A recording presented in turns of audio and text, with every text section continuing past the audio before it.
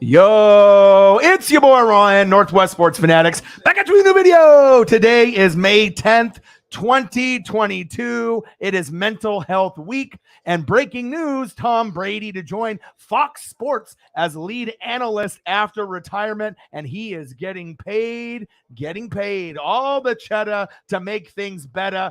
10-year deal worth $375 million. So all that money that he sacrificed, when he could have ended up getting 30 million a season, 40 million, maybe 50 million, he decided to take less money, stack the rings, get the championship, because you have to have a team to be able to win. It's a team game. Defense wins championships, right? Okay, with the Patriots as well as the Buccaneers squad. And now he's going to be reaping the benefits. He hasn't ever called a game before, but I assume he's going to crush it with his football knowledge, just like Tony Romo. Very, very exciting to see where this goes. And obviously, I'm trying to get one more ring. Before it's all said and done. And like I said, we're going to talk about mental health. We're obviously doing Mental Health Week today. Yesterday was awesome. Great conversation. Amazing donos. The Mariners are off to a better start today. Right now, I believe let me take a quick peek. 3-0 in the bottom of the third. I got some Phoenix Suns and Dallas Mavericks on as well. And like I said, this is definitely going to be an amazing thing for, not only Patriot fans, Buccaneer fans, but to pick the brain, all right, of Tom Brady. And it's not like he's going to be the guy that's going to be doing the play-by-play. He's going to be the guy, I assume, as the color analyst. So he'll be the guy like the Tony Romo, just kind of spitting facts, seeing audibles, maybe doing some, predictions, ESP like your boy Ryan, and obviously like Tony Romo. It's going to be very exciting to see him kind of, call the game as he sees it. The GOAT. I see you, Tom Brady. We're trying to get one more Super Bowl under the belt. And obviously that Miami Dolphins talk and that 49er talk seems like it's not going to happen. Will he retire after this season? I mean, I'm not too sure when he's planning on being an analyst. If it's like, this is the farewell tour and we're going to try to go for one more ring, or is he going to leave and go to Miami or go to the San Francisco 49ers? I'm not too sure, but at least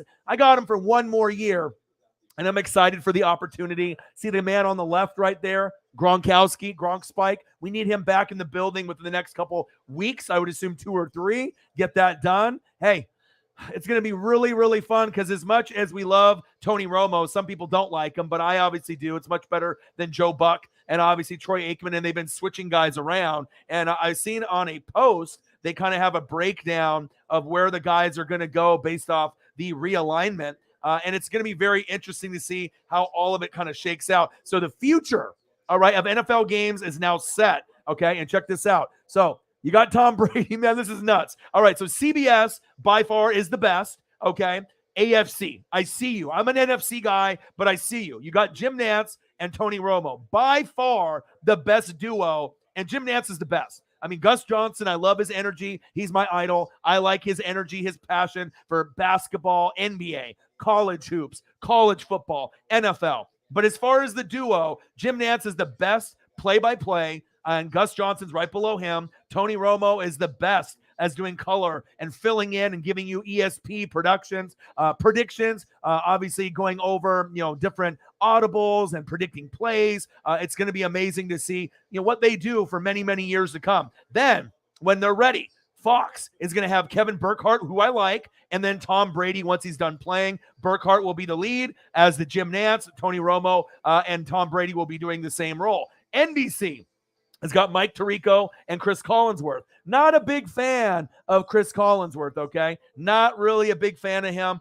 but, it is what it is. I mean, it could be worse, right? Obviously, you could have guys like Jason Witten or Booger McFarland. So Mike Tirico, Chris Collinsworth on NBC, that's probably the worst one. ESPN's got Joe Buck and Troy Aikman. I'm not a big fan of Joe Buck and Troy Aikman. I think Joe Buck is more of a baseball voice, all right? If I'm listening to Joe Buck, I want it to be this. Okay, I want it to be this, not necessarily football, but it is what it is, and we'll have to see where things go moving forward. But for at least the time being, that is what it's going to be, okay?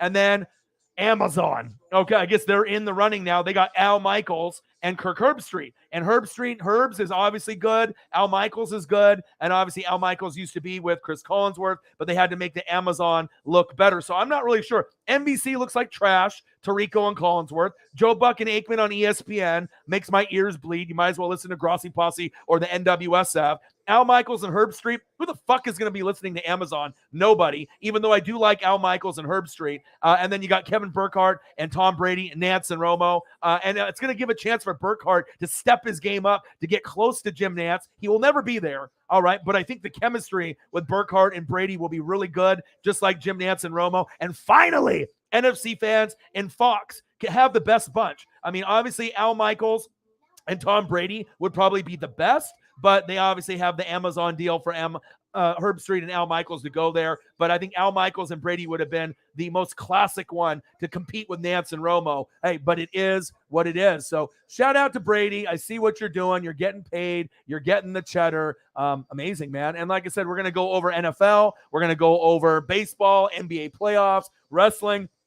mental health, whatever the fuck you guys want to go over. Cheers. I love you guys and I appreciate you guys.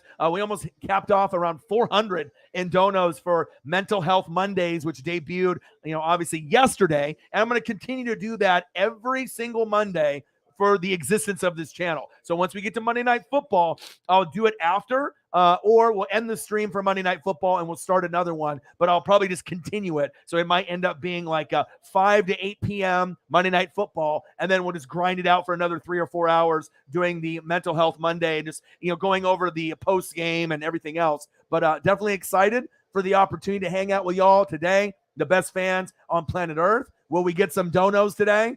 Bang, bang! We probably will. Oh, baby. Cactus Jack, I see you. Bang, bang. I can't wait to see who shows up in the room. I love you guys, and I appreciate you guys. RKOs to the haters. Bang! Let's get it. Woo! I am ready for today. Looks like we got plenty of comments, plenty of things already going on right now. Gang, gang, gang. All right, let's make sure we get everything situated here. Mariners are off to a much, much better start, obviously, than what they were doing. And, hey, we needed Robbie Ray. We needed Ray to come up big today. Phillies had a bunch of errors and some crazy shit. Let me actually get things situated for the basketball game here, because obviously I want to watch a little bit of this. Looks like John Morant might not be coming back, obviously, so that really derails their chances. And my prediction of the Warriors and the Celtics may come true. Giannis might have something else to say about that. I did see the preview from Bobby Bifocal's Air, about the movie about Giannis and his family. Very cool, very inspiring. But your boy is here, and we have a lot to talk about. Hey, everyone. How's everyone doing tonight? Brady deserves this. Let's go. Air in the building. He said Josh Hader, 500 career strikeouts. Let's go, baby. Let's go. What up, Orion? Message from a Golden Eagle. Let's get it. Let's get to 100 in donos. Let's do it. We were already at 85 before the stream even started yesterday, which is not normal. We'll see what we can end up getting today.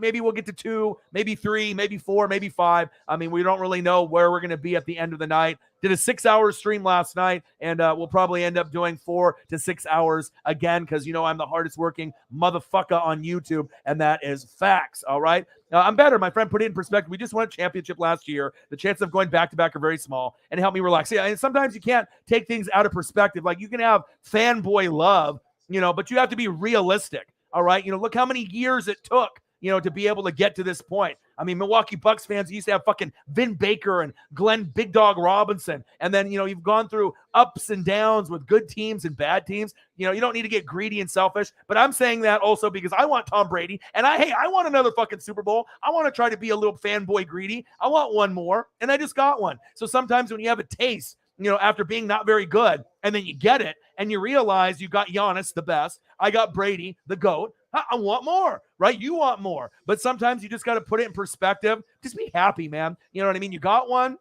You're still going to be able to be a very competitive team, top 2 in the East every single year, as long as Giannis is there. And chances are, as long as they build around him, there's going to be another ring in the future. You can't win every single fucking year. I mean, not everyone can be fucking Tom Brady and Bill Belichick or Brady in general. So, and you got to enjoy it. You can't get too worked up and too overly emotionally invested, even though a lot of us are, with the clothes and the jerseys and the hats and the tickets and just the fandom and screaming at the fucking TV. You just got to RELAX, as your boy Aaron Rodgers would say.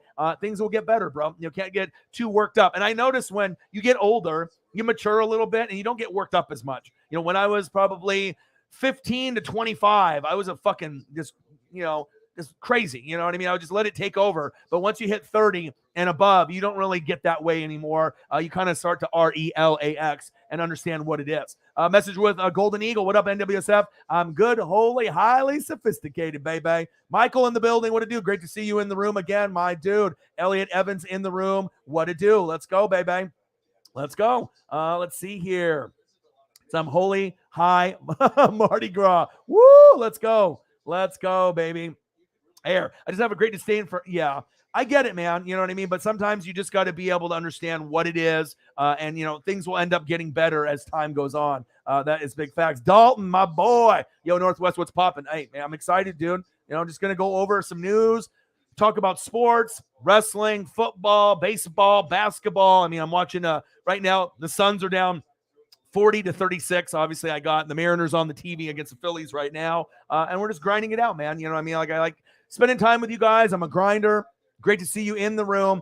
Excited for, obviously, the future with Brady. I mean, I'm trying to get this ring. That's the number one important thing. If we don't get it, we don't get it. But, hey, I want to be able to feel that championship feeling that I had at Super Bowl 37. I want to feel that championship feeling that we had a couple years ago against the Chiefs. And you got to think, if you got Tom Brady, you always have a shot. I don't give a fuck if he's 40, 41, 42, 43, 44, going to be 45. He already proved that he should have won the MVP last year over Rodgers. He's more clutch in the playoffs, okay? He's got the most Super Bowls, right? Gone to 10, won 7. That's more than any organization out there. It's Brady over Belichick, and the team that I have is pretty good. Now, we do need to be able to figure out Ndamukong Suh, JPP, and obviously, Rob Gronkowski. Sounds like Suh's not coming back. He's 35 unless he's willing to take cheap money down the road, okay? It sounds like JPP ain't coming back, which makes me cry. And Rob, I think he will be coming back, and we need you. All right, out of those 3 guys, I need all 3. But we definitely need Rob, to have that assurance to be able to make things happen. Definitely excited for the opportunity for Tom to get there on the mic. And what a massive deal, because it's going to be with branding, ratings. And like I said, think about audibles. Think about the way that Brady and Romo and Peyton Manning and Drew Brees and all these amazing Hall of Fame quarterbacks see the game. So to be able to predict plays and to see, and read defenses and to predict the ESP, because he's going to have ESP moments where he's like, okay, I read the defense, boom, this is what's going to happen. And he's going to be right a lot, just like Romo is, based off his experience. It's going to be very cool. And he's a social guy. We've been able to see him kind of open up on social media compared to being kind of micromanaged by Bill Belichick. And on the Buccaneers, he's a lot more likable. I think a lot of people didn't like him with Bill because you were winning so goddamn many Super Bowls and AFC championships, but we didn't really get to see the real Tom Brady. And then now with the Buccaneers, he's able to be himself. And I like it. You know what I mean? Like, even if he wasn't on my team and on another NFC team or anywhere besides New England, we would have been able to see him open up. And I like it, man. Like I said, I never was a big Brady guy or a Gronk guy or a Belichick guy. I was like you guys, kind of like, fuck Dallas, fuck New England. But when a guy comes to your team and he ends up changing the culture, yeah, you got to be able to try to root for the guy. And, hey, I'm trying to get one more Super Bowl with my boy Brady. And, the rest of the NFC fucking probably hates it, but I'm really excited for the opportunity for him to get his money back that he could have obviously earned. And he's making insane money, obviously, with the money, over $300 million in his career earnings. And now he's going to get 10 years, $375 million. Hey, Brady, can I have a millie? You know what I mean? I am a big Buccaneer guy. An interview, 1-minute interview. I mean, I might have to get to a point where I need to start reaching out to some of these athletes or rappers and whatnot, entertainers, and see how much it's going to cost me for like a minute interview or a 2-minute interview. I don't know what these guys would charge, for a minute interview or 2-minute interview. You know what I mean? I don't know if I'm talking $500 or whatever it's going to be, but once I start raking in that money, I'm definitely going to be reaching out to different athletes and rappers and entertainers and whatnot. And even if I can get 2 minutes of their time, and that's a big price to pay. But if I can get someone big on the show, and I gotta fork out some dollars, some bands, to be able to get some athletes on here, definitely that's going to be the goal, and that's big facts. Damn, I'm excited, man. I am excited for today. Let's go here and scroll down. My boy Dalton in the building. What to do? Minneapolis American Saints, Rams, no call. I cried. I bet. Let's see. Joey, my boy. What up, fam? How are you doing? Your boy's always hustling. Your boy always grinding. Hey, I got to take care of all the greats and the goats. Let's fucking get it. Let's see here. Air. Finally watched XFL 30 for 30. Fucking hilarious. I'm not sure if I ended up watching that at one point. Dalton Voss, let him know. Destroy the fucking like button. It's good for me. It's good for the metrics. Of course, they're going to be hating on me. We all know this. But the more people that comment, the more people that smash the like button, donos, when they do come in, YouTube sees that. And at some point, they're going to have to let the floodgates go and let more people know who NWSF is. Because, hey, there's like 38 million YouTube channels. How many of them are shitty? A lot. Okay. Ooh, nice grab by the Phillies. Diving catch. 3-0 bottom of the fourth. I love it. Let's get it. But hey, destroy that like button just like Dalton Voss says. Let's fucking go.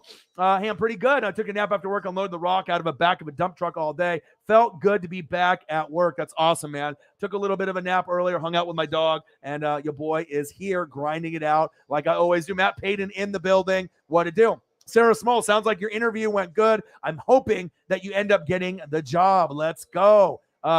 Laura Manco, is Tom Brady signing with the Dolphins? I doubt it, but you never know. I guess it just depends on whenever he is done. So he's playing with the Buccaneers this year. Contract is over, obviously, after this year. And then after that happens, it's going to be a choice. Either after this year, if he wins the Super Bowl, I assume he's going to retire and then go right to the booth and start making that cheddar, right? It's 10 years, $375 million, which is what, $37.5 million a year. It's the highest out of anybody collectively. Jim Rome is making $30 million a year.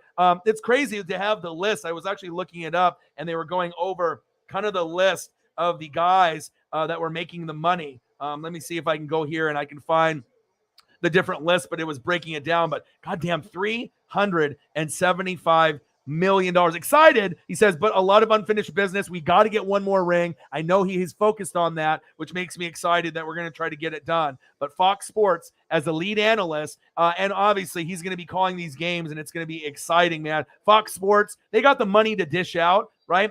ESPN is just fucking laughable. You know what I mean? I think Stephen A is getting $10 million a year, which is a shitload of money. Okay, that's a shitload of fucking money. But amazing, man. Largest contracts in sports history. Number one, Messi, $674 million in his career. Mahomes, $503 million. Mike Trout, $426.5 million. And then Brady, obviously with this TV deal, $375 million. Pretty crazy. And then Edelman was like posting pictures of him old. He's like, I'll believe it when I see it. I'm trying to look to see if I can find. So we know Jim Nantz and Tony Romo, Kevin Burkhardt, Tom Brady, once done playing, Tirico and Collinsworth, Joe Buck and Aikman, Al Michaels and Herb Street. Tirico and Collinsworth is laughable. Tirico I like. Collinsworth is trash. Joe Buck and Aikman, don't like either one of those. They're okay. All right. A scale of 1 to 10, like a 5, a 6. I mean, it's not horrible, but I would definitely listen to someone else. Al Michaels and Herb Street are pretty good. We'll have to see the chemistry they have, but they're on fucking Amazon. Why not put Tirico and Collinsworth on fucking Amazon and Al Michaels and Herb Street on NBC? But I guess Collinsworth has a little bit of pull, but CBS by far is the best. Nantz and Romo, and then Burkhardt and Brady, I think will be number 2. It'll be exciting to see where that goes. And I'm seeing if I can find the list with the money. And then if you can find it, send it to me, Sarah. Obviously, I had it in my Twitter feed, but it was kind of breaking down, all the guys and what they're going to be able to make. Oh, here we go. I found it. Oh, here we go. Highest paid sports broadcasters via The Athletic, okay? Brady, $37.5 million once he's done playing, right? Well, I mean, put your arms in the air, my motherfucker. All right, I see you. You're making the big, big dollars, okay? All right, $37.5 million, 10 years, $375 million. I can't even imagine having $1 million in my bank account, let alone the 300 plus million that he had. Plus, he's going to be getting another 300 something. I mean, this guy's going to be worth like $1 billion. Jim Rome is making $30 million a year. Believe it or not, but he's grinded it out for years and years. Romo is making $18 million a year. Strahan, doing like the ABC Good Morning America thing and being on Fox, $17 million a year, right? And then you got what? Stephen A. Smith at $10 million a year from ESPN. ESPN doesn't know what the fuck they're doing. So Brady and obviously Strahan are through Fox Sports. They know how to dish out the cash. $37.5 million, $17 million. If I'm going to work for a network, you better believe it's going to be Fox Sports, or maybe like NFL Network, okay? But fuck ESPN. Rome, $30 million though. And a lot of people are like, God damn, he's making that much money. Wild, crazy. But yeah, I don't know if Brady's going to go to the Dolphins or the Niners. I would have to assume after this year, he'll probably go into the booth and he probably wants to try to go out on top, but you never know. Brady might try to go for one more year with the Bucs after this year. Maybe he goes to the Dolphins. Maybe he goes to the Niners, his childhood team. But I would assume with this deal lingering, he's going to want to practice and get in the booth with Burkhardt, do some practice runs together, calling maybe old games, get that, continuity and that chemistry. I think he's going to absolutely crush it. Now, if you were going to tell me Brady was going to be the guy that does the play-by-play, I would be a little bit worried because I don't even know if Romo can do it. As you guys know on YouTube, there's not a lot of people that can do play-by-play and let alone play-by-play in color like me or Grossi and some of the guys on obviously Clickbait Sports. It's not easy. You know what I mean? To be able to be entertaining, pronunciation of names, to know GMs, backups, referees, water boys. I mean, you really need to know how to be very confident on the mic and be able to spit that game. And, Brady's just going to be that color guy like Romo, which is perfect. He's not going to bite off more than he can chew. And obviously the hardest thing in sports is to be that guy that does the play-by-play. That's why there's not very many people that are great at it. Number one, Jim Nantz. Number two, Gus Johnson. And back in the day, John Madden. And obviously Pat Summerall. That was my favorite growing up as a kid. All right, let's go through some of the other comments in here. Laura is in the building. JT in the building. Holly is in the building. What it do? How are you, Holly Hundo? I saw that you went for a run. I'm proud of you. You know what I mean? It's not easy to be able to get out there and do things. All right? It's not easy. All right. It's not easy to get out there and do things, but hey, you're doing it. You're grinding it out. Hey, and I see you. Keep doing that. It's good for the mental health, like we talked about. And I went for 2 walks today. So I was out there. I was gator chopping it all the way up there with Paisley, up and down throughout the park area. I was trying to get my exercise in. So, hey, congratulations. High five, Holly Hundo. Keep doing you. Keep getting that exercise in. It's just good for the mental health. And obviously, it's good knowing that you accomplished something, obviously, at the end of the day. And shout out to all the donos last night. Anonymous donos, Holly Hundo, Cyberpunk. I mean, we almost hit 400, and I did 6 hours last night. So no one else is going to work harder than your boy. And I really do love and appreciate you guys. Sarah Small, bang! There we go, starting it off. All right. $1. And people say, $1 doesn't matter. Orion doesn't care. Yes, I do.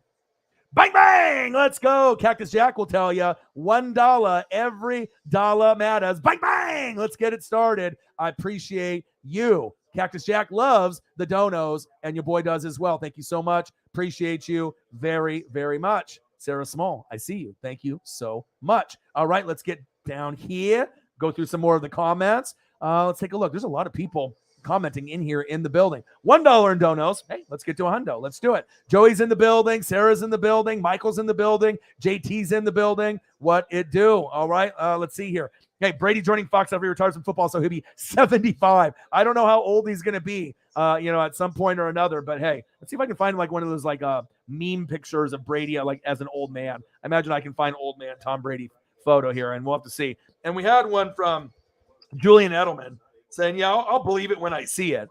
But I mean, with that much money on the table, I would assume, he's going to want to try to get in there sooner than later. Let me see here. Is there any ones? Old man Tom Brady meme? Can I find it? I know they have a couple different ones. Let's see. Oh, here we go. Some of these are really funny. Oh, shit. Let me see here.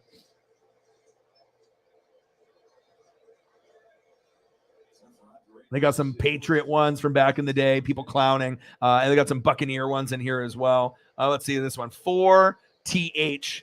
4TH. All right, let me take a look. Let's see if we can find this one. This one definitely won't fit the screen, but hey. Let's see where you are right here. Will Brady be this old by the time he retires? I mean, are we thinking this? This is what we're thinking? I mean, I don't know. He's looking good though. Handsome dog. You know what I mean? I don't know how old. I don't know how old he's gonna be at some point, baby. You know what I mean? But hey, keep grinding it out. I'm excited for the opportunity, and it's gonna be better to have these good people on the mic. And if you obviously are a fan of Brady, or if you heard him talk and seen his social media, he's going to absolutely crush it. I have no doubts in my mind. He's not going to fail. He's not going to be Jason Witten. He's not going to be Booger McFarland.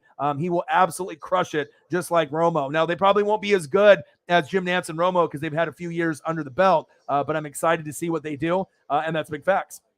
All right, let's scroll down here and see what we got. Stephen A. Smith's contract should be a 5-year contract, and half-eaten hot dog, half-eaten Big Mac, and a cardboard cutout of Urban Meyer, and a free copy of an NSYNC album, whatever choice. Yeah, I mean, ESPN is a joke. I mean, they are, paying out the $10 million. It's just kind of crazy to me how much money is involved in sport talk. It's definitely inspiring to me, because that means that maybe there's some money down the road for people like Tom, people like me, maybe other people that are very talented on the YouTube or Twitch world, and obviously the people that are the best of the best on the YouTube world. I mean, a lot of us are going to be independent, and we're going to be our own bosses, and we're going to be doing our own thing, and we're not going to sell out. All right, we're not going to sell out. But man, that money sounds pretty amazing, and I would love to be able to help people, but I don't want to sell out. And that's this is laughable. Look at Laura trying to troll. Brady is wished up. Spell cheek. All right. Before you talk shit, all right, make sure you know how to type on a fucking keyboard. All right. And he ain't washed up. It led the league, obviously, in yards and touchdowns. I would say that's not washed up. Go back to school. Learn how to use a keyboard. All right. Learn how to spell cheek. Come on, Laura. Be better. I love it when people try to troll and talk shit here to either me or about who I'm talking about. Hilarious. All right. You ain't going to be able to verbally assault your boy. Not happening. Contract is 6 years, $360 million as an announcer, with Peter Schrager and EA Sports paying royalty. Is that mine? That's mine. 6 years, 360. I wouldn't even need that much. You know what I mean? I wouldn't even need that much. Shit, if you wanted to give me 100,000, you know what I mean? I can earn my way and get the paycheck there. I ain't a greedy guy. You know what I mean? You can give me 100,000 and I can prove to you that I'm just as good as anybody else that's on TV, podcasts, YouTube, Twitch. I can go one-on-one with anybody, and that's facts. And yeah, I'm definitely not doing it with Schrader. But I will take the Schrager can definitely give me some money. EA Sports can give me some fucking royalties, and Traeger as well. He's at every 6 years. I'll take that. Holly Hundo, just try to be consistent. It sure helps with my mental health. Absolutely.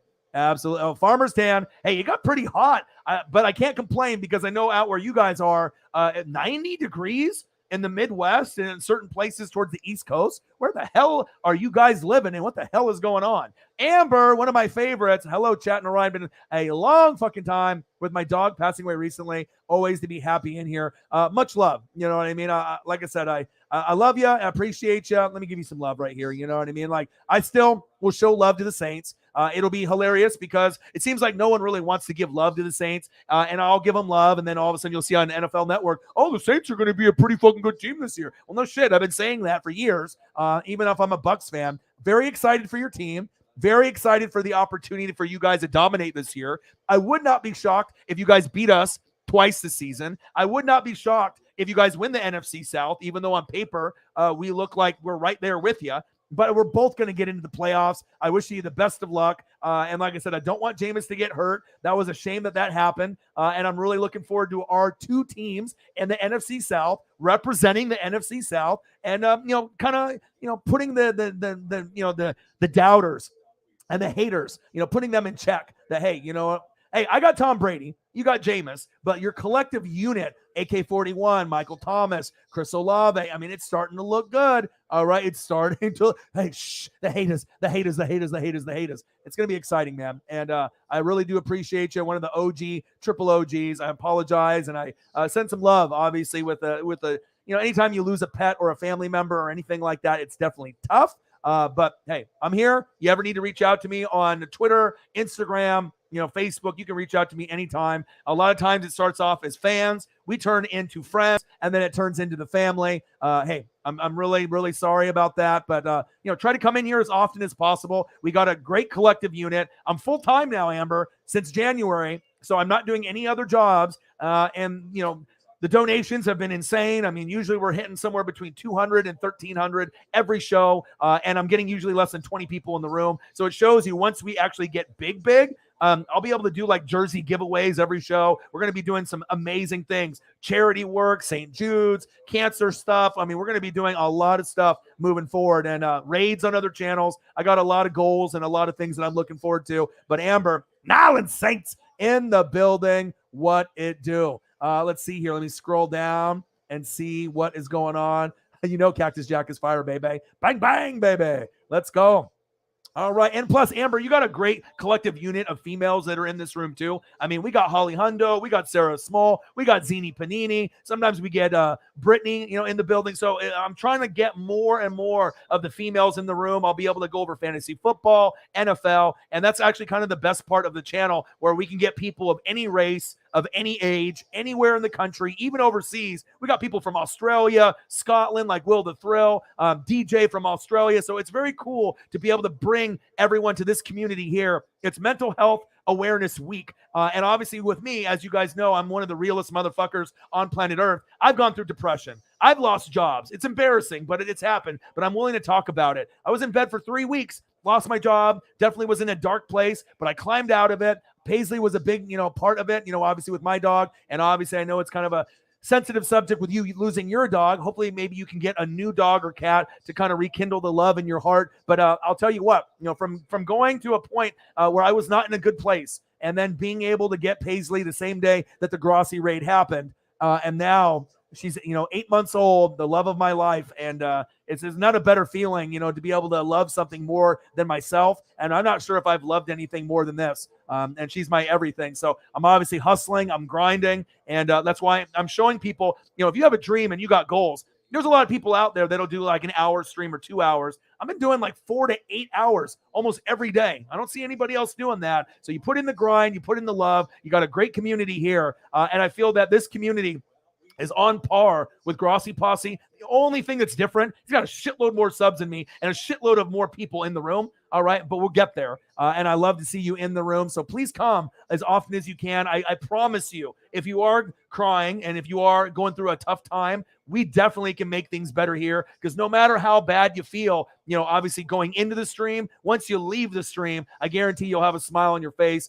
And where else are you going to be able to talk football and vibe with the best people on planet Earth besides the NWSF? And that's facts. Let's see here. Let's scroll down and see what we got going on. Michael, any plans for summer? You better believe it, man. Camping, going to the beach, going to the coast, spending time with my dog, doing the research, the reading, the film study. I'm still grinding it out. And I don't even usually go to sleep till about 4 a.m. So I might end the show at 1 or 2 a.m., sometimes at midnight, watch a little Simpsons, King of the Hill, take some gummies, drink some beer, but I'm still grinding even after the show. Behind the scenes, I don't think anyone works as hard as me. There's a lot of people that work hard, and they're uploading videos, and they're doing all kinds of things. But as far as the reading, the research, and the film, I don't think anyone does more than me. And obviously, if you guys watch and see my, my show, you guys can tell. I mean, this is not like an average show on YouTube. And I'm definitely going to keep grinding out and working, but I'm going to take some vacation time for my mental health. And that is big facts. All right, let's scroll here and grind it out.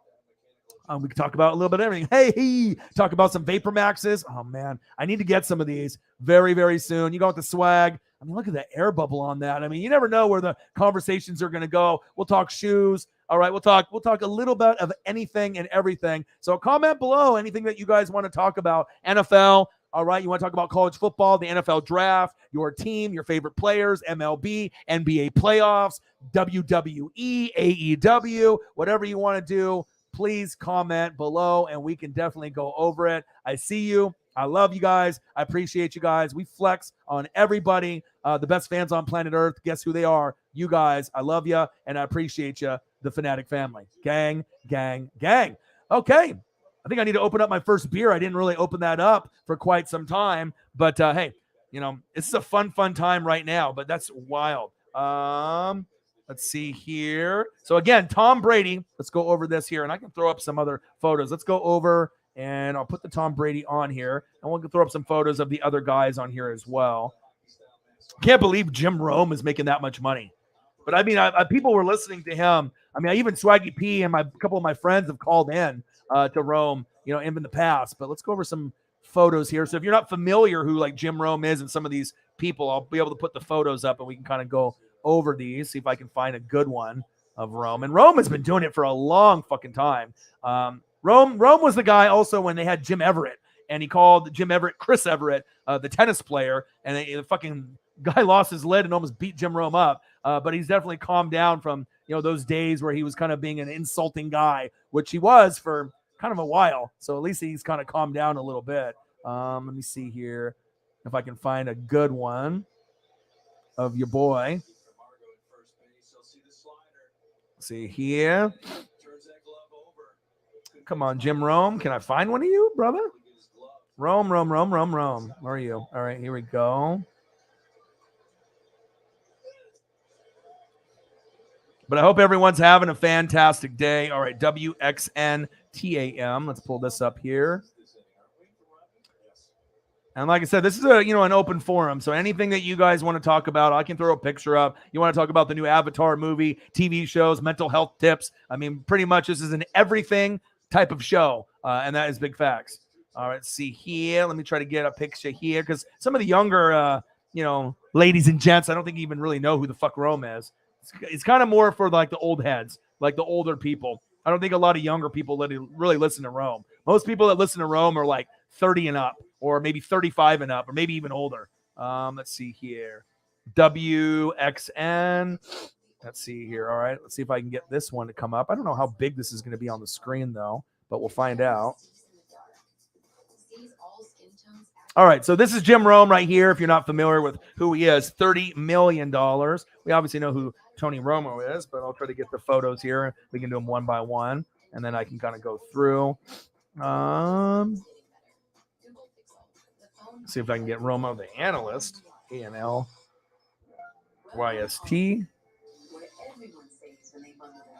CBS, I see you. There we go. I got a good one of Romo. Let's see if that one will pop up for me. All right, Tony, I see you. Tony is easier to come up than Jim Rome for whatever reason. All right. And then once I have this, then I won't have to do it later on in the show. We can just get it out of the way. And let's see here. It's nice to see the Mariners actually get some fucking runs at this point after they were just getting dominated yesterday. It's like 9-0. It's embarrassing, but it's great to see Julio start to do some big things. All right, here we go. We got Romo. But $30 million for Jim Rome. God, my goodness. Can I get some of that cheddar? There's Romo, the best in the business as far as color. We'll see if Brady can match up. And then Michael Strahan.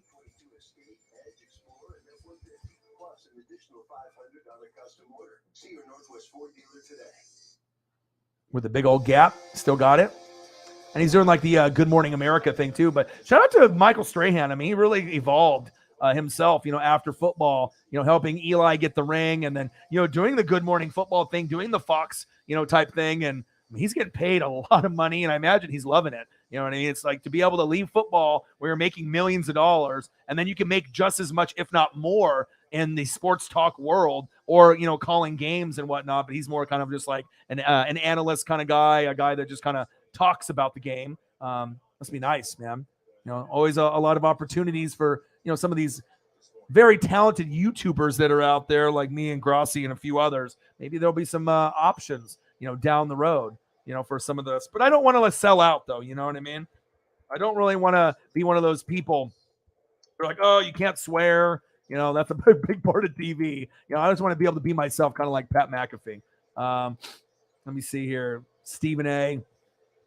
And Stephen A's trash. You know what I mean? Like, I mean, I used to hate watching Stephen A and Skip go at it, but I like Skip more than I do Stephen A. Stephen A's a fucking idiot. You know what I mean? Like, this guy is always wrong about his predictions. And, just because you scream really loud doesn't mean anything. You know what I mean? Like, he's annoying to me. So I don't know. There's a lot of other people that I would definitely rather listen to. I will not listen to Stephen A. You will have to pay me to listen to any fucking take that Stephen A's got going on. Not worth my time. especially if he's getting paid $10 million a year. And I get it. He's worked really, really hard, doing all the grind work to get to this point. But is he good? Like, honestly, is he good? Not really. You know what I mean? For a guy that's wrong all the time. I love it when these guys are always trying to talk like football. I remember one time I was watching him, I think last year, and he was commenting on ESPN about football, and he was talking about a tight end that was retired, and he didn't even know. It's like, bro, you shouldn't even be on TV if you're not even doing the research, or don't even know how to pronounce the names, or if you don't even know if a guy's fucking retired or not.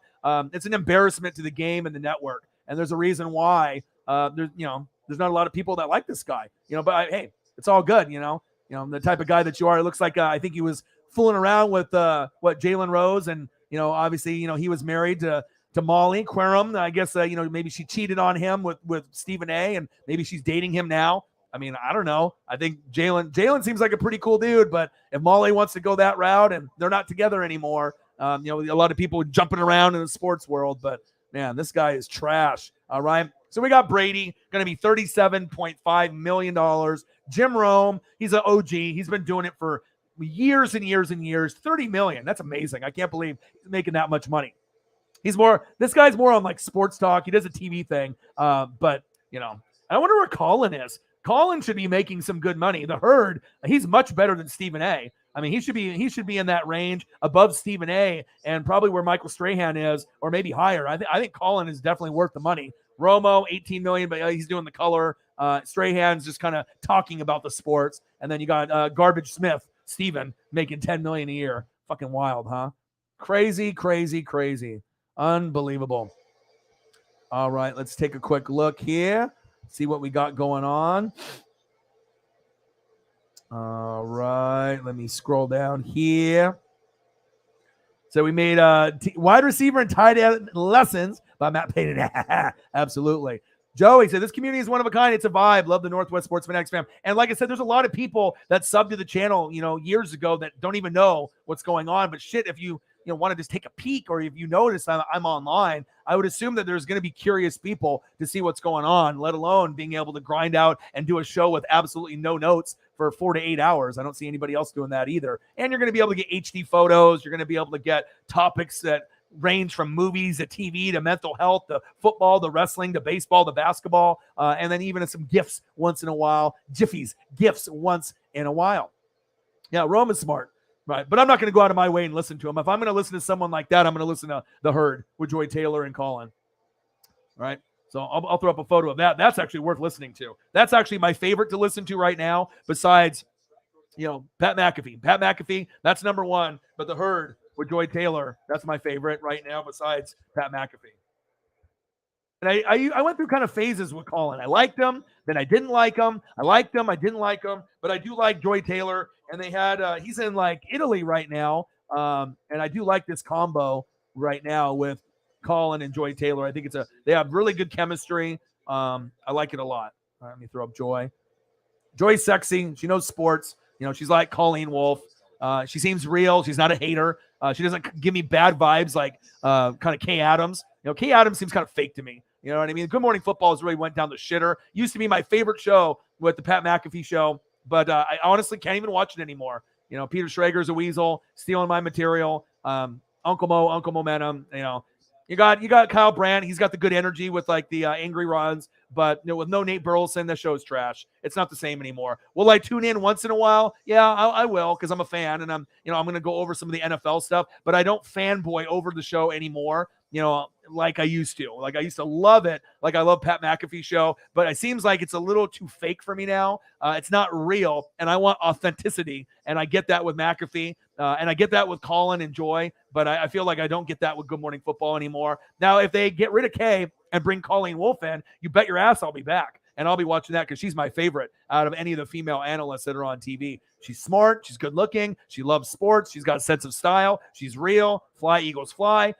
She seems like the coolest female. Like if I was going to do a podcast, or try to have someone on the show, female-wise, hands down, it would be Colleen Wolfe. That's facts. Let's see here. Let me find Joy's picture with Colin. I know I have it in here. Joy. Where are you, Joy? And this is an older picture of Joy, but she looks good. Colin is the man, too.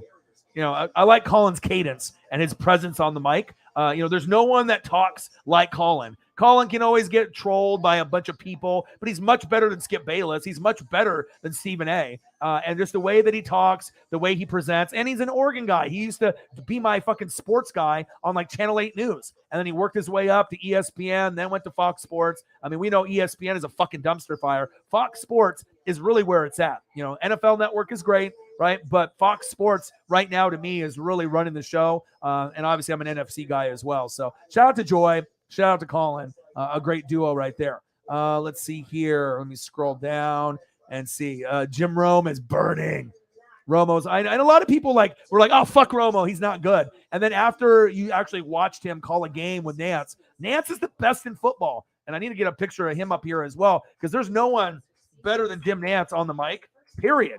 There is no one better on the mic than Jim Nance. And this guy is fucking very, very, very good. And like I said, I like, obviously, I like, John Madden and Pat Summerall, but the both of them are passed away. That was like the best when I was a kid. But right now, this Jim Nance is the best by far. Very entertaining. He doesn't fuck up. Got a great tone. Got a great voice. Very authentic, and I like that. But my favorite of all time right now is Gus Johnson. I would hope that Gus can get on as one of the top dogs, because his energy is infectious. I mean, it's who I kind of model my presence on the mic, base it off him. You know what I mean? And just giving you that authentic love and that energy for football or sports. And no one is more real than Gus Johnson. That's facts. Let's see here. CTM. Where are you? There we are. Show a picture of my boy, Jim Nance. Okay. And we'll get Gus on here as well. Can't be, just talking about Gus and not throw a picture up. Because, I mean, Gus makes anything sound interesting. Gus makes eating a sandwich sound crazy. He is amazing on the mic. Where are you, Gus? I know I got pictures of you. Here we go.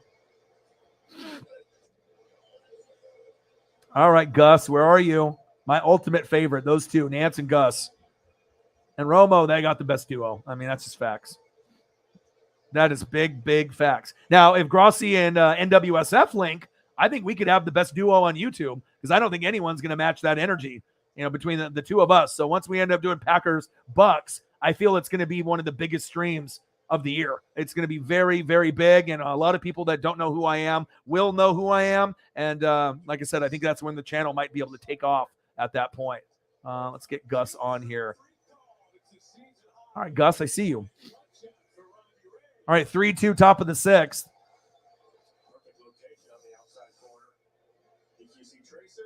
All right, where are you, Gus? I know I saw you. There you are. There you are. So you got to delete some files, motherfucker. You got way too many files, and I got to delete a lot most of the time, because I'm bringing up something. We talk about something, then I got to get rid of it, open something else up. But we got to bring up Gus. Can't just talk about him. Got to talk about it. You got to be about it. But Nance, you're the man. Okay? You're the fucking man. But Gus, man, he is so good. He is so good. That is a fucking goat right there. All right. Let's take a look. We will see.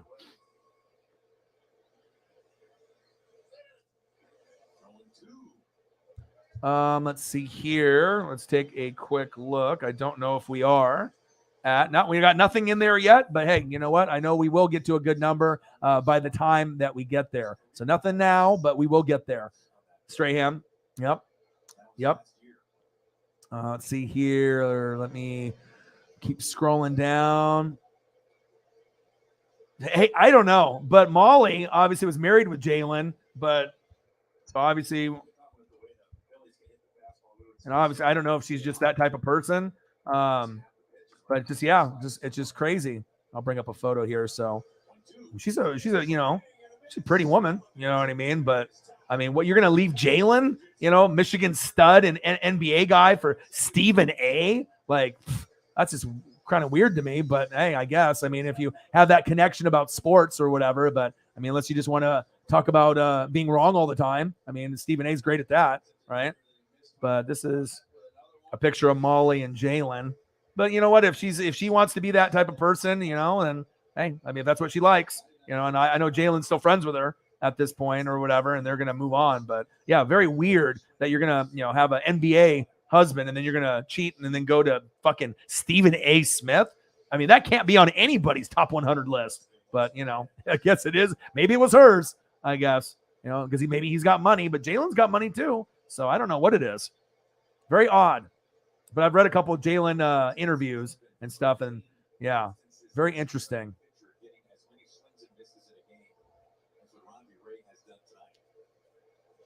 All right, and here's Molly. I mean, she's good looking. She's obviously doing the sport thing and whatnot, right? But hey, I guess she wanted to leave Jalen, and she thinks that that's better. Okay, we all make bad decisions in life. Shit, I guess so. Oh man. All right, let me scroll down here. A Pizzle in the room. What to do? How are you, man? Pizzle in the building. What to do? Best voice is Bob Uecker.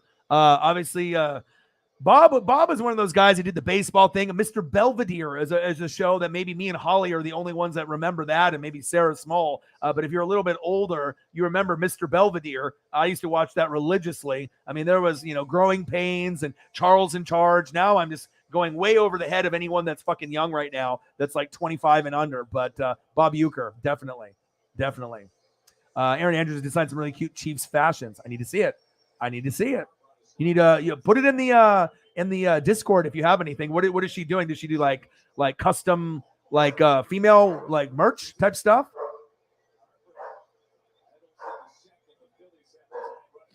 Stephen A. threw terrible shade to Tommy. Yeah. Software engineer Jason Townsend. I mean, Stephen A. don't even know how to do his. I mean, how the hell do you get 10 million a year, and you don't even know what you're doing, and you're wrong all the time? I guess. I mean, it's like being a weatherman or a weatherwoman, right? You're just wrong all the time, and you can still get paid the buco bucks. You know what I mean? So, it's crazy. That's crazy. Reaction to Steelers drafting Kenny Pickett. I mean, obviously Dan Marino went to Pitt and they fucked that one up and let him go to the Miami Dolphins. I think that if that's the guy that they wanted over Malik, I think Malik or Pickett would have been good, or Desmond Ridder. But I think that he went to Pitt. He's going to be playing for the Steelers. It's going to be probably a transition. They're not going to be great. You got Mitchell Trubisky in there, for a little bit as well. So we'll see where it goes. Will he be a superstar? I doubt it. But we'll have to kind of wait and see. Mr. Belvedere. Should I bring up a photo? Gosh, only us old heads remember who that is. Mr. Belvedere. My goodness. Now I'm starting to think of Alf. And oh my God. My goodness. I'm going to bring this up and you are just going to flip. Because just even looking at these faces, who the hell has looked up Mr. fucking Belvedere? I haven't even thought about Mr. Belvedere or the show probably for 25 years. And that's why this show is great. Because you just never know where we're going to go with the conversation. Let me see here. Let me go to P. But I think that's why I love music. And I know Sarah and Will the Thrill are going to be posting some songs for mental health on the Discord. But a picture can go and speak 1,000 words. And so do a song. A song can really give you a vibe. Same thing with a picture or a quick video. And this one does it. This one is just wild. All right, you ready? Only old people, old heads like me and Holly are going to understand what the hell this is. Oh, my God. Look at this. I got to take out the banner. Let me bring the banner down. Oh, my God. Oh, my God. Mr. Belvedere. I mean, I actually forgot kind of the faces. I mean, I remember what Mr. Belvedere and Bob Uecker looked like, but I totally forgot of the other four, with the kids. My gosh. Growing Pains, Charles in Charge, Facts of Life, the Facts of Life, the Facts of Life. You can tell I'm old as hell when I remember shit like that. Wow. Unbelievable. Mr. fucking Belvedere. Hey, remember, it's one of those things that pays off to be able to have a good steel trap memory. That's facts. Yeah, post it in the Discord, please do. Man, see, it's been so long. I have no recollection. I mean, I think the wife, they're in the purple. I kind of, Belvedere's face is, and Uecker, you already know that. But these other four, the kids, no recollection. And then, that's just crazy. Wild, wild, wild. How's it going? Good? You coming through? Come through. You're good. Yeah, I got it on. I got it on picture, so you're good. Yeah. You got enough room? Yeah. All right. Girlfriend's got to come in here and do some work for work, so we're good. Multitasking. All right. Let's go. But Mr. Belvedere, talk about memories. That's why I love this show. You never know what we're going to be able to bring up. I think it might be time to crack open a beer. Air's like, oh my God, Uke. Crazy. All right. Time for a beer. Time for the first. I only have a couple beers. And I think I did, 6 hours yesterday, and I only had one. But probably take some gummies at some point or another. All right, 3-2 Mariners. Let's go. 65-50. Suns are up on the Mavericks. Cheers. Bob Uecker, Mr. Belvedere. No cheers to Stephen A. or Molly Querum. No cheers for them. It's crazy that my local Safeway now, they do like the pineapple beer, and now they're starting to replace the mango one with the orange. I think mango might be the best one besides the pineapple. So they're kind of coming in waves. I don't get the lime one anymore. It's not in the stores anymore. It's pretty much like, you get the pineapple one, and then they switch off between the mango and the orange. And the orange one just showed up one day, but it is pretty good. I got 2 of them. So I didn't really go to the store today to get a bunch of those, but I definitely have some gummies if I need to go down that direction as well. Family Matters. Growing Pains. I mean, you can already tell if someone's a 70s baby, 80s baby, or even an early 90s baby, and they just watched reruns. But yes. All right. I guess I'm going to be throwing up a photo. Growing Pains, Family Matters. Let's throw them up. Let's see. I got to make room, though, because I got too many fucking photos on here. All right. Let me got to delete some of these. Delete. Stephen A., you're not worthy on my computer. Bye. Okay. Molly Querum, you're not worthy. Bye. All right. Let's go. Growing Pains. I remember Growing Pains too, because early on, you had Leonardo DiCaprio as a young kid. And that was like Leo before he got super famous with Titanic and all the other amazing roles, Wolf of Wall Street. Leo is, I know he likes the younger girls and whatnot, but Leo is one of the best of all time. And that's facts. There's only a few people that I'm like, okay, Denzel, always good. Leo is always good. It doesn't really matter what the fuck the movie is, but they're just incredible in everything that they do. All right, WP380. Let's find the file here. There we go. Wow, this is talk about going a blast in the past. I'll do Family Matters here as well, but we'll go through. I'm going to do Growing Pains first. All right, let's see if I have it loaded. All right, here we go. You ready? Oh, look at Leo. Look at Kirk Cameron. Alan Thicke. Jesus, how do I even know the names of these people? Steel trap memory, I guess, from back in the day. They got the little, hold on, let's take the banner down so we don't cut anyone's head off there. Oh my gosh, look at that. That brings back a lot of fucking memories, but obviously I had to find one with Leo in it. Amazing. Talk about, now I almost want to go back and I want to watch Mr. Belvedere. And then I want to watch Growing Pains. And then they had, Harry and the Hendersons? You guys remember that with the Bigfoot? And they had the Harry, and then they had the family? Oh, my God. My brain is just going like a 1,000 miles an hour when I start thinking of those old shows. Oh, my gosh. Harry and the Hendersons. Yeah, Family Matters, Step by Step. That's more like 90s. But, yeah, I watched that as well. Family Matters. Good old Urkel. Good old Urkel. Shout out to Carl, though, the dad. I think he's passed away. He's no longer with us. WP380. That's why I love this show. You never know where we're going to go with the conversations. WP380. Hi, Paisley. Paisley's vocal today. We went on 2 walks today. Yeah, she's doing good. She's almost done with the diaper stuff, too. So it seems like she's almost done with everything.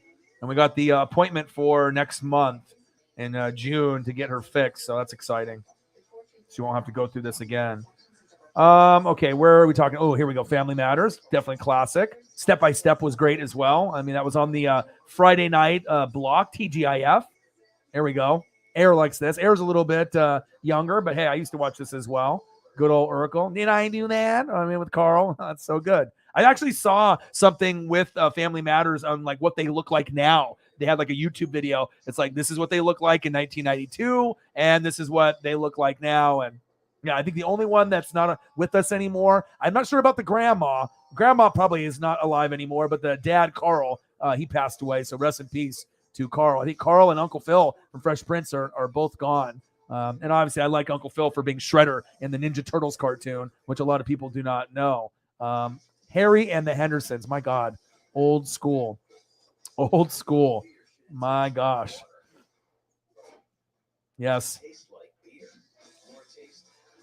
For the future.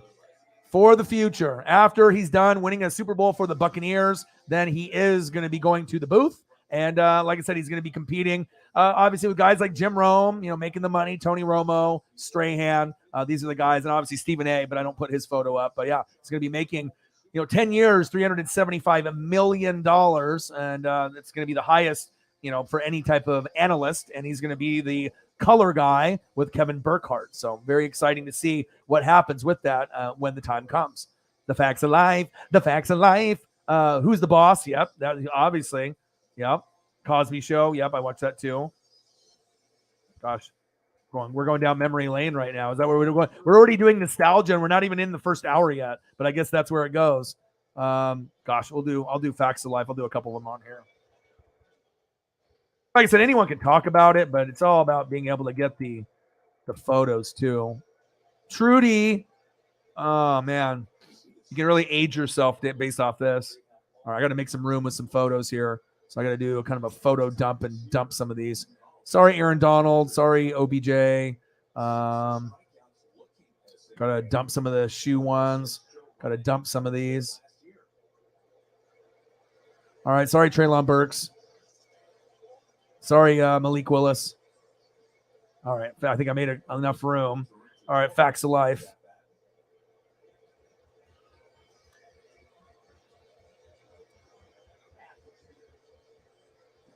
Let's see here. The facts of life. The facts of life. That's why this show is great. My gosh. And you ain't going to get this anywhere else. I know Sarah watched this, and I know you watched this, Holly, too. Growing Pains, Facts of Life, Family Ties. Oh, Family Ties was great, too. Michael J. Fox. I'll bring that up. God, the sitcoms were so much better back in the day. They're like, there's some ones that, have happened. Like you have Friends and Seinfeld. You had some of those. But, God, some of these ones are just so classic. 379322. I'm really going down memory lane. We talked about Alf when I showed you guys my Alf doll that I had from 88 when I was 6, and I still have it. Mint condition. God, we're really going down the 80s loop right now, aren't we? Oh, my gosh. My goodness. Michael J. Love it. It's like I can remember just sitting down on the carpet and then just like watching, these shows. God, Mr. Belvedere. My gosh. Growing Pains. Family Matters. Facts of Life. The Facts of Life. Family Ties. So good. So good. Cosby. I got to do Harry and the Hendersons, though, too. It's kind of sad with Bill, being the way that he was. Cosby Show was so good.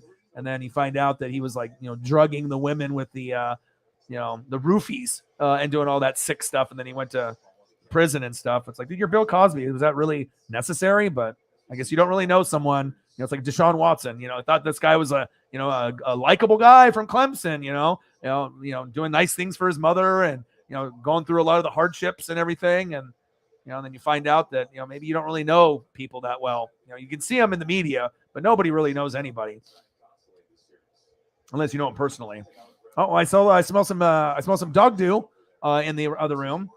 Smell some Paisley dog poop that's floating into my nose hairs here while I'm in the studio. So that's great. So I'm gonna have to go spray some Glade or take cover as the wafting is starting to begin as I'm grinding it out here on the channel. Nothing like smelling fresh shit, when you're grinding it out on YouTube, right? Where are you? There you go, Cosby Show. Yeah, spray that spray. Man, that poo stinks. The Cosby Show. Good show. Lots of stories. And Felicia Rashad, married to Ahmad Rashad. Obviously, huge. Okay. Paisley, did you shit? She's like, yep, I did. Harry and the Hendersons.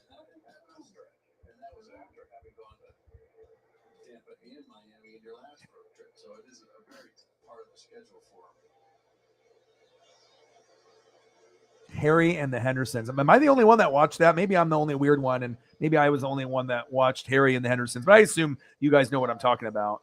All right, let's find it here. Harry and the Hendersons. So, like I said, we'll talk football. We talk Brady, but once the conversation starts flowing and you get really amazing people in the room, you never know where it's going to go. And honestly, I like to be able to talk a little bit of everything. I mean, you can only talk about the Tom Brady thing, so often until it's like, okay, we already kind of discussed it. I'll still go over it. Hour 2, hour 3, hour 4, hour 5, whatever. But it's always good to be able to bring up stuff that, other channels don't bring up. And it's fun. The nostalgia.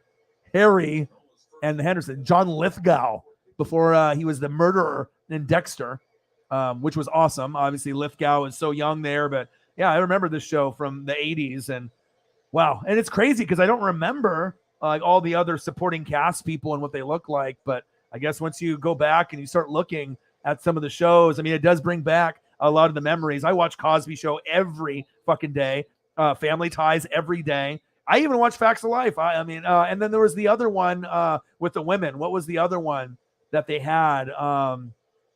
Something Murphy? What was that one? You guys already know what I'm talking. Holly will know what I'm talking about. But then there was that other one where there was she's like a TV reporter type thing or whatever. But I remember a lot of those ones here. So obviously I'm definitely aging myself with these. But yeah, good times. Good times. Yeah, Fresh Prince. Yep.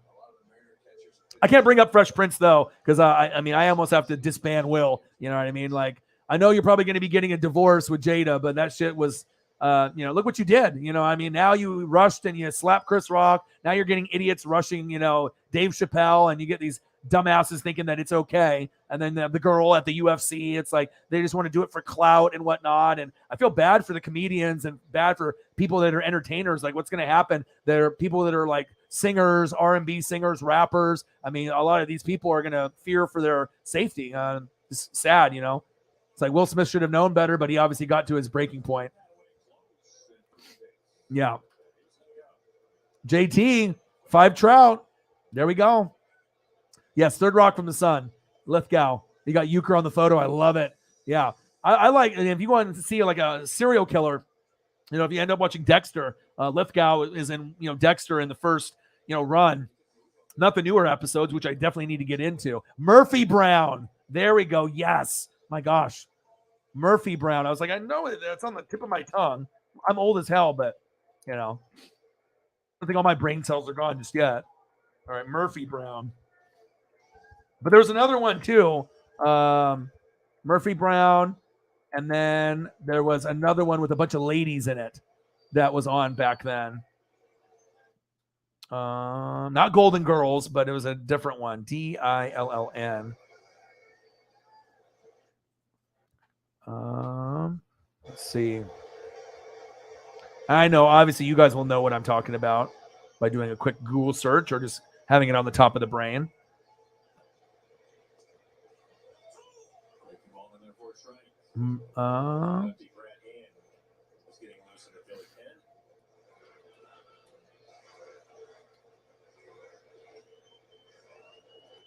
My goodness. Wow. I mean, I don't remember anyone else besides the 2 blondes in the front. And then the guy behind, in the middle between them. I remember his face. And I guess the one to the left of her, I remember. But the guys on the top, I don't remember any of those guys.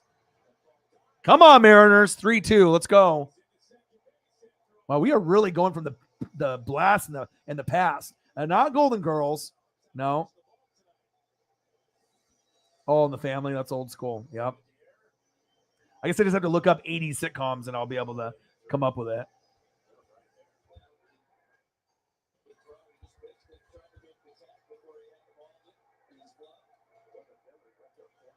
Oh, I didn't do Who's the Boss. Got to do that.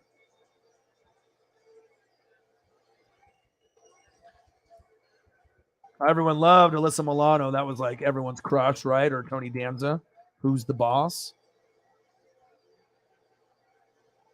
Angela. It's crazy how you can remember some of those things from way long ago. But if it was a part of your childhood, you just, you don't forget.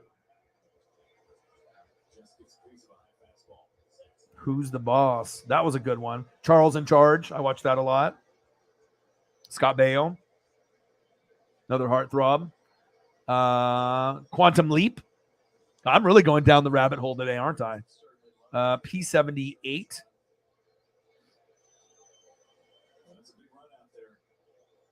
And then I've seen Alyssa Milano did Charmed and a bunch of other things after that, but definitely Tony Danza. Who's the Boss?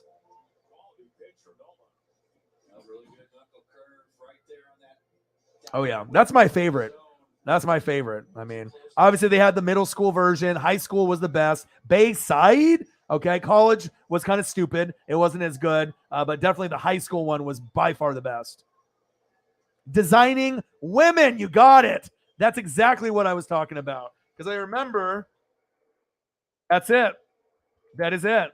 Because I remember there's a block of shows, and this is it. Yes.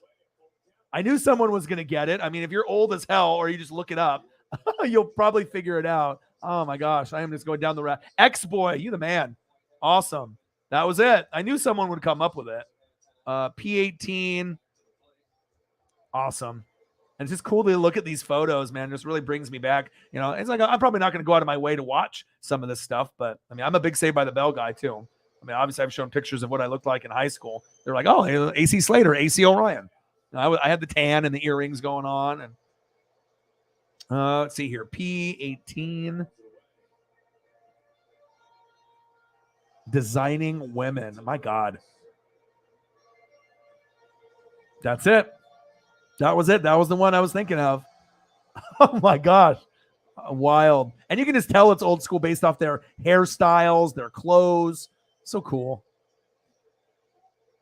Yeah. Topanga. Yeah. Boy Meets World. Yep. Yep. Quantum Leap. Yep.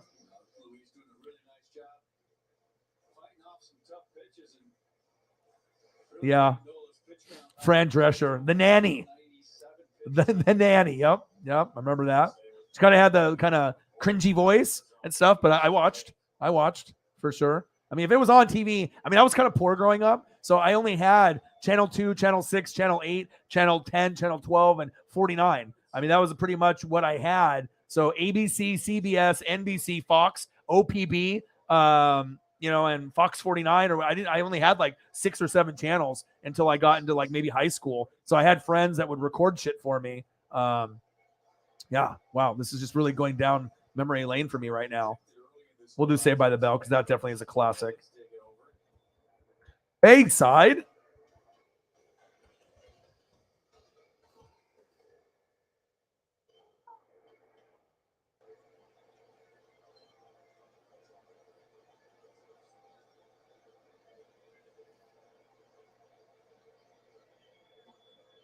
Three 369-6157. Yeah, I love this. Is definitely one of my favorites of all time. I mean, I watched every episode. I mean, I think of me and Jay Graves, like a lot of us in our, if you grew up in like the 80s or 90s, I mean, that was just a part of your life and who you were. All right, let's take a quick look. 369. Let's go. Go. Fuck, 3-2. Held them at fucking third. God damn it. Come on, baby. All right, let's see. Let me find the file. 369. Where are you? Nice base hit. There we go. Found you. This is kind of a cool one. It's like a Hawaii photo. I mean, I've watched every episode, but look at that. Kelly Kapowski. Lisa Turtle, Zach Morris, Jesse Spano, AC Slater, and Screech Powers. That's when you know you really are a fanboy of a show, when you know the first and last name. My God.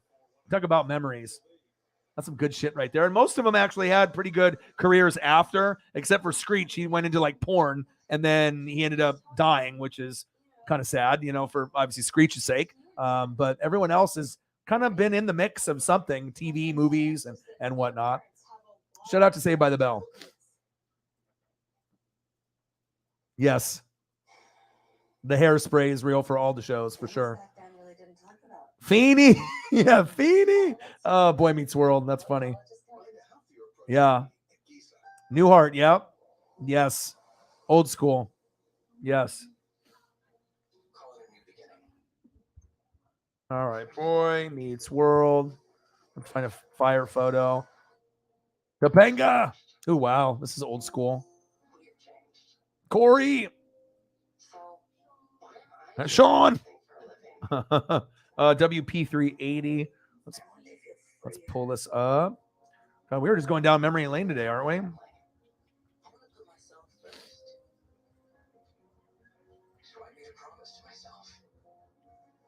WP380. Nope, not that one. Nope, not that one. Nope, there we go. Found you. Oh, guess what? They say you got way too many photos, yo. All right, well, let me delete some. All right, sorry, Gus Johnson. Sorry, Jim Nantz. Sorry, Joy Taylor. Sorry, Strahan. Sorry, Romo. Sorry, Rome. All right, time for Boy Meets World. WP380.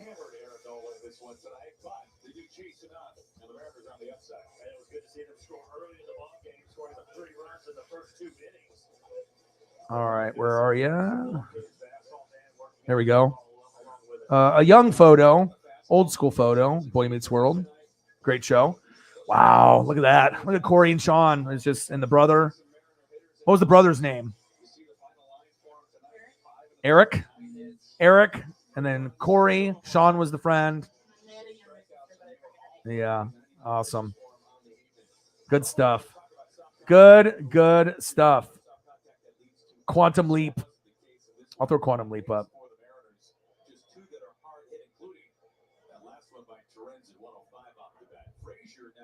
86-66. That game is kind of getting wild and out of control.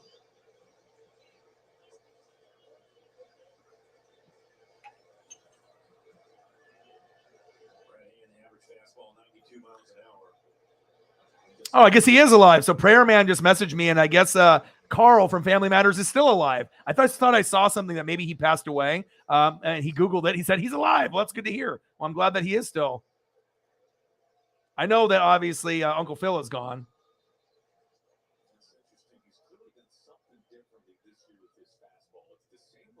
Maybe he had some kind of like medical thing that happened, and that's what I saw last time on there. Holly Hundo with the 20. Thank you so much on the Cash App. Appreciate you. We're reminiscing right now, going through the old school times. What was I bring up? Quantum Leap. Quantum Leap.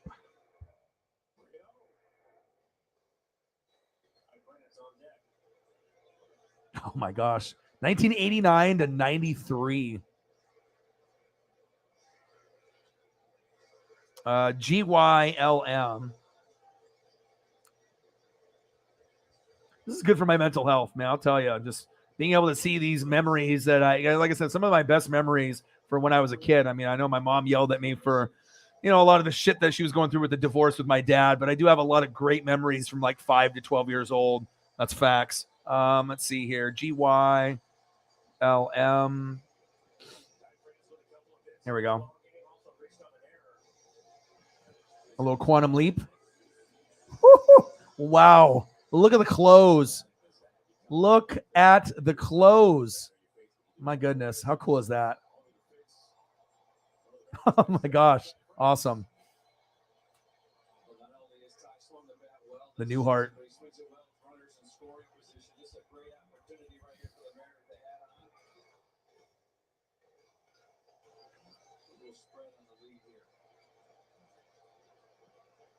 Oh, remember Night Court? That was another one that I used to watch. Night Court. Gosh, all my brain is just like twitching with all these memories from back in the day when I used to Married with Children, Night Court, like all that old school stuff. Night Court, my God. I haven't even thought about Night Court for 30 years. Wow. Sarah and Holly might know what I'm talking about. Everyone else is like, what the fuck are you talking about? Let's see here, P78.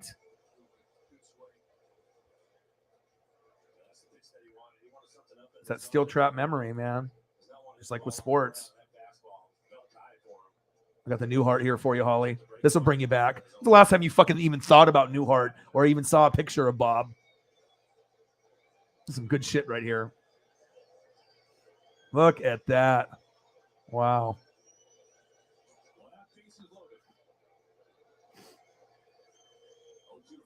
Yes.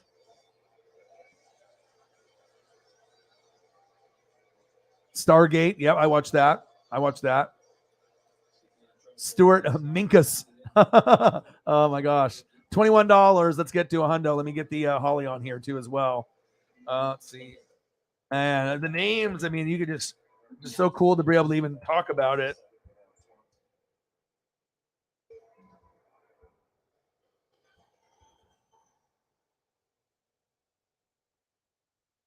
Bang, bang, bang. $20 from Holly. Thank you.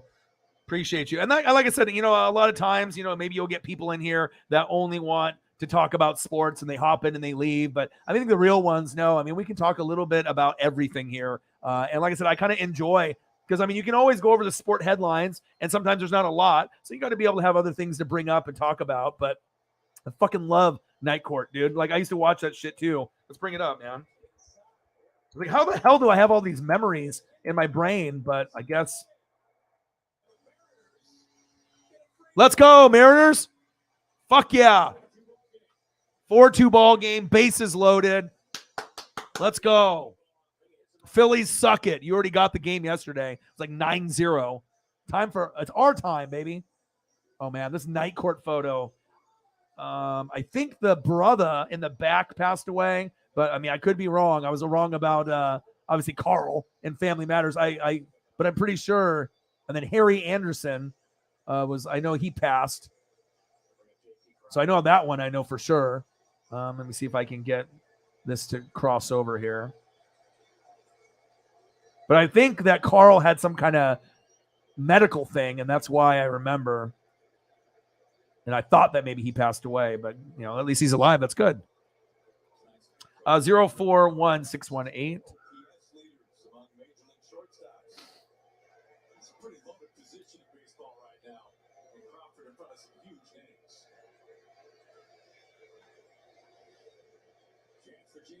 Come on, JP. Come on, Crawford. Yes. Oh, shit. Floater. Damn it. Tag up, slide. There you go. 5-2, baby. Let's go. All right, 0-4-1. Let's go. We need to get back onto some wins. Especially when you get embarrassed 9-0. Fuck. Yesterday was embarrassing. Not as embarrassing as the Cincinnati Reds. I mean, they're tanking already.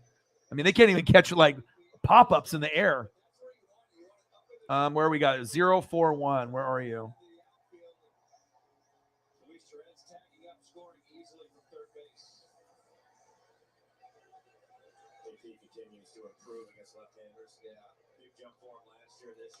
All right, I got to redo the file structure real quick.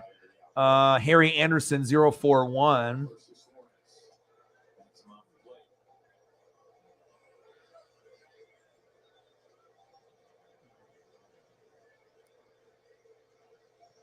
Where are you? I know you're here. It's a problem of having so many fucking files. You gotta like really go through the files and look. And it's not all alphabetical or numerical. It starts over.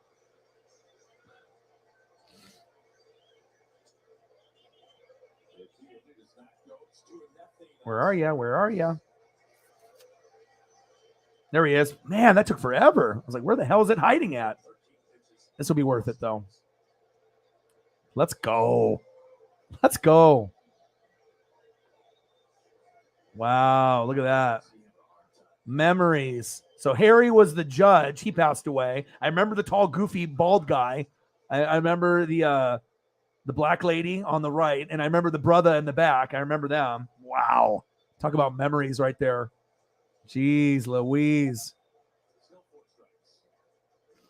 Night Court. Whew. Wow. Scott Bakula. Yeah. Yeah, they're definitely not as good. Safe. Let's go. Up, cheers. Where everybody knows your name. Let's see if I can find. I know I'll be able to find cheers. Gotta find a good one.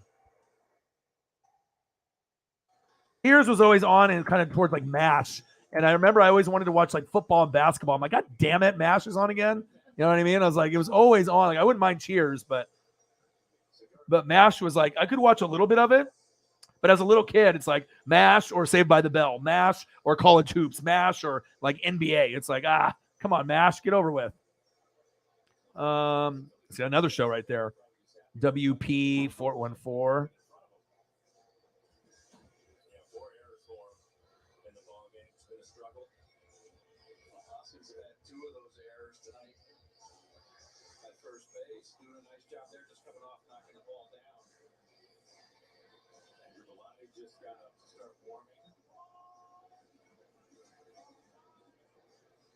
You can close it. Windows open. You can close it. Yeah. Yeah, the idiot. Yeah. All right, cheers. There's one. I'm going to try to get a better photo, though, that fits better.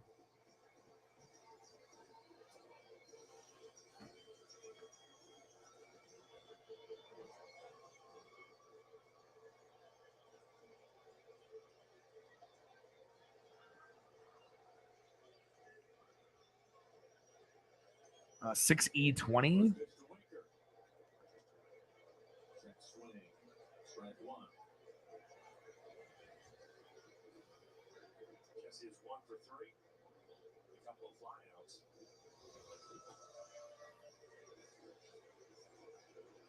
Got all the young people are just like, what the hell is going on here?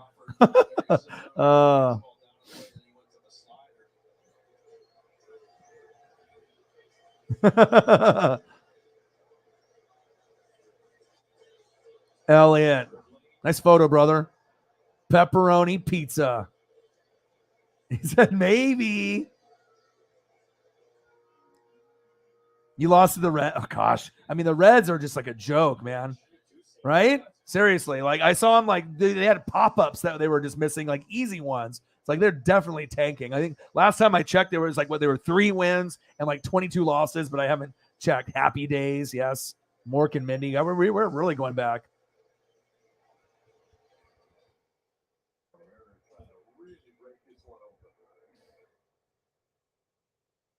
Hey, the Fonz. Yeah, there was someone that knocked, just being a little kid, probably. Yeah. LYH. Yeah, some kid knocked on our wall. I was about to RKO somebody outside. I'm streaming, so. How to change the way you pizza. Step 1, carefully knead dough. Step 2, artfully spread sauce.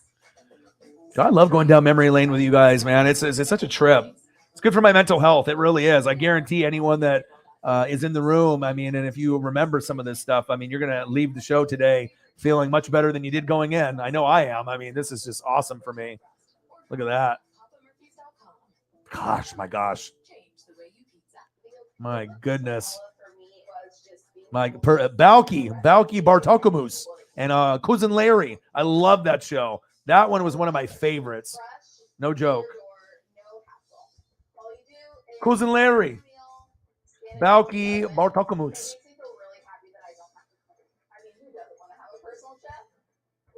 Tavala, your secret weapon for impossibly convenient home cooking. Browse this week's meals at tavala.com. Freaking Balky, dude. Completely changed my perception of investing. I was able to discover stocks, ETFs, and even crypto to build my portfolio. It feels really good to invest my money with a platform that I can trust. Public does not sell your trades to third parties or try to sell you risky financial tools.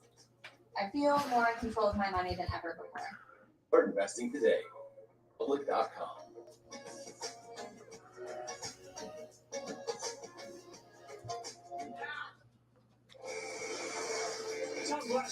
All right, 7-1 NQ.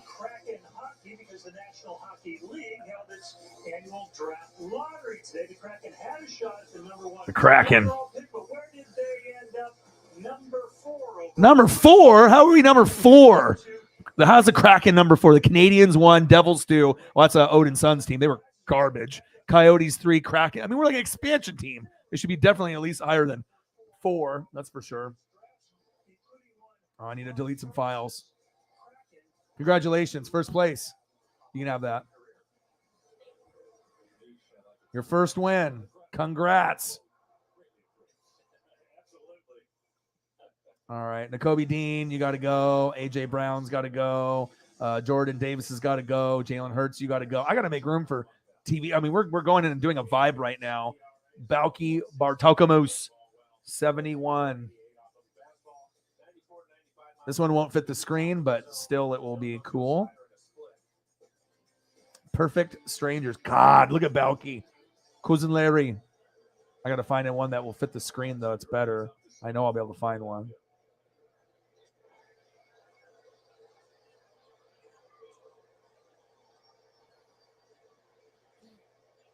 MV5B.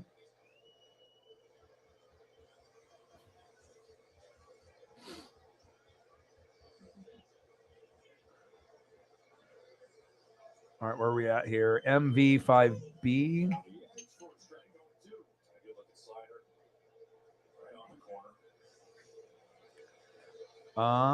MV5B. Where is it? MV5BNM.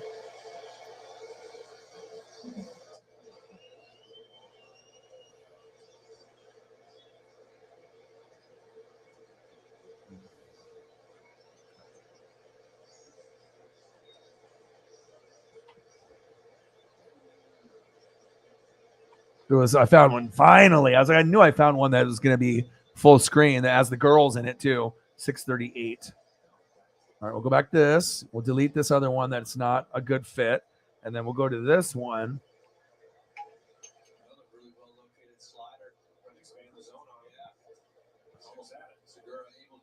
638.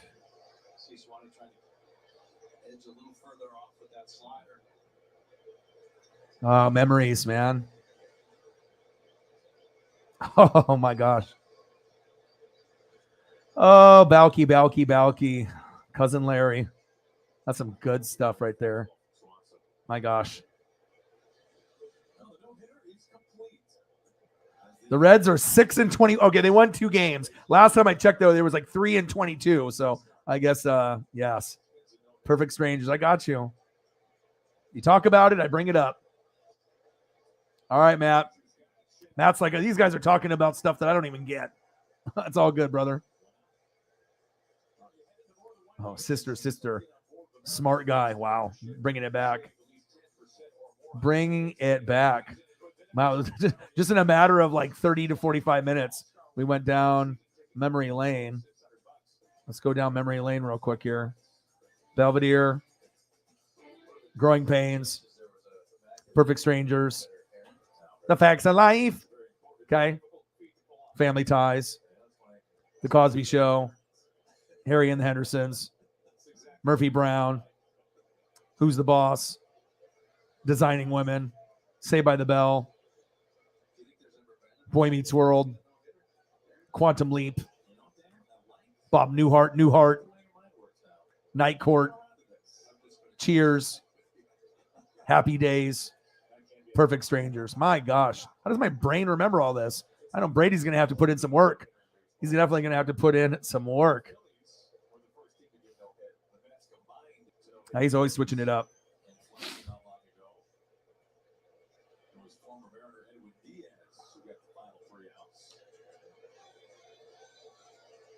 Victor. So you guys had what? 90-degree weather? Splooting. He seems like he's relaxed. Oh! Over the wall. Damn it. 5-3. Almost tried to rob that home run right there. Come on, Mariners.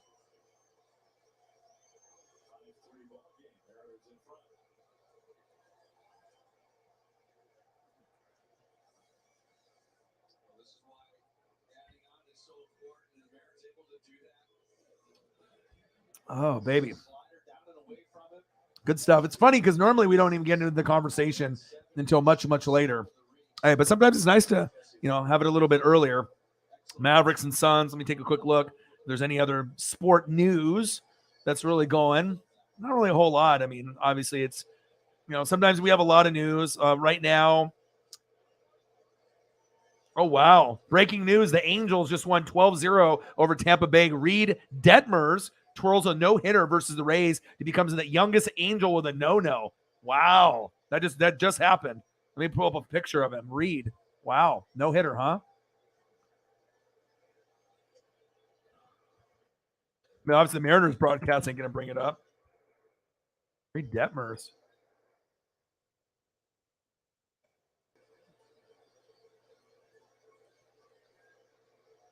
A no-no. I'll have to go through the stat line. If it was like a perfect game or what was going on.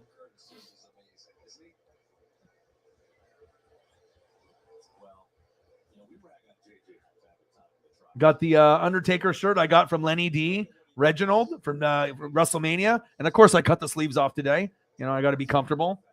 Let's see here. Fits great. Feels good. Got the Undertaker Hall of Fame shirt on. Feel like a brand new man. NBCS. Oh, a Sandy Koufax drop.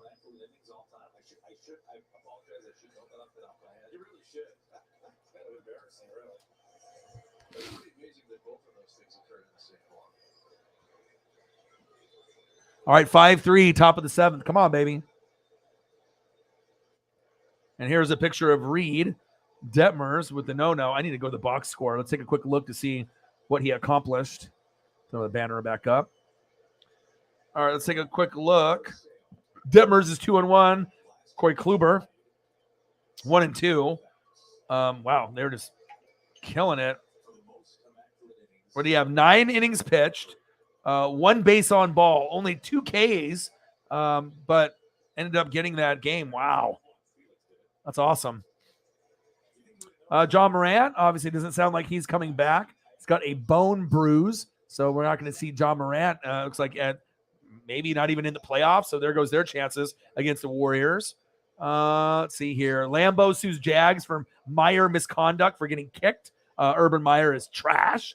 Jeannie Buss looking at everything, listening to Phil, obviously, and Magic to see what they can do. We'll have to see what Phil wants to do and Magic wants to do. They're talking about LeBron. Do they want to, trade? If you're going to trade anyone, you can trade away Anthony Davis, but then LeBron would probably be pissed. Obviously wants to play basketball with his son Bronny before he retires.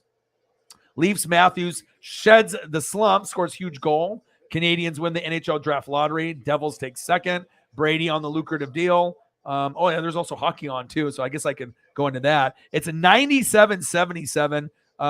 Dallas is getting their ass kicked. Series is tied 2-2. Obviously, we saw the one kid trying to hug Chris Paul's mom. Chris Paul says, "I'm going to fuck you up." It's just crazy how some of these fans are so like verbally just insane. You know what I mean? Like at some point, if you talk shit to the wrong person, even if they're an athlete, you are going to get knocked out or something's going to happen. I mean, the athlete's going to get in more trouble. And obviously that's why they need to hold back. But 97-78, I don't even know why I'm watching this.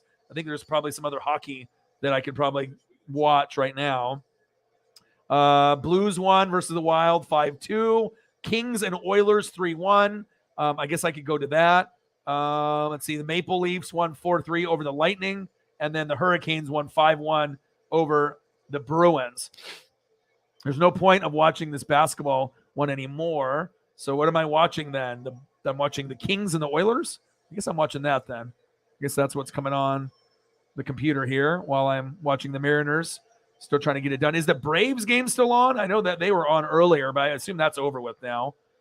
Padres and Cubs, Diamondbacks and Marlins, Mariners 5, Phillies 3, Giants 8, Rockies 1. And then Dodgers won 11-1 over the Pirates. Pirates stink.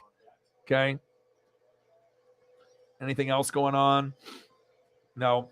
Obviously, the big no-no for the Angels. That's really what's going on right now. That's like the breaking news. Padres and Cubs. I guess I could watch that as well. So let me pull up another thing here. I'm trying to watch as much as I can. You know what I mean? Like as a sport fan, I mean, we can talk a little bit of this and a little bit of that, but as long as I'm able to still function here with the stream, still going to grind it out. Shout out to all the goats that were hanging out with me. We went 6 hours last night, and we've been pretty much going for 4 to 8 hours every stream, which is almost unbelievable even to my standards, but it's always fun hanging out with you guys. Let's go Cubs and Padres. Let's see what's going on here. All right, cool.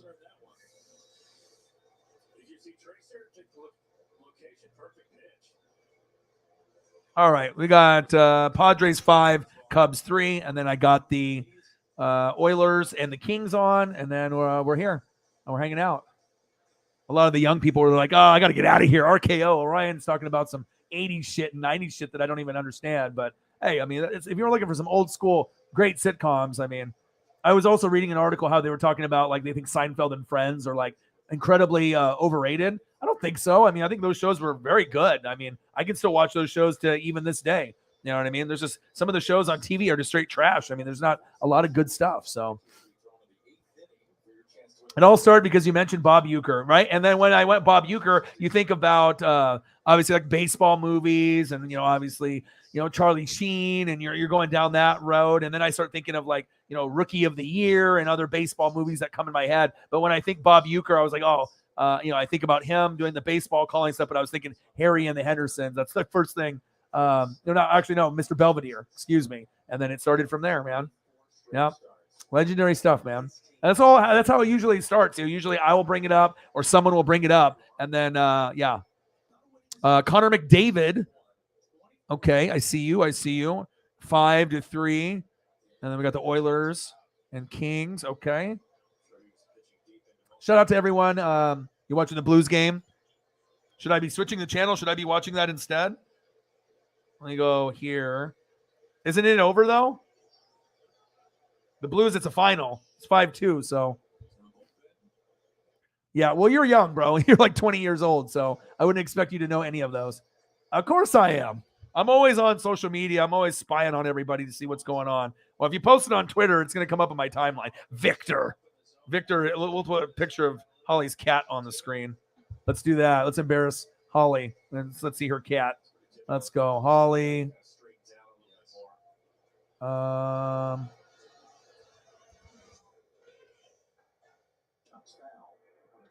Winchell of all Winchels. There we go. Victor, uber relaxed. Man, your cat is huge. You got a big kitty.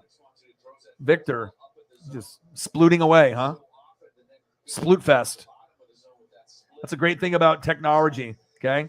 And internets. As long as I have a picture or I have a file, I can manipulate it, and then we can always make it on the show. That's what makes it fun. You know what I mean? People can post something, and boom, I can just throw it up, or I can post my own stuff, like I did with the Alf stuff, or like Goosebumps books. God, I've been really going down memory lane. I think it's just good for my mental health. Like I said, that's why I usually like watching Simpsons and King of the Hill and old school stuff from like the 80s and 90s. It just makes me happy.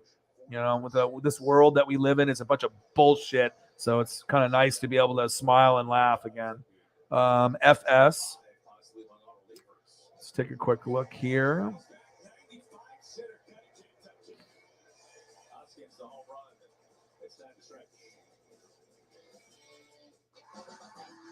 There we go. Let's take a look at the kitty. Hey, if the post comes up, where Holly's kitty's getting on here. The goat of YouTube, Holly Hundo. Let's see your sploot action. And Elliot's like, what the fuck is splooting?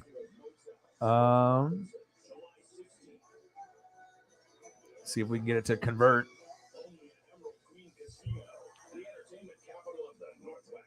There we go.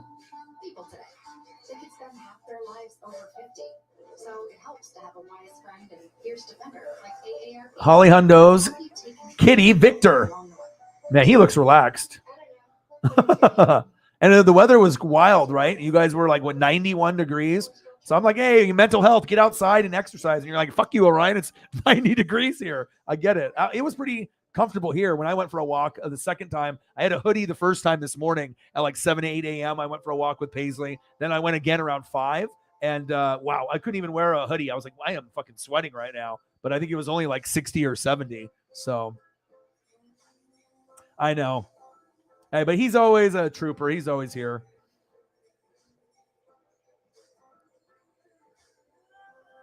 It's Victor. All right. Your cat. I see you.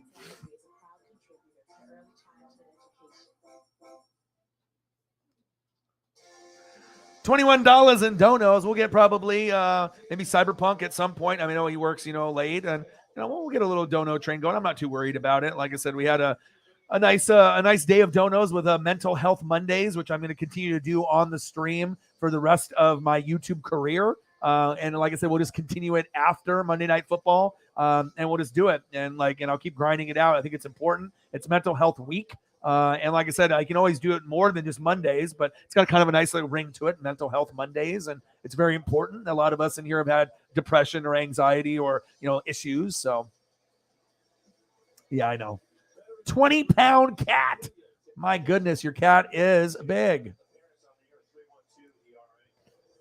Hi, Paisley. How are you?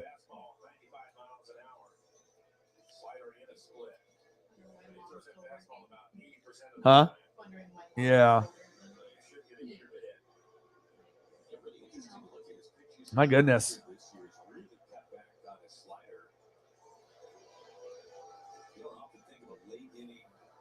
Bye, Paisley. She was in here and she said, bye.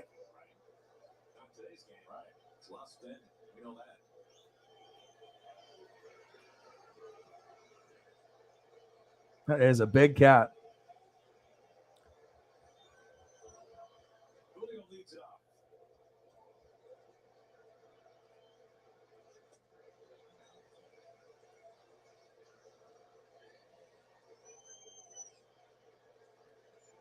See what background I want to go with now. What kind of vibe am I feeling? It's kind of getting closer to nighttime, so usually that one is the vibe. Did that one yesterday. We are getting kind of close to night, so it's kind of got a cool night vibe. That's one big belly on the kitty. So I'm 160. Your cat has nothing on me. Shit, I wish I was 160. I'm probably closer to 260 than 160. I'll tell you that. Facts.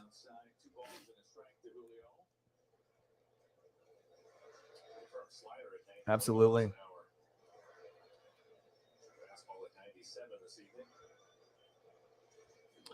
All right, let's see what we got going on here. 5-3, bottom of the 7th. Come on, Mariners. Oh, someone just scored. Who was that? Was that Edmonton? I think Edmonton just scored. Oh, did they just tie it up? Oh, these fans are going wild. I did see one guy's man cave. I think it was a Maple Leaf fan. I was over the weekend when I was watching Ozark, and it was the coolest man cave I think I've ever seen. I mean, this must have been $1 million man cave. I mean, he had the helmets, he had the gloves, he had probably over 200 jerseys on the racks, framed. He had a beer machine. It was one of the coolest videos I've seen in quite some time. And I saw it on Twitter. Yeah, it was crazy. There we go. Bang, bang. Holly Hundo with a $5. Hopefully we can get a little dono train going, and hopefully we can get someone other than Holly, to be able to show some love. But I know we will at some point. We're 1 hour and 47 minutes in. But yeah, again, I'll grind for at least 4 hours minimum, and then we'll see where we're at. And then sometimes we'll go as long as 6 or 8. Just depends on what's going on. We might have scared off some people with some of the talk, with the shows. But hey, we usually get into that once we're like kind of towards the end of the show. But I don't mind. It's their loss if they don't want to hang out. I mean, it goes for a little while, and sometimes when we're finished, we're finished. Come on, Julio. But Ozark is definitely worth watching. I'm always going to point you guys in the right direction. Mayans, great. Ozark, great. Not True Blood, right? But this is True Blood. We love True Blood. Okay, Game of Thrones, watch it. Dexter, awesome. Breaking Bad, get the meth, Jesse. Okay, fucking good. All right. Sons of Anarchy. We're going to start getting into that, me and the girlfriend. Vikings, classic, very, very good. Almost can't believe it wasn't on a bigger network. Very, very good. Yeah. And then obviously Cobra Kai. A lot of people are telling me how great it is if you like Karate Kid. So I might have to get into this. I think it's on its like 3rd or 4th season. But everyone that tells me that watches it, they say it's very good. So, hey, I'll have to get into that at some point. That's facts. Shout out to all the goats in the room. Appreciate you guys. Bang, bang. $5. Thank you, Holly Hundo. Appreciate you. Yeah, I know Cyberpunk has had like a newbie that he's had to train, and the guy's been just spilling shit in the warehouse and causing a bunch of problems or whatever. So I know he's had to clean up after that person a few times. But I imagine we'll have him pop in the room at some point. I mean, usually he'll be in here sometime between, I don't know, it's usually 8 and 11 my time, so we'll see. All right, 5-3, bottom of the 7th. Ooh, big swing and a miss. We got the Oilers and the Kings. We got Padres and Cubs. And watching the Mariners and the Phillies. Paisley just came in the room. See if I can get her to come on screen without her running away. She already knows if I'm talking about her. All right, let's see. Hi. No.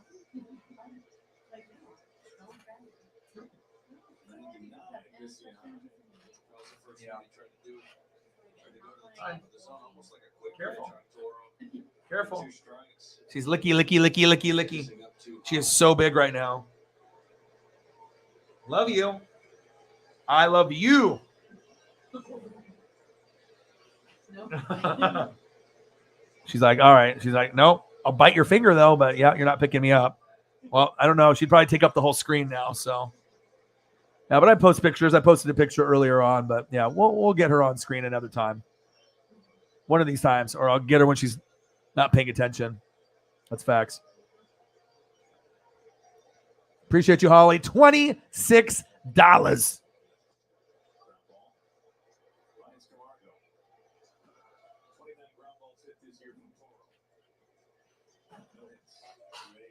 She knows. As soon as I try to like go over towards her too, unless I get her when she's too tired, and then she won't fight back. She'll lick me right here on my hand, but she knows when I'm going towards her. She already knows the routine and the deal. It's like, oh, Dad's gonna try to pick me up and put me on the TV. That's a good question. Let me check Venmo or Facebook. See that? Sometimes you just don't know what's in there. Let's take a quick peek. You never know. All right, nothing in the Venmo. Check Facebook. No, nothing there. And nothing in the Cash App besides what Holly's done. I mean, at least Holly's holding it down. I mean, that's what it's awesome to be able to have, the goats. Sometimes we'll have 3 goats, 4 goats, 5 goats, and they go on a little dono train. And, sometimes you'll have 1 or 2 and, I know Cyber will be popping in at some point or another. You know what I mean? Because like I said, usually when we're at a certain number, he'll definitely take it to that point. The first 100 is always like the goal, to get there. It's like the hardest to get there unless you get like a $100 donation right off the gates. But once you actually get to a hundo, it's all downhill from there. So we'll get there. 26. And then obviously, you never know where, oh boy is at. And then all of a sudden you'll get like, for $74 donation to get to a hundo. We'll get there. Paisley. Yeah.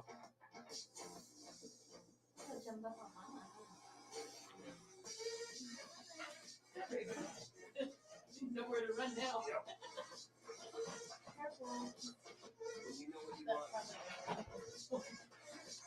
Waiting is an option. New Balance. We got now. At USAA, we've been called to exclusive because we were created for officers. Who's that? Look. Is that you? Look. Is that you? I got you. Yeah. I got you. I got her. So you guys, if she stays in here long enough, I got her. You guys got the Paisley vibe. Uh-oh. Yeah. I mean, I snug with her and stuff, so usually we're just sitting on the bed and watching TV shows, but obviously if we're in here working, a girlfriend's got to catch up on some Verizon stuff, and when she doesn't get off work at the right time, she'll bark and nag because she loves she wants the attention, as you can tell. And when we get on our phones, she definitely gets pissed off. So, love you, Paisley. No. Hey. And she does she'll make all these noises and talk to us.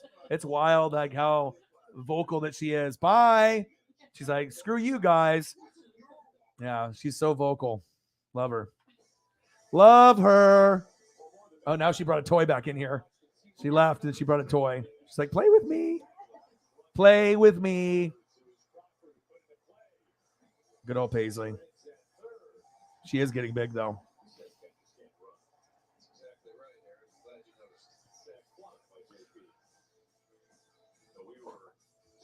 All right, come on, Mariners. Do something for me, baby. Come on now. At least Julio's getting off to a good kind of timetable right now of getting the hits and the runs. We still need him to blast his first homer here in Seattle, but at least he had that 450 blast to be able to get it going. So that's nice.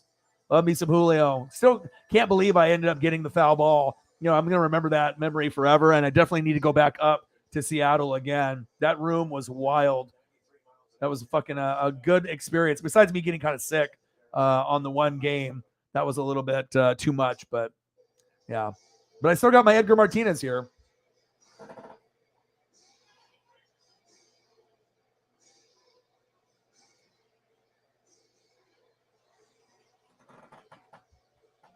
This new one, though, I got from my dad, the Griffey, though. This is where it's at.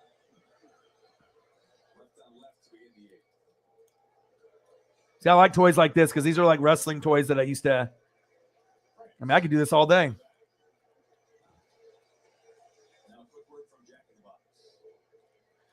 Yeah. As you can tell, I am a toy guy.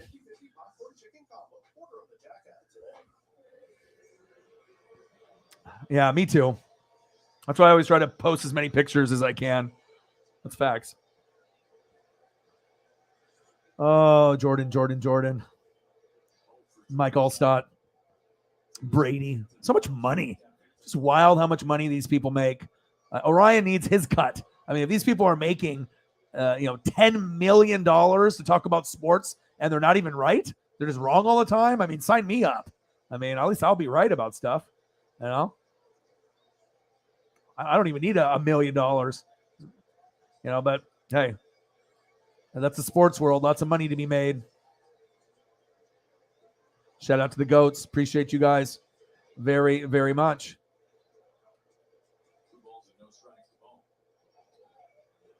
And then today's Tuesday. Hopefully there'll be some more news as we go into tomorrow. We have AEW Dynamite. So hopefully we'll get some good wrestling action.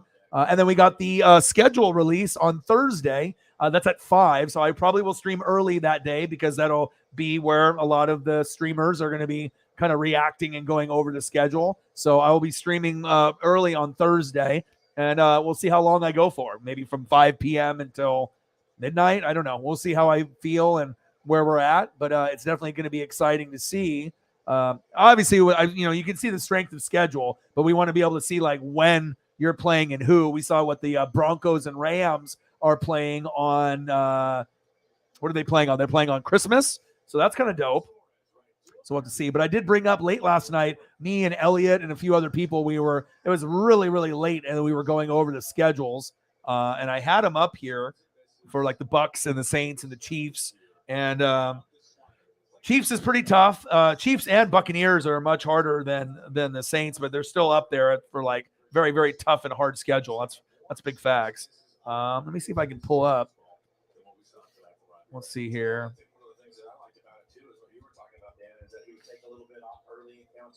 Strike, and then with 2 strikes, he would just bury it. And you could really see the intent was a little bit different with 2 strikes. Down in the zone, down in the dirt. I know I had the schedule up yesterday. We'll pull up the Chiefs and do the Buccaneers. Let's see here. PUIGH.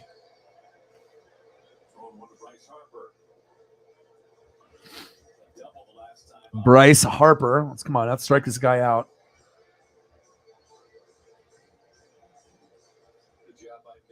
on Bohm there.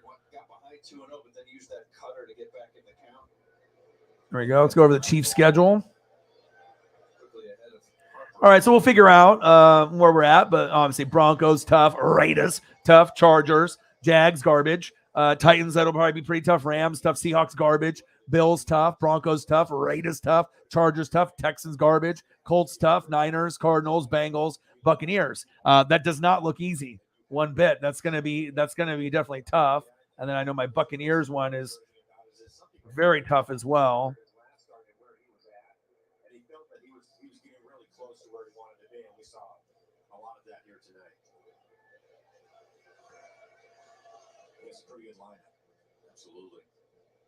Just look at last night. We don't want to. Never mind. All right, H0. Well, there is evidence if you care to look. I'm excited for the schedule release. I mean, like I said, if you love the NFL, any little thing about the NFL, you're just geeking, just waiting for it, since it's obviously the most popular thing in, the U.S. That's facts. Well, to your point, Aaron, I think You have a lot more work than you thought you did. out there it gives you that quality stuff Huh? when you need it. That gets A lot more work? We saw last night just a You're not done yet? game for the Mariners. No, I got too much. This is the kind of game you Yeah. want your ace to come out and bounce your team back, and he really did that. Let's see, H0.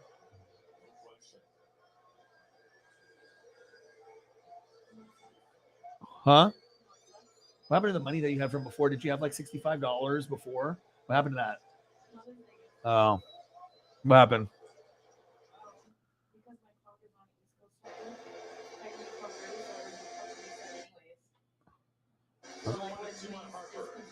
Tomorrow.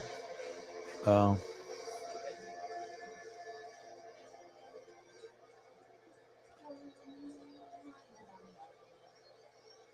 All right, gotta delete some of these shows to make more room. Perfect Strangers. Oh, we had a nice little run there of shows. Gotta delete some of these. It's last night for the Phillies. I'll keep Saved by the Bell though. All right, let's see. Where's the Buccaneers schedule at?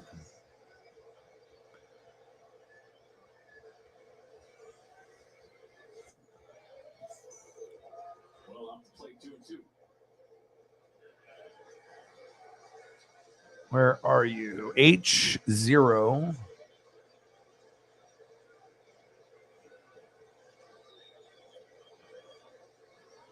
There it is. All right, here's the Buccaneers schedule. The Chiefs schedule, that's tough.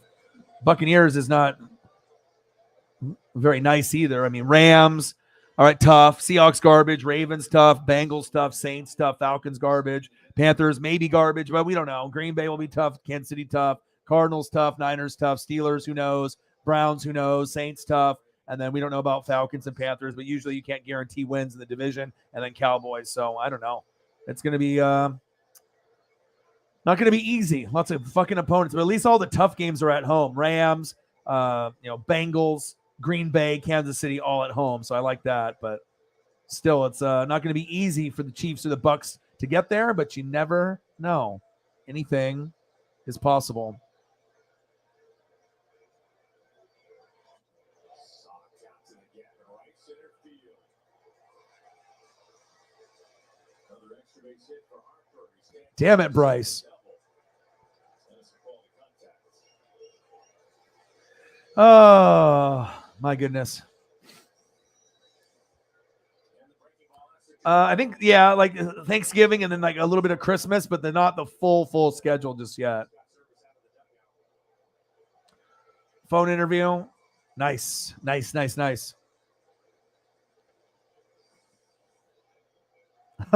Yes, absolutely. McLovin. I mean, I'll probably end up watching that. I mean, I watch it almost every week. It's like I've watched it like 150 times probably. It never gets old for me, man. Never. Gangstas, what up, guys? The same as usual can always be updated. Or should I say, chill. It's more than a drink. It's a McDonald's drink. Turn up your summer with a refreshing frozen drink. A small size. Yeah, I can bring up the Colts schedule. Let's bring it up. Okay, this is a freezer.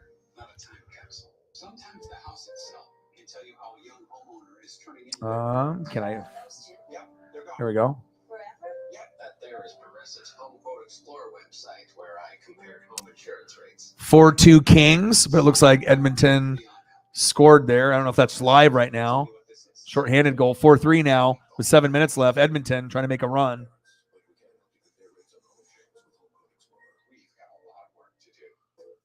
feels like we're in a time loop because we got white hot ranch nacho fries over there. Yeah. Same dip, different day.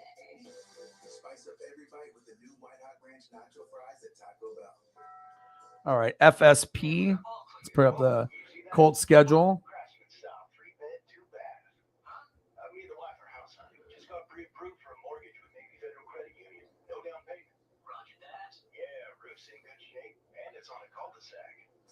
Get 100% financing from a top VA loan provider. All right, let's take a look at this schedule here. Let's see what you got going on. All right, so Colts opponents, you got Texans, Jags. I mean, those should be, wins, but like you never know. I mean, even with Carson Wentz, like nothing is guaranteed with wins in the division. But then you got Kansas City, tough, Chargers, tough, Eagles, tough, Washington, tough, Steelers could be tough, and then you got Broncos, Raiders, Cowboys, Patriots, Vikings, Giants. Yeah, I mean, still think that you got one of the easier schedules, though. I think they're one of the top 8 easiest. So I would assume that you guys have a great chance to win the division and make the playoffs. That's facts.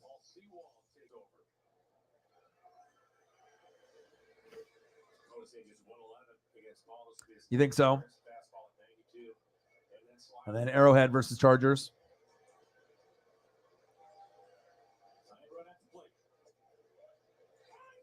Bucks opponents look 200% easier.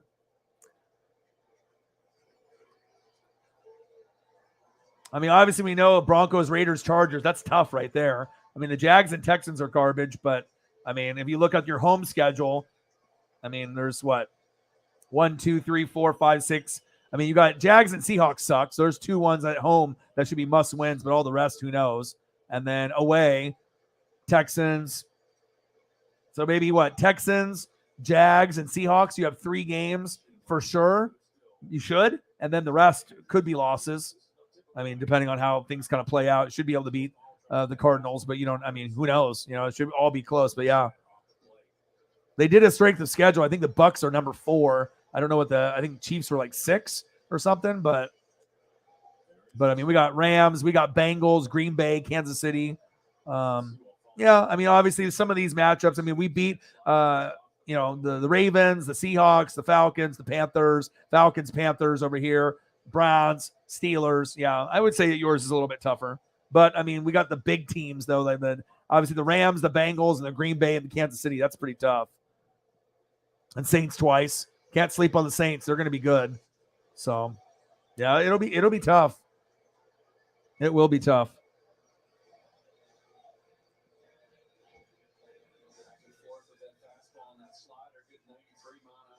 Yeah. Yeah, Colts should be able to win a lot of games. Yeah, Chiefs, Bucks, Saints are like the top. Yeah, they're in the top 5, top 6 for sure.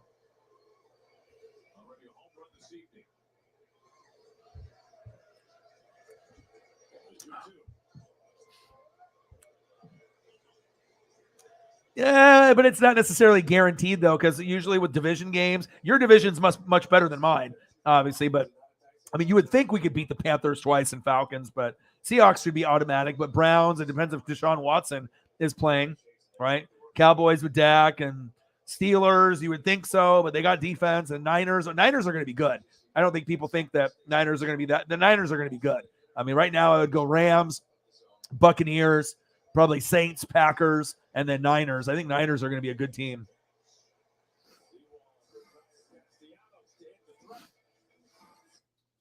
Yeah.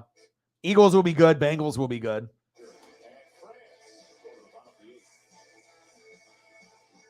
Yeah. But you never know. I mean, like I said, with the NFC South matchups, you never know what's going to happen there. I mean, you can't guarantee wins against, like I said, the Saints usually have our number, but you can't guarantee that the Panthers and the Falcons are going to, just roll over and die for Brady. I mean, we'll see. I mean, I hope so. I hope we can be victorious, but I mean, we need to get a little bit of payback. You know, need a little bit, yeah. But obviously, Broncos, Raiders, Chargers. I mean, those games are just going to be insane. Bills, Rams, Titans. You got the Buccaneers with me, Bengals. Yeah, it's going to be tough. I mean, the only ones that you should easily probably win are Jags, Seahawks, Texans, but everything else is going to be a battle. So yeah, you could definitely say that the Chiefs might have one of the toughest. Rams schedule, I think, is pretty tough as well. I don't know if they have the toughest schedule, but I know I saw like a list on it, so nothing's guaranteed. That's facts.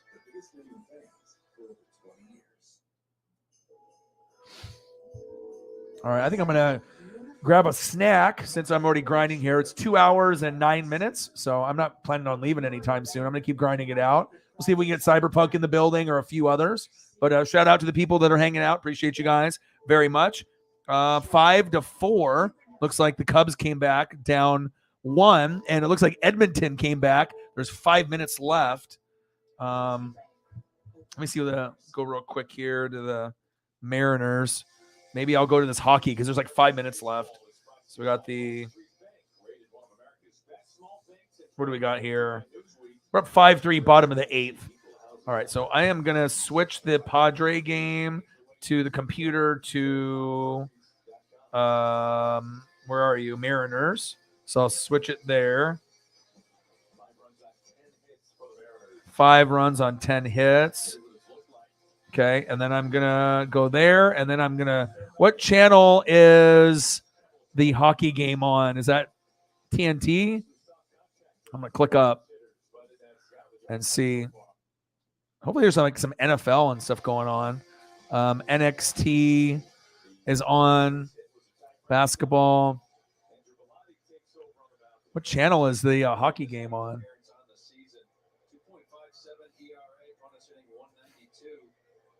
Thank you so much. Bang, bang. Yes, I'll look up the Rams. I'll bring it up on the screen. I think they have, because I was looking at it. We were talking about this last night. And I know the Rams, the Buccaneers, the Chiefs.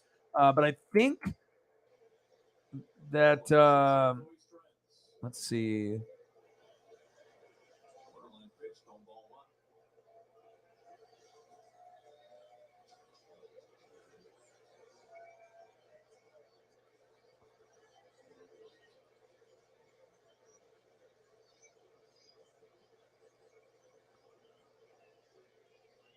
All right, I found it. NNDG. Thank you for the dono. Holly's holding it down for the group. Hopefully we can get someone else to partake besides her. Man, if it wasn't for you, we'd be sitting at a very, very low number. Thank you so much. Look at Holly's again. She's like 10-5er. Someone loves NWSF, and NWSF loves you too. Appreciate you. NNDG. Let's pull it up here. Appreciate you. Let's see here. Let's take a look at this Rams schedule, because obviously if you have a first place schedule, that's going to be tough. All right, where is the file? I know I saw it. There we go. I found it. All right, let's take a look at the Rams. How good is the Rams schedule? Okay, let's take a quick peek here. Oh, they scored again, 4-4. Wow, Edmonton is just rolling. They were down 4-2. Now it's 4-4. I need to find where the fuck this game is at. Where is this? Hold on. NASCAR. Ooh, NASCAR's on. Hockey? Where are you? I don't even know what channel it's on. It's on my computer, though. All right, here we go. All right, let's take a look at the Rams here. And I shout out to Holly. Appreciate you very much. And we will do Bengals as well. Thank you so much. $41 in donos. I think almost everything is from Holly. Thank you so much. Appreciate you. All right, 2022 opponents. Let's see what we got here. I'll take the banner down so we can really just see. All right, so we got at home. Seahawks should be garbage. Niners will be good. Cardinals will be pretty good. Falcons garbage. Panthers, I mean, we'll see. Raiders should be good. Broncos should be good. Cowboys, pretty good. Bills. And then away, Seahawks garbage, Niners good, Cardinals, Tampa Bay, Saints, Chiefs, Chargers, Green Bay. So, I mean, away, away looks tough. The only game that's for sure is Seahawks. And then at home, Seahawks, Falcons, Panthers, and then everything else is tough. So they got 1, 2, 3, 4, maybe gimmies, and then the rest are going to be tough. So that's kind of similar to the Chiefs schedule. But the away games, look at all the away games, though, like all good opponents besides Seahawks. I mean, Niners, Cardinals, Tampa, Saints, Kansas City, Chargers, Green Bay. That's rough. That's all on the road. And let's look at you on the road. Broncos, Raiders, Chargers. I mean, that's not easy either. Bengals, Buccaneers. I mean, yeah, that doesn't look fun at all. That doesn't look fun. This doesn't look fun. This doesn't, I mean, whoever gets there is going to be battling it out for sure. Colts, I mean, you should be able to just walk away. And I mean, you got one of the 8th easiest schedules. I mean, obviously a lot of us have first or second place schedules, but let's do the Bengals, see what they got. I imagine theirs is not going to be easy either. All right, 5-3, bottom of the 8th. Man, Edmonton is just roaring back. And I'll go back to the Cubs on the computer.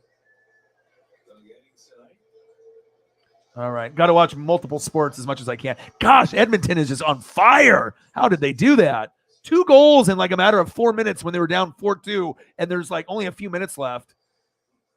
On a collapse by the Kings. All right, let's take a look at the Bengals.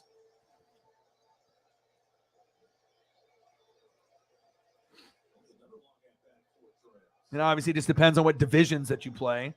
And every year you switch it up. You don't play the same division. It rotates every single year. So let's take a look at the Bengals. They're still going to be very good. Let's see. SPZ.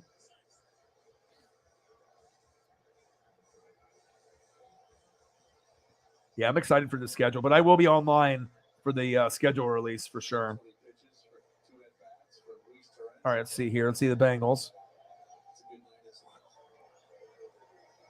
All right, Bengals. Ooh, nice graphic. Let's see what you got. All right, you got, let's see, Falcons, garbage. Ravens could be tough. Bills tough. Panthers, we don't know.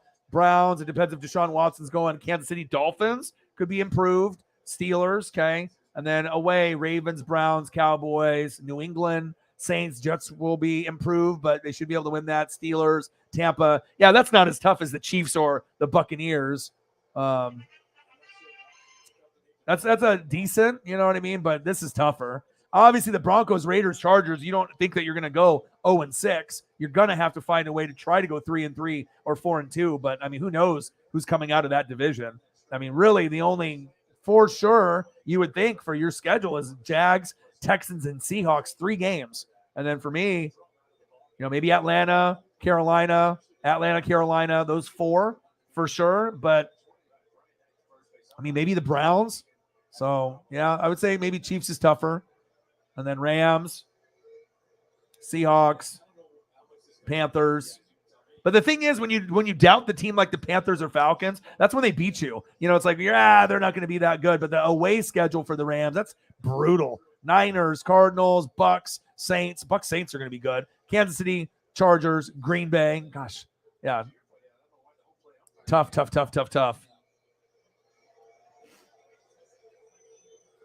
Thank you, Holly. Appreciate you.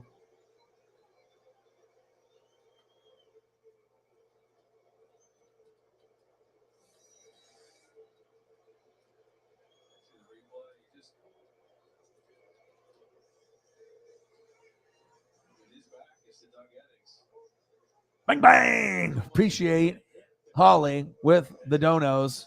I think every dono has come from her so far, hasn't it? Bang, bang. $10. Bang, bang. $5. Thank you so much. $41. Let's get to a hundo. First hundo is always the hardest, but once we get there, then we'll be good to go. Appreciate you.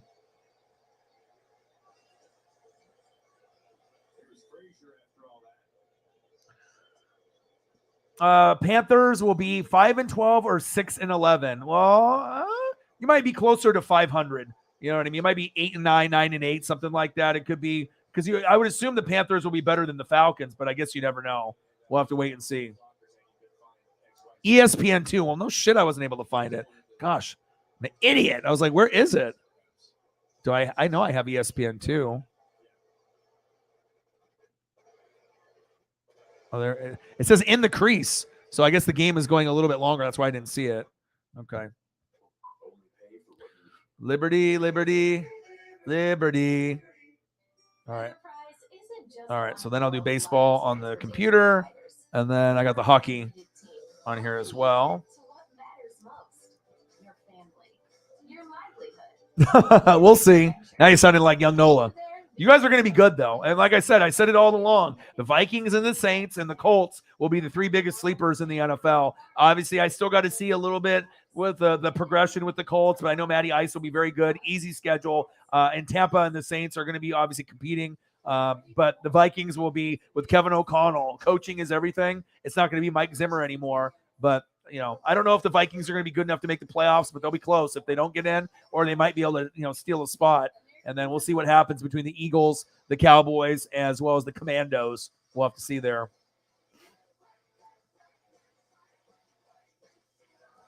Drew Lock. I mean, that team's garbage, though. They don't even have Chris Carson anymore with the neck thing.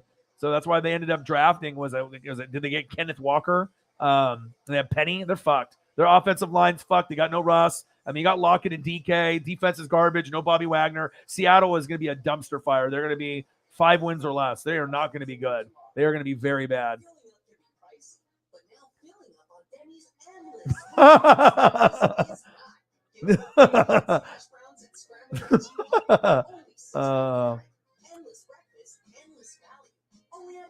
It just depends on who you play, because every year they rotate it. So it's like if you're in the NFC South, so like we'll play AFC West, and then the next year it'll be AFC North. Then the next, you know what I mean? So obviously, as we know, the NFC West at one point was the best division, and now the AFC West is. So sometimes you just rotate, and then there's going to be a 1 or 2 opponents that are going to be from like one of the other divisions. But if you look at your schedule every year, that's how they do it. They just rotate. You play one in your own division, those 4 opponents, and then you play another division in the AFC or NFC, depending on what your favorite team is. So, a guy in the building, Raiders in the building.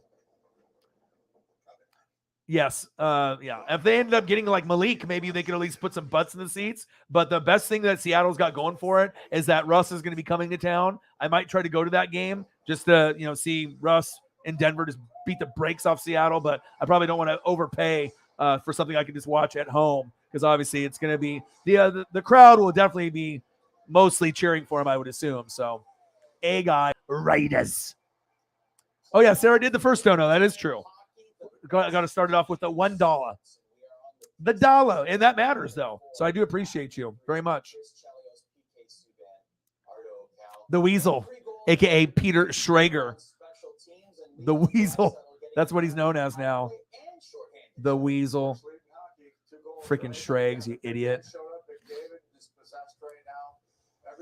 Connor McDavid.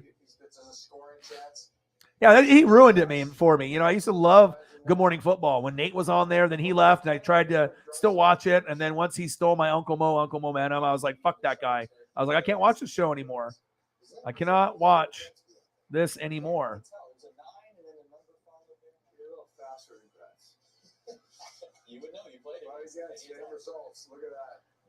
But at least I know that, it's kind of cool knowing that, celebrities and, insiders are watching. They watch, Urinating Tree and Grossi, and, they watch us. I mean, Madden, obviously EA Sports watches. This freaking Weasel watches me and steals my catchphrases and, and all that. So at least they're watching. Maybe they don't sub. Maybe they won't comment, because obviously they don't want to know that, unless they have like a burner account like KD, you know what I mean? So the Weasel.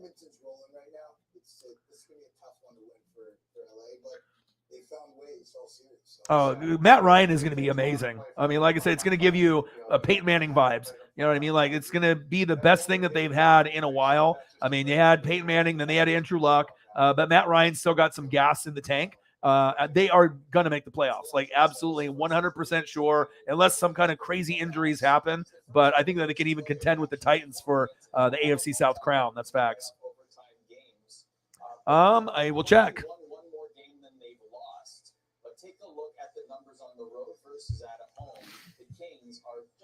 So we're going into overtime.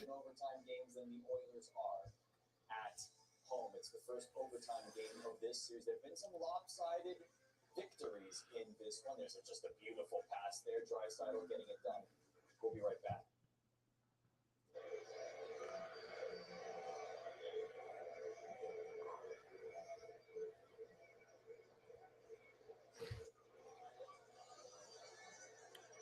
Six straight pitches that have missed.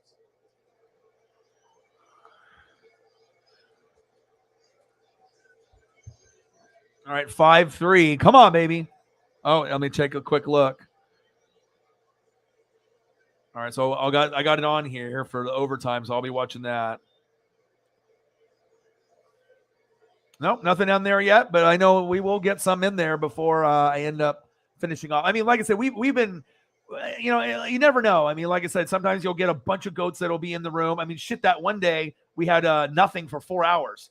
And I don't think, I mean, it's one thing not to have anything for an hour or two, depending on how many people you have in the room, but to go 3 hours with nothing, 4 hours with nothing, and then we still ended up finishing at like 200 to 500 or whatever. So sometimes, you know, you can just grind it out. I think I did 7 hours that day, and we had nothing after 4 hours, but then we finished with like 375 or something like that. So, you know, as long as you have perseverance and, you know, you keep grinding it out, and you never know what happened, and maybe some goats got busy. And I know that's when Cyberpunk had the, you know, kind of the dill hole guy, the new guy at his work, and he was taking care of that. He said that he would have been in earlier, and then he started dropping the hammer, and we ended up hitting a good number. So, you know, sometimes you don't know. Sometimes it happens right away, and sometimes you'll get it late. Like we had that one day a couple weeks ago where we hit 500 within the first hour and 45 minutes. That's not common. So, you know, it is what it is. You know what I mean? I'm just having fun with you guys. I know we probably scared off some of those people with all the 80 shows and whatnot, but I don't care. You know what I mean? This is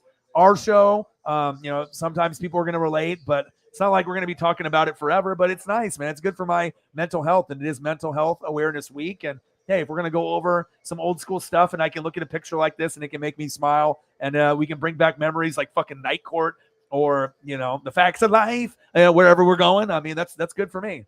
I love that. It's good vibes. That's facts.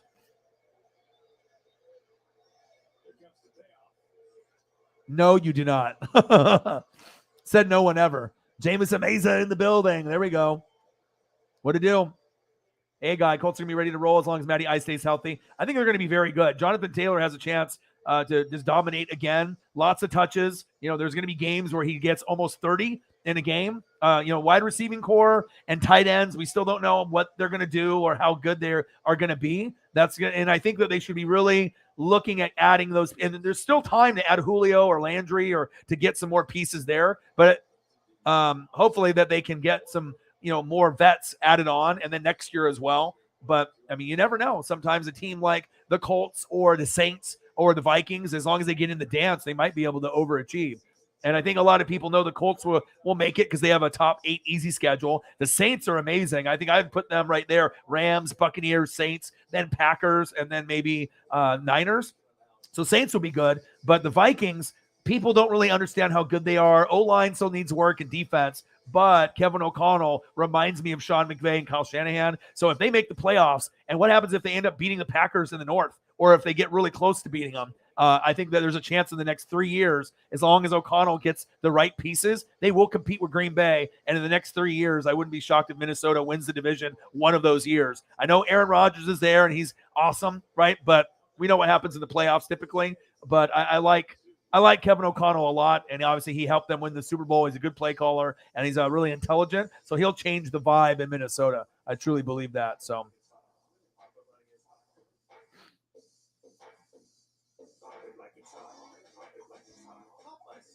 yeah, where is Jarvis? I mean, do we still have a list?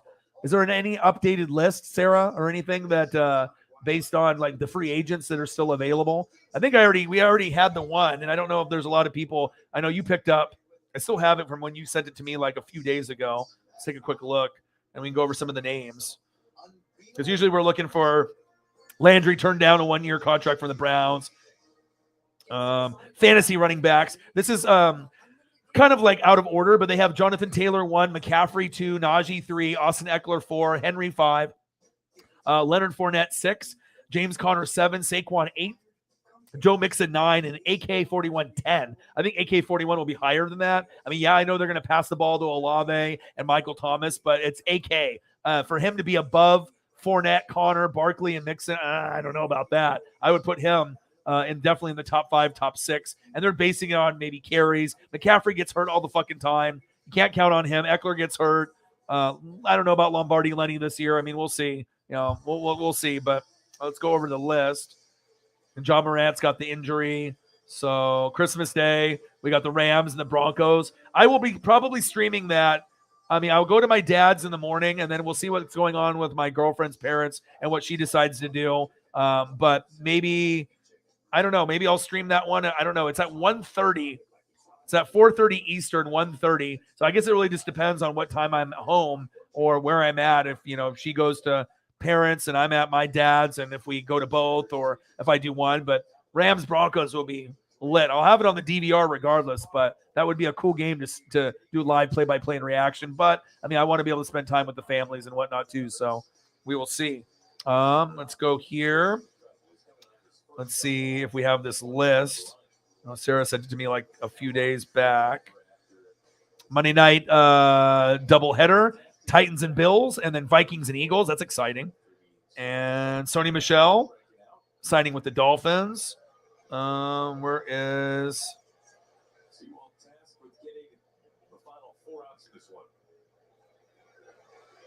Yeah, it looks like we're not going to have Sue come back. I'm sad. Or JPP, but I know Gronk will come back for sure.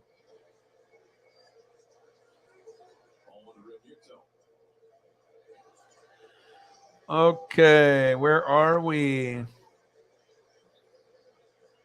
Here we go. I found it. All right, so let's go over some of the list here. And one sec.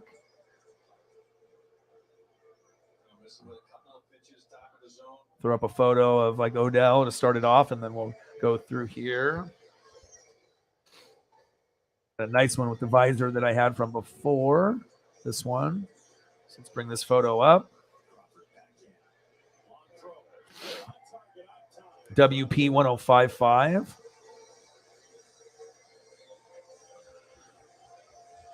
Freaking weasel. Didn't even do the proper delivery when he was doing the Uncle Momentum. Hilarious.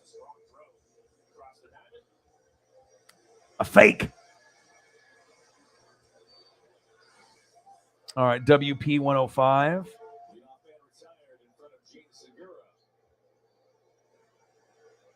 Where are you? WP.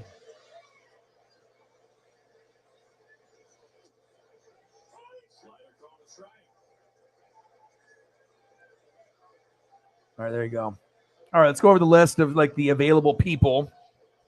And now some of them are obviously off the list now because I know Sarah Colts got someone, but at the time about a few days ago, you had Odell, J.C. Treader, Landry, Clowney, Dwayne Brown, Hicks, Hayden, Eric Fisher, Darrell Williams, Larry Ogunjobi, JPP, Will Fuller, Carlos Dunlap, Melvin Ingram, Janoris Jenkins, Kenny Young, T.Y. Hilton, Anthony Barr, Landon Collins, Alexander Johnson, Eric Flowers, Chris Harris Jr., Cole Beasley, Jerry Hughes, Sheldon Richardson, Joe Schobert, Nick Foles, Gronk, Julio, Brandon Williams, Hightower, Kyle Vanoy, Trey Flowers, Nate Solder, Linval Joseph, and Justin Jackson. But I know a few of those people have signed.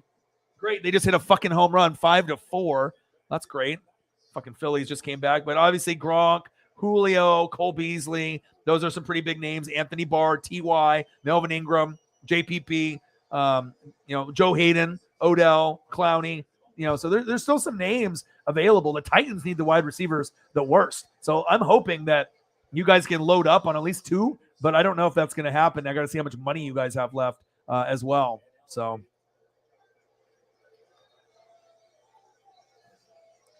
are you Mormon? I don't know if you can have Natalie Portman and Monica Lewinsky. That's a rare duo for you, Elliot. You're in your early 20s. I think you could do better than Monica Lewinsky. Kyle Rudolph, Landry Morgan, Fox, Keem Hicks, Cam. Yep. The spell cheek. Yeah. Anytime we end up having those big dono days when we're at like 1,000 in donos or 1,300, that's when all the haters come out, the kids. That was still an epic day, though, where the guy's like, I'm 32. Elliot's like, you're not 32. And he dug up the profile. And then we showed the picture of him on the stream. He's like, oh, that's not me. Yeah, that's you. It's like, you're like 12 years old, buddy. Kenny Young signed the Raiders. Panthers get Kyle Rudolph with Tremble. Yeah.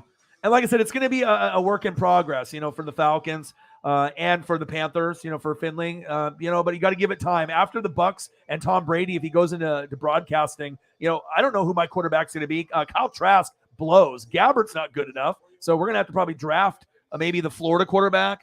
There's going to be someone that we're probably going to be looking at. We're going to move on from Trask. He's kind of like Jordan Love. They're just bootios. So I'm thinking that we're going to have to hopefully find someone, like a Tannehill. I'll take Tannehill. I'll take Jalen Hurts. I mean, I think if I could choose two guys, those would be the ones that I would want, Tannehill and Jalen Hurts. But I don't know if that's going to be something that will be available. But you never know. You never know. Yep. Well, Bradbury got cut because they couldn't afford, to sign even their rookies because they were definitely getting over the cap. So I think they wanted to keep him, but they fucked up on everything that they did with their organization. So I think they wanted to keep him, even though there was rumors. But oh wow, the Kings just won in overtime, just like that. That was quick. We're within the first minute, 12 seconds. I believe that the game is over now. Wow, just like that, they come out there and Connor McDavid's like, "Fuck," on the road too. That was quick. Ty and Cole Beasley, yeah. What about Julio, though? Julio and Matty Ice, you might be able to revitalize his career. People thought that Odell was washed. Obviously was not. He's got to get on the right team.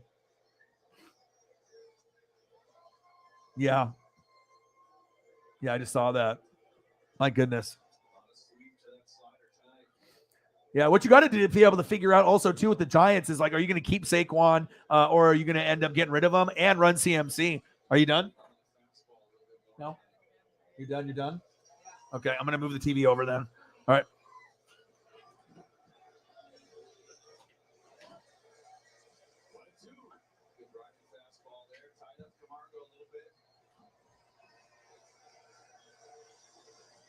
All right. Moving the TV over here. 5-4. Come on, Mariners. Let's go. Yeah, but you never know, man, how things are going to end up. I got the see what happens here. 2 outs, 1-2 count. Come on, Mariners. Let's go. Woo! Let's go. Strikes out the side, baby.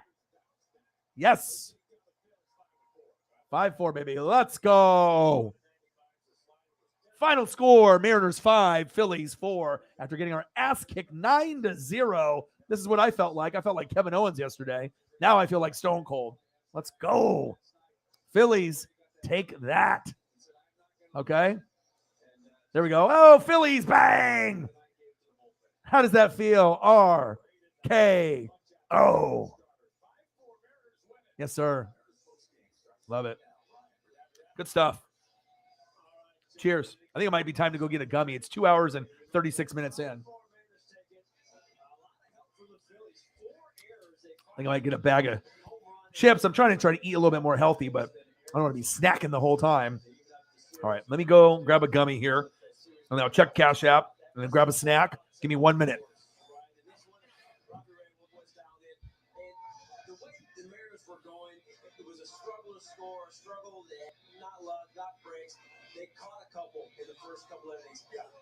It is good to see, right? Maybe the tide's turning a little bit, right? Because baseball got to reward them a little bit. Yeah, you need that. Obviously being shut out last night, how tough it was getting beat up. Right from the Phillies, Robbie Ray out tonight. Again, you hear over the bullpen a little early, but 10 punch-outs, he is this close. We said this in the pregame, this close to being the Robbie Ray we saw, the Cy Young version of Robbie Ray we saw last year. First double-digit strikeout game with the Mariners, and we talked pregame, he and Nola, a really good pitching matchup.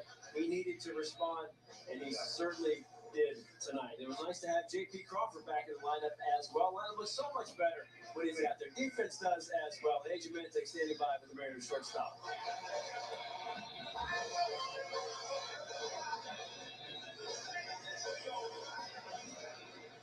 All right, just some technical difficulties there. When AJ figured out her microphone, we talk more about J.P. Crawford. He got a sac fly. Didn't get a hit today, but just having him back there. Defense, offense. Skipper calls him the quarterback of the team. It's just, everybody seems, back in the place and feels good with JP. For sure. And again, you mentioned the quarterback and just the different energy when he's out there. You didn't see BP this afternoon. He's walking around talking to everyone, high-fiving everyone, the whole thing. But the line drive he hit the center field off a lefty, crushing lefties this year. Right. But again, not a hit tonight, but crushing that ball, getting that RBI, just little things like that, making those backhand plays. Good to see him back out there. Making him look easy as well. Let's get back. Let's hear from JP. And Angie's got him now. Angie. Yeah, that was kind of the root sports equivalent of missing the cutoff man right there with the ankle thrown off the first time. JP, how did it feel to be back out there tonight? Man, those 2 days felt like forever, but yeah, it was so good to be back out there, just competing every night. Let's talk about the 2 days, because you had to watch. How difficult is it to watch, or do you kind of glean some things from sitting and watching and learning sometimes? No, it was the longest 2 days of my life. Oh yeah, I was working my butt off trying to get back, and thankfully I'm here. You might not have liked the way your night started out, but it seems like your at-bats got stronger as the night went on. Oh yeah, definitely. Nola, really tough pitcher. He had everything working tonight, and we got a sac fly and did our job. Can I ask you about your pitcher out there, Robbie Ray? You have a pitch column in there, so you know every single pitch that he is throwing before he throws it. Was he just spot on dialing everything tonight? Oh yeah, his stuff's electric. Louis barely had to move his glove out. All right, I'm back. I am back. We missed you so much, JP. Welcome back. It's good to have you back, my friend. Hey, thank you. Good to be back. Love you guys. JD, let's go. All right, I got a cheese stick. All right, Ange, thank you very much. Did you say something about energy? Galbani. I have like the white, cheese, like string cheese, and then I'm trying to eat healthier. I'm trying to do more salads and stuff. I actually have a Santa Fe salad, like one of those like pre-made salads. It's got the corn and some kind of special dressing and stuff. It's actually pretty good with like kind of like tortilla chip slices in there and whatnot. But yeah, I'm just trying to eat as healthy as I can. You got to. I can't be eating the hamburgers and the pizza and all that all the time. But you know how that goes. Sometimes you have to eat what you eat. But play the Phillies bullpen. Yeah, they beat us 9-0 yesterday though. I did not. Like I said, I wasn't fully feeling too good on Sunday, even though I'm more of an AEW guy. I mean, I still have a little love, for WWE. Got the Undertaker Hall of Fame shirt on. I cut the sleeves off today, but I did not get to watch it.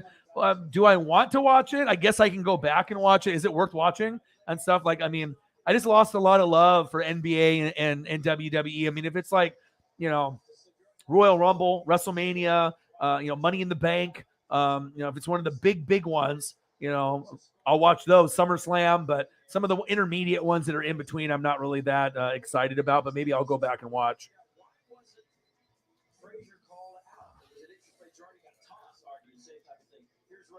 I haven't ate anything in a while.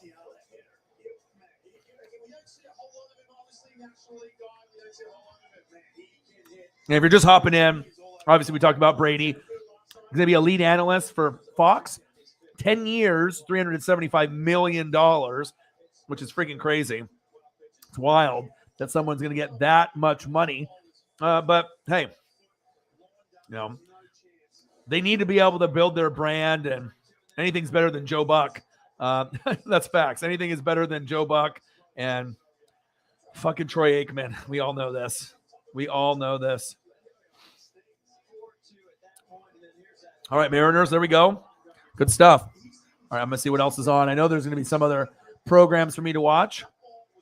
And obviously, sometimes news is a little slow, but we do have a schedule release that's going to be coming up.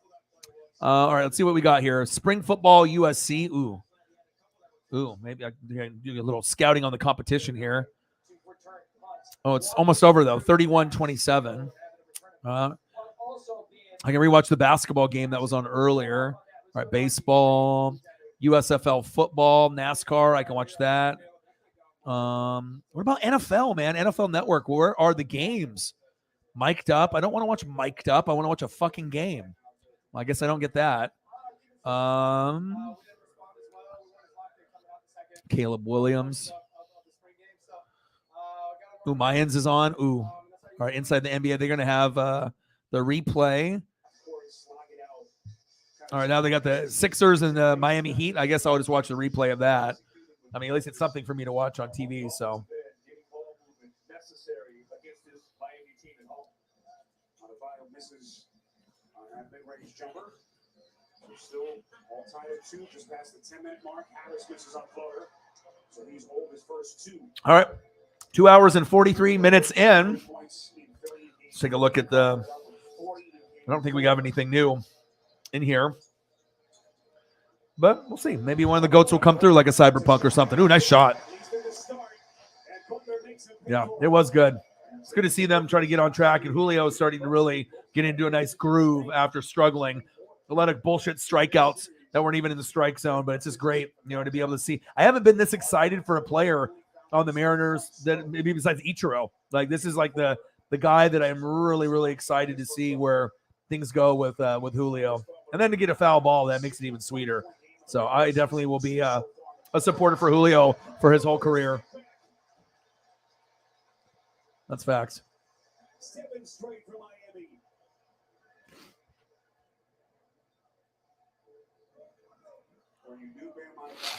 Cody versus Saf, Charlotte versus Ronda, Bloodline versus McIntyre. Yeah, it was a. Yeah. I mean, what would you rate it on a scale of like 1 to 10? Like, honestly, a 5, 6? Cody Rollins, Charlotte, Ronda, the Bloodline, McIntyre, Orton, and Riddle. I mean, I might go back and watch it at some point. It's just, I don't know. It's just not the same for me anymore. If it's a big pay-per-view, I'll do it, but usually I do like a live play-by-play and reaction type thing, or just like a watch party type thing. But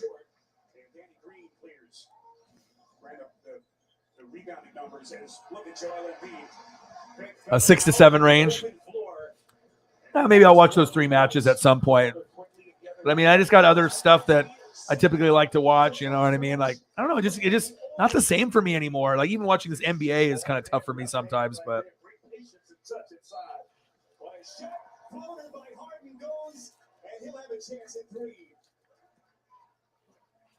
think right now, Philadelphia, this pace plays to their advantage. Obviously, Embiid was able to get out of transition. Yeah, but we can talk about anything. Like I said, anything that you guys want to bring up. Rookies, wrestling, football, TV shows, movies, video games, food. I mean, if I have to start going to a little food porn mode, I mean, I'll do that on here. Whatever we want to do. Obviously, I know this is on tonight. This is a fantastic show. I got to check my DVR here real quick. All right, what do we got tonight? I got Mayans MC recording right now, season 4, episode 5. Great show. Okay, would recommend it. Just like, it's kind of like a Sons of Anarchy, but spin-off with the Latino biker gang, Mayans Motorcycle Club. Fucking love it. Young Rock was on earlier. I'll watch that. I got some Simpsons. I got some King of the Hill. And then that's pretty much it. So I guess I'll just be watching this. I was hoping there would be some like NFL game to watch, but and I already finished this. This was fantastic. I really recommend watching Ozark if you guys haven't got into it. It's very, very good. I am really thinking about trying to get back into this, though. Like, I gotta make sure we don't cover Jason's head for Holly here. Okay, take the NWSF logo. Make sure Jason. Bye-bye, Jason. Jason. Bye-bye, Jason. Jason. But yeah, missed the show. Definitely might have to start to watch it again. Going back and watching Game of Thrones from the very beginning would be very cool too. But I need to watch Dexter, the new episodes that just came out like earlier in the year. I haven't seen them yet, and I really want to watch it. And then obviously watched Breaking Bad. Obviously rewatch that, and want to watch this. And this is always good. So Space Kitty, that's good. Like Holly's cat. That's always good. She's living her best life. 20-pound cat. Man, splooting all day and all night. Sploot fest. Even Tom Brady loves it. Yes. I mean, once you start the episodes, you'll be hooked. Like, you literally cannot watch a minimum. Like, if you start the show, you'll watch at least 3 episodes. Ooh, nice dunk. Yeah, you just can't watch an episode and quit. It's not that type of show. It's like you're going to be like, okay. There he is. Suki. Jason.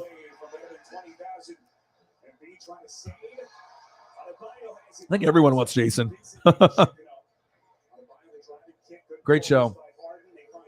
Tommy, want, wing. Ooh, big three. Big three. Embiid.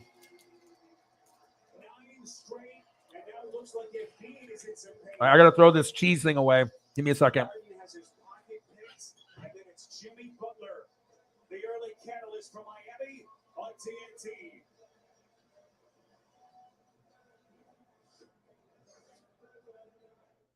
So I'm a beachside hotel. As you can see, I'm pretty relaxed. I don't mean to brag, but I do have multiple pools. I'm looking for someone who likes sand and sun. Active types are cool. I know a lot of fun spots. If you have kids, great. I'm great with kids. And yeah, that's me. Beachside hotel.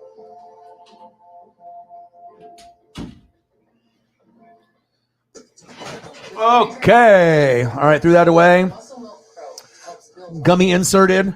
So in 30 minutes, I'll probably be feeling pretty good. But in the meantime, I'm not done streaming, though. So we're still grinding. 10:30. It means it's 12:30 or 1:30. We'll go. That's what? We're almost 3 hours in. So I'll go 4 to 6 hours probably tonight. We'll see what happens. I'm probably going to be up for quite some time.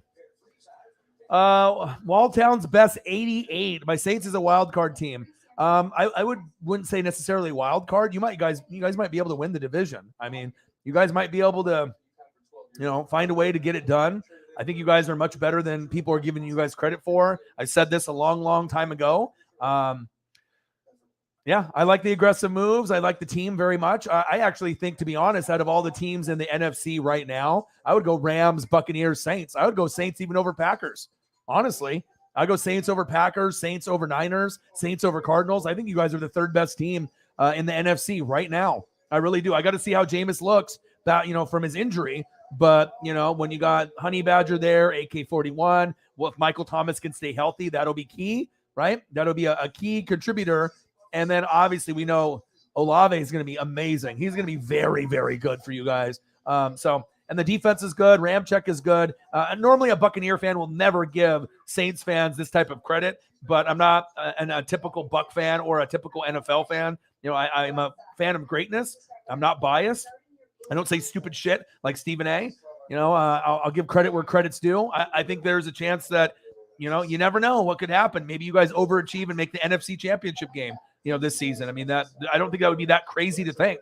I mean, the Packers will be good, obviously, but we would know in the playoffs, I would trust the Saints and the Bucks more in the playoffs than the Packers. Niners, I trust more. So even though the Packers might have a great record in the regular season, what are they going to do in the playoffs? I don't trust them. So we'll see. I trust Niners, Saints, Buccaneers, Rams. I mean, those are, we'll see what the Cardinals do. And I think the Vikings are a wild card as well. But I think the Saints are going to be very, very good. I think between them and the Buccaneers, 10 to 13 wins for both teams. I think it's going to be very, very fun. We're going to have to wait and see. You see that? You're not used to having someone actually give praise to the Saints without even being a Saint fan. That's why Saints fans fucking respect the shit out of me. I'll just call it how I see it.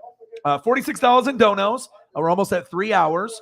Thank God for Holly Hundo and Sarah. We'd be at 0. So, but again, we've gone 4 hours with nothing before and then finished at like 350 to 400. So it all depends on when the goats come in and what happens. So I'm not worried about it. Let's see here. Walltown Best in the building. What to do?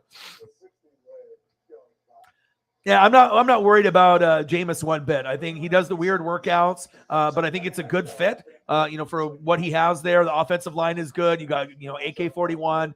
You got a good coach in Dennis Allen taking over. Defense is always lit. Offensive line is lit. So really the key is O-line, D-line, defense, and coaching. And then you got AK-41, Michael Thomas, Olave, Jameis. And honestly, if Devin White didn't grab Jameis, I mean, maybe Jameis would have got hurt later on in the year. But I think that, if anyone's going to beat Tampa Bay in the regular season or in the playoffs, obviously the Rams have our number. The Saints have our number. I feel that we can beat the Niners or the Packers or anybody else. But the Saints and the Rams, as far as in the NFC, that's the biggest threat, to us. So I think they're going to be good.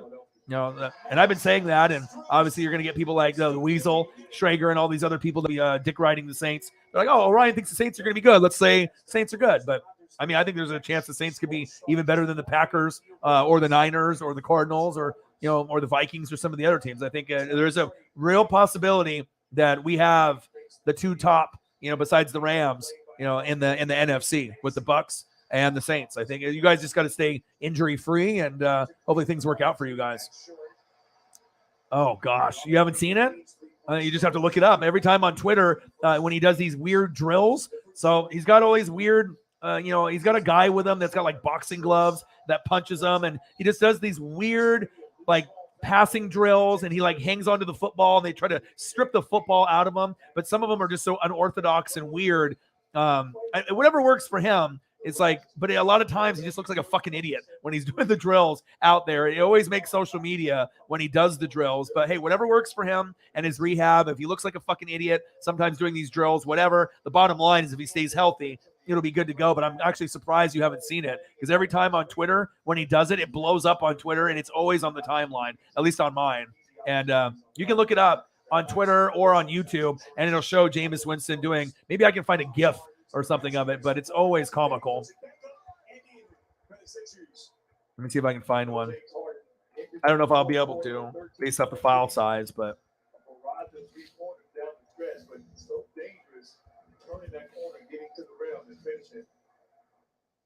points for the Sixers in more than 3 minutes. Probably leads in a Harris. Now Dwayne Dedman. Back in the lineup. Yeah, there's all kinds of videos, but I don't think I can find a GIF for it. Still not quite at full strength. Has been feeling under the weather. Worked out this morning and deemed himself fit enough. He was strapping on and play. He's important to have him out of bounds, out of foul trouble. Dedman not there. They had to go small against Philadelphia. And Philadelphia had their way against the small lineup. I can maybe find Jameis Winston eating a W. Holly Hundo, bang, bang, bang. Thank you so much, Holly. Appreciate you. Oh, the media is a bunch of idiots, though. He already showed that he was playing good football last year, though. So, I mean, if Orion says that the Saints are going to be good, then they're going to be good. Okay, all the other people, they come here and they find their news and then they report it, or they go find their catchphrases. They're too fucking stupid to come up with their own opinions. I watch film, I read, I go through the roster, I do the breakdowns, and I can tell that they're going to be a good football team. And anyone that doesn't think so, they're a fucking idiot. Like, I should be the biggest hater of Jameis Winston because he was on my team and played like shit. But when I see someone start the season off against the Packers and throw 5 touchdowns and no picks, LASIK obviously is working for him. I'm not sure if he's the guy long term. He's kind of a Band-Aid like Carson Wentz was, you know what I mean? But, for the time being, I think that they would have went to the playoffs. And honestly, if we played the Saints in the playoffs last year, there was a chance that, we lost to the Rams, but the only other team I think we would have lost to was the Saints, because they're a very dangerous team. And you're not going to hear anyone else say that, Panther fans, Falcons fans, Buccaneer fans, or any other fan in the NFC. But I like Jameis on your team. Just didn't like him on my team because he couldn't fucking see. He was like this. I mean, how am I supposed to like a fucking quarterback that can't see? All right, but with you guys, it's a good fit for you guys, and I like him there. So, I'm not a hater. All right, let's see if I can get this Jameis Winston file to come up. But I couldn't find. I found the videos, but I can't format it to GIF on here for my show. I don't think it's too big for the file. Let me see here. And I think this one might be too big for the eating the W. Classic Jameis.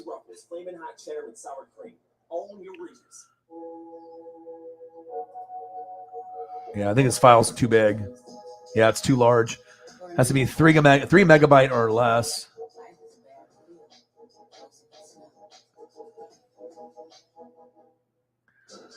everyone. Our mission is to provide complete balanced nutrition for strength and energy. This one isn't really stupid because a lot of players do this. Dak does this. A lot of the players do this one. This one's not really stupid, but people like to criticize Jameis all the time for whatever. But like I said, I like him on your team. And honestly, if he didn't throw so many fucking picks, I would have loved to have him on my team still. But it's just like he was kind of immature. I don't like the shit that he does off the field. I think maybe the ego was a little bit being the number one pick, living up to the expectations and whatnot, and just making dumbass decisions and in college and obviously in the pros. But when you have Tom Brady, that makes it, it's a huge upgrade. But for you guys, post Drew Brees, I mean, that's a pretty good person to have. I mean, I wouldn't mind, if I had a Drew Brees and then I had to fall back on Jameis, it's like Tom Brady. And after he's gone, if I fall back on a Jameis Winston type of talent, that's not bad. That's actually pretty good. That's what you want. Someone that can keep you competitive, maybe not be a Hall of Famer like Brees was, but at least can help you get to the playoffs and maybe can, build around him and maybe you can overachieve a little bit. So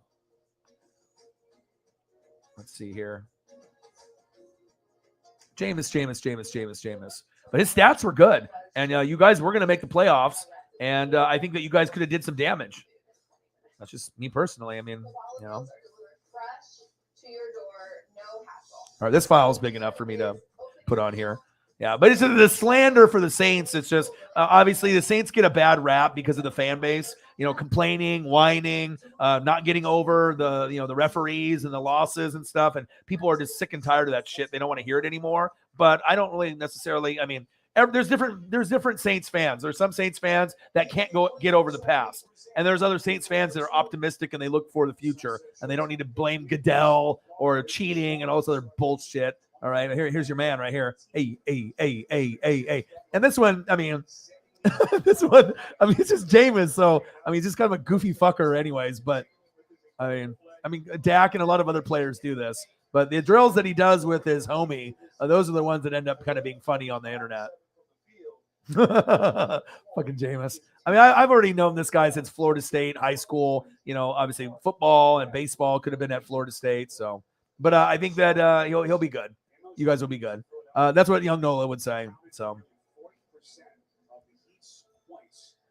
yeah, the workouts are weird.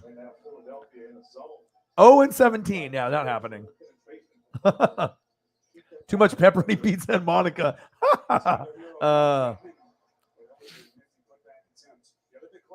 Yeah, but also too, remember, Walltown, it's hard to beat a team 3 times in a row. And our defense is legit. And we found a way, you know what I mean? It wasn't Jared Cook fumbled. We punched the fucking football out. So remember that. The defense, we did something, not necessarily Jared Cook fumbled. We punched the fucking football out. You know what I mean? Sometimes you got to give credit to the other team that we just found a way. You guys beat us twice, but being a team 3 times, it's got Tom Brady. That's not going to be something that happens too often. That's facts. There we go. Bang, bang. What to do, man? 3 hours in. And we got another goat in the room finally. Awesome, man. Yeah, feels good. I mean, like I said, I just been grinding it out. Holly and Sarah did the first donation for $1, and Holly's been, dropping 5 and 10ers, pretty much just to get us to a number. And then finally we get you in the building. Thank God. And, like I said, we're just trying to get to a hundo, and, we'll see if Cyber comes in a little bit later, depending on if he's managing the guy that's fucking up the warehouse there. And then we'll go from there. How are you, Chief? 51 in donos. And we're getting closer to a hundo. 51. Let's get to a hundo. Let's do it. Harris obviously catch and shoot early in his career, has developed his ability off the bounce, and has played well in this series off the road for his team. Chief. 2 games to start the series here. As Embiid clears. Bang, bang. Bang, bang. Chief with a 5er. What to do? To my haters, bang. Slow pace. They find Struz.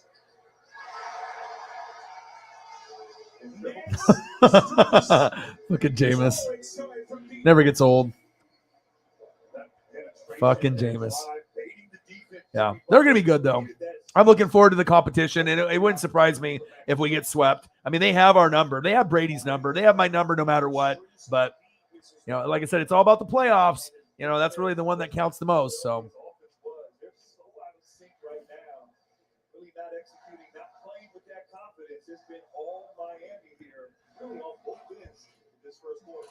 Yeah, well, like I said, we had like young Nola and some other people that just thought that the record was going to be better. It's like, dude, once you lose Breeze, a Hall of Fame player, one of the best that's ever cleated up, and then you get Jameis, there's no way that you're going to be better than Breeze. You know what I mean? So sometimes people are just incredibly biased, and some people know football and some people don't fucking know football at all. I mean, it's cool to love your team and whatnot, but sometimes it gets a little ridiculous. You know what I mean? Just the shit talking, and they think it's just funny or trolling. But I mean, I've seen the biased Saints fans, and there's biased fans of every franchise.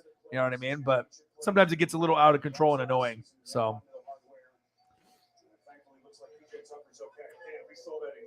Chiefs 12-5. That's what I'm trying to go. I'm going to try to go 11-6 or 12-5. That's my goal. If anyone's going to get to 13 wins, Bills and Bucks, I think have a good shot. But with the schedule that we got, I mean, I'm thinking 11-6, 12-5 is completely fine for me too. A body slam. Duncan Robinson just 1 minute of action in this series. Came back in game 2 in garbage time seconds. So how's it going? How's your dad doing? Chief will Chief. 31-19 Miami. I'm watching the replay right now. Or did you watch the game? I assume you did. How's your day going?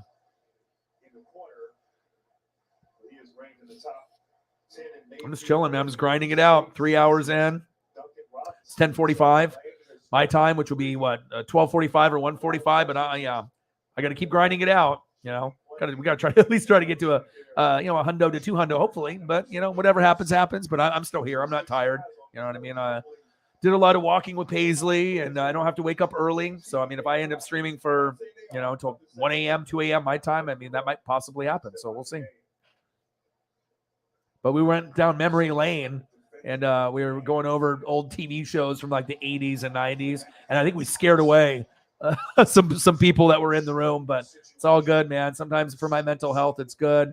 Holly's cat, Victor, 20 pounds plus, is splooting away, just relaxing, living his best life. And then we were going over schedules, which we did yesterday as well, kind of comparing the Chiefs and the Buccaneers, Titans, Colts, as well as the Rams, and we'll go into a few others. And there was the Bengals, so we were doing that. And we'll delete the weasel. We don't need to see his ugly ass face on here. And and then Brady obviously getting the big deal today, which is fucking wild, man. 10 years, $375 million. And then I think I can go through there, and I had that graphic up. Let me go and find the thing again here.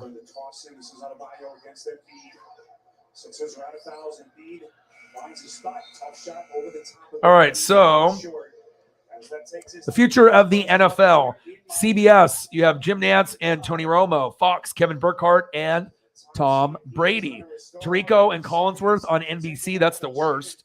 Joe Buck and Aikman on ESPN. That's pretty shitty too. And then you got Al Michaels and Herb Street on Amazon. I wish Al Michaels and Herb Street were on ESPN or NBC. Put Tirico and Collinsworth on Amazon and put Al Michaels and Herb Street on NBC, and then we'd be better off. But yeah, Brady and Burkhardt and Nantz and Romo are going to be really fun. And obviously, we already know Nantz and Romo are good. I'd like to see fucking Gus Johnson get his name up there. If we had Gus Johnson and Tom Brady, game over. I think Gus Johnson and Tom Brady could match up to Nantz and Romo. I think it would be very close. And you could probably even beat them, because I think Gus is just as good as Jim Nantz, and Brady can be just as good as Romo, I feel. So we'll have to wait and see how it all plays out. But here, let me get some Tommy love for Holly. She's been almost the only one donating besides Sarah. And then we got obviously Chief coming through. Let's give a little Tommy love, but let's go with Brady, and then a little Brady. That's a nice photo right there.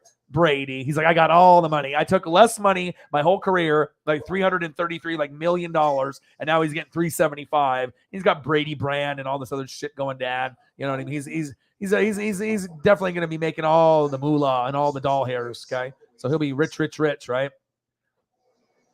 But that's what Holly likes right there. The Townsend that is Tommy. Young Tommy, too. Yeah, so there's a rumor that obviously we want Kyle Trask in the draft, and I think we're going to dump his ass. And then obviously Blaine Gabbert's not good enough, but there's another Florida quarterback that maybe Tampa will be looking at next year. But we definitely got to figure it out. That's big facts. Shout out to the GOATs. I love you. Appreciate you. 3 hours, 7 minutes in. No problem. Just grinding away. Love you. And I appreciate you guys. That's a great photo. We say that every time. The chop. Gator football. And Evan McPherson's from there. So if you like special teams, and Gators always have NFL players. So even if you might not like them per se as your favorite college team, they're fun to watch. I mean, they're not going to necessarily be in the running to win a natty, but I mean, if you're looking for good NFL players, you're going to find some good ones on the Florida Gators every single year. That's facts. Brady. Trying to get one more ring, baby.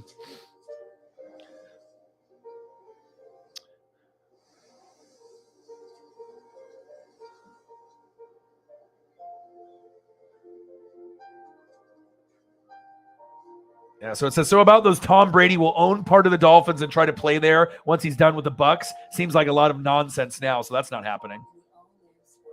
10 years, $375 million. My goodness. I wonder who did the negotiations for that. That's just wild. Lots of money. Went away in Philly, but a good start as they have caught fire from the three-point line. So far in this game, Miami. So Brady, number one, $37.5 million. Jim Rome, $30 million. Romo, $18 million per year. Strahan, $17 million. And garbage, Stephen A. Smith, $10 million. You know Miami's going to be a different team at home. 5 triples in that first quarter. What would you contribute? Why they got them? Well, they're doing everything faster right now than we are. They're doing everything harder than we are. Most wins after the first 63 starts. NFL quarterback since 1950. Mahomes, 50. Tom Brady, 49. So that's a good company, right? All right. So one guy's at 50 wins with Mahomes, and Brady was at 49. So hey, I see you, Mahomes. Mahomes doing Mahomes things. Brady in the booth is going to be so fun. Great stuff. And the other thing is, as you mentioned, Joel Embiid just never really seemed to get into any kind of flow or rhythm.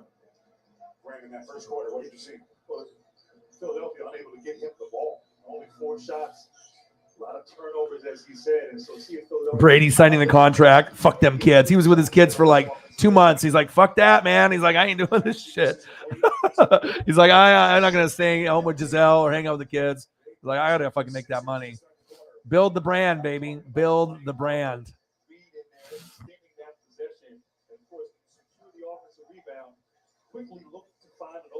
So let's go Heat. So that last graphic, Sixers were the second best road team in the NBA this season behind only the Suns. This is a team that has gotten some big victories. Of course, man. I mean, I even have to catch up with sport, with my boy Travis and Seppi to see how sport is doing. You know, you always want to make sure that you kind of touch base and whatnot. Yeah. Great job there. Yeah, it's crazy how you guys are getting that weather. That's just wild. Brady is, I mean, like I said, if you actually watch him, on social media, he's able to, kind of let loose and have his personality come out. And I didn't follow him that much, when he was on the Patriots, but on the Bucks, I follow a lot of the stuff that he does on there. And there's a reason why he's so respected. And obviously, we know he's what he does on the football field, but he's a real fun, likable guy with him and Gronk, like no joke.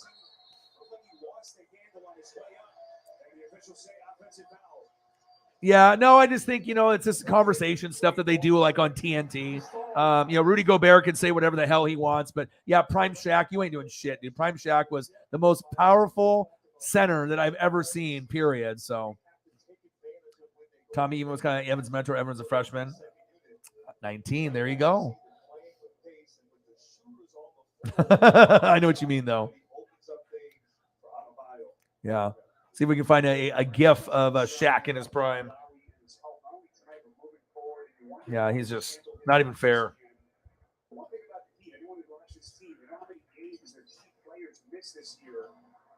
are battle tested. They've been in this spot so many times.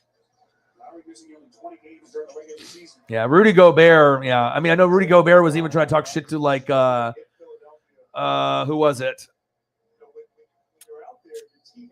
Who was he talking shit to? Oh, Jokic. He's like, man, I got 47 points on you. You ain't shit, dude. ANI. And I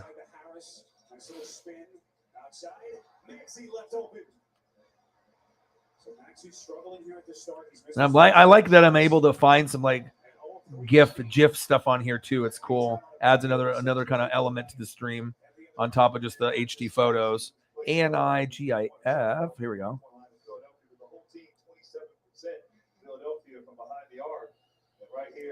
All right, let's look at Shaq destroy Chris Dudley, who used to be on the Blazers. Chris Dudley would always get so pissed off, but I mean, you can see why after watching this. We talked about Saints. Hey, my James. Hey. Footwork. Okay. There's some weird ass workouts. I'm not even talking about this. Okay. But we'll see what Shaq on Chris Dudley, the famous clip when he's on the Lakers. I mean, on Orlando and LSU. I mean, I watched the guy. I mean, you got to think when Shaq was getting big, that was a huge moment for me. I was like 10 years old. That was like 4th grade. He was like the biggest thing since sliced bread when Shaq came out. So, all right, let me see if I can get this to load. Are you going to load, baby? It's not that big of a file. Let's see if I can get it to come up. There we go. Bang! Get off me! I don't think Rudy Gobert has a chance. See ya, Chris Dudley. Bang!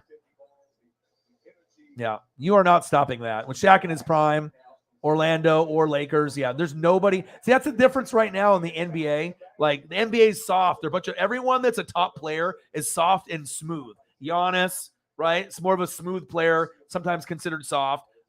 Jokic, smooth and soft, kind of like a smooth player, but not like, you know, hardcore like a Malone or like a Barkley, right? Then you got Luka, who's kind of a smooth player. Nothing wrong with that, right? But all the like top dogs are all kind of that way. You know what I mean? The NBA is soft. It's not the same as it was, you know, with the Dennis Rodmans and, you know, just that vibe of the Barkleys and the Malones and the Robinsons and the Ewings and the Olajuwons and, you know, even the guys that we had, Drexler and Jordan and Magic and Bird and, you know, Dr. J and Moses Malone. Like, the NBA is a bunch of pussies. Like, that's why I don't like it anymore. It's just, you know, everyone shoots threes. They don't play defense. The role players back when I was a kid were much better. And all the people that are younger, they have no fucking idea how good Jordan was or Magic or Bird. Like, if you took the 92 Dream Team and you compiled the best NBA players that are playing now, they would lose by 60 every game. It wouldn't even be close. The players were so much better. And there's a reason why the NBA top 50 of all time, most of the players are in the 80s and 90s. There's a reason why, because that was the best era. The video game era, basketball, baseball, football. I mean, you know, obviously we got some great football players now, but then you still have the Joe Montana, the Jerry Rice, Barry Sanders, Bo Jackson, Dion, right? You know, the Griffey, right? And Mario Lemieux, Wayne Gretzky, you know, Andre Agassi, Pete Sampras, Tiger Woods. You know, you want to go down, up and down the ladder, but with the Drexler and the Jordan and the Magic and the Bird and the Barkley and the Malone. I mean, I can name drop wrestlers or pro players all day. These players are weak, and it's not fun for me to watch it, really. I mean, I'll watch, but anyone that thinks that the teams and the players that are playing now could keep up, you're fucking dreaming. It's not possible. You know what I mean? Maybe Dream Team 2 and Dream Team 3, that's another thing. But 92 Dream Team, Barcelona, you watch that footage, you are not competing with those guys. And at that point, Bird was old as fuck and his back was broken and he still was fucking schooling people out there.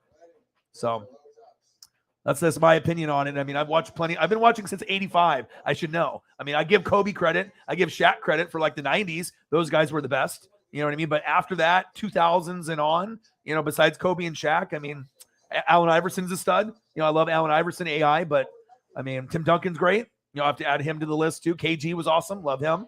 You know, you had Paul Pierce. You know, some guys there, right? But 80s and 90s by far were the best. And I mean, the people that are playing now, they're all soft right now. There's not really, I mean, you get like the Draymond Green is kind of like that tough player, but you even had guys like Ron Artest, and you fuck with him, boom, you go in the crowd and then you get punched in the fucking mouth, you know, Motor City Mayhem. But Draymond might be the toughest, you know, one of the roughest, toughest guys. And I mean, if he went against like Rodman on the Bulls or on the Pistons, he'd get probably fucked up. Like he would get, Rodman would definitely get under Draymond's skin. Draymond would get under Rodman's skin too, because they can both battle. And Draymond's a better offensive player. But I mean, the amount of, you know, Joe Dumars and Isaiah, and if you go back to the bad boys, Bill Laimbeer, John Sally, Vinny the Microwave Johnson, I mean, the physicality. I mean, if you go watch the Pistons against the Bulls, there's a reason why it took 7 years for fucking Jordan to get to the playoffs. 7, you know. But once he got there, it was game over. So that's facts.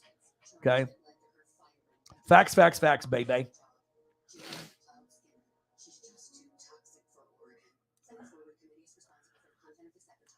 Charles Davis. Yeah, I like Charles Davis. Gus Johnson's better, but they make a good combo when they do shows together. But now they have Klein, right? They have Klein, and then they have Gus together sometimes. And then they had Gus and Aqib Talib, I believe, together. And that was a pretty good mix. Aqib Talib played at, you know, Kansas. Kind of a thug. He was on Tampa Bay. You know, him and his mom were doing like shooting with guns and shit when they were like, he was a rookie. He got into some problems. But for being kind of a thug guy, you know, a hood guy, it's actually pretty well spoken. And he's actually pretty good on the mic. Talib is definitely underrated on the microphone. That's facts. Same thing with Draymond Green with his podcast. Draymond's a real one, just like JJ Redick. You know, sometimes you just got to find those guys that are real, that don't sugarcoat bullshit. You know what I mean? A lot of the people out there that talk sports are absolutely fucking horrible. They're just not good. You know, it's all about an agenda or ratings to argue.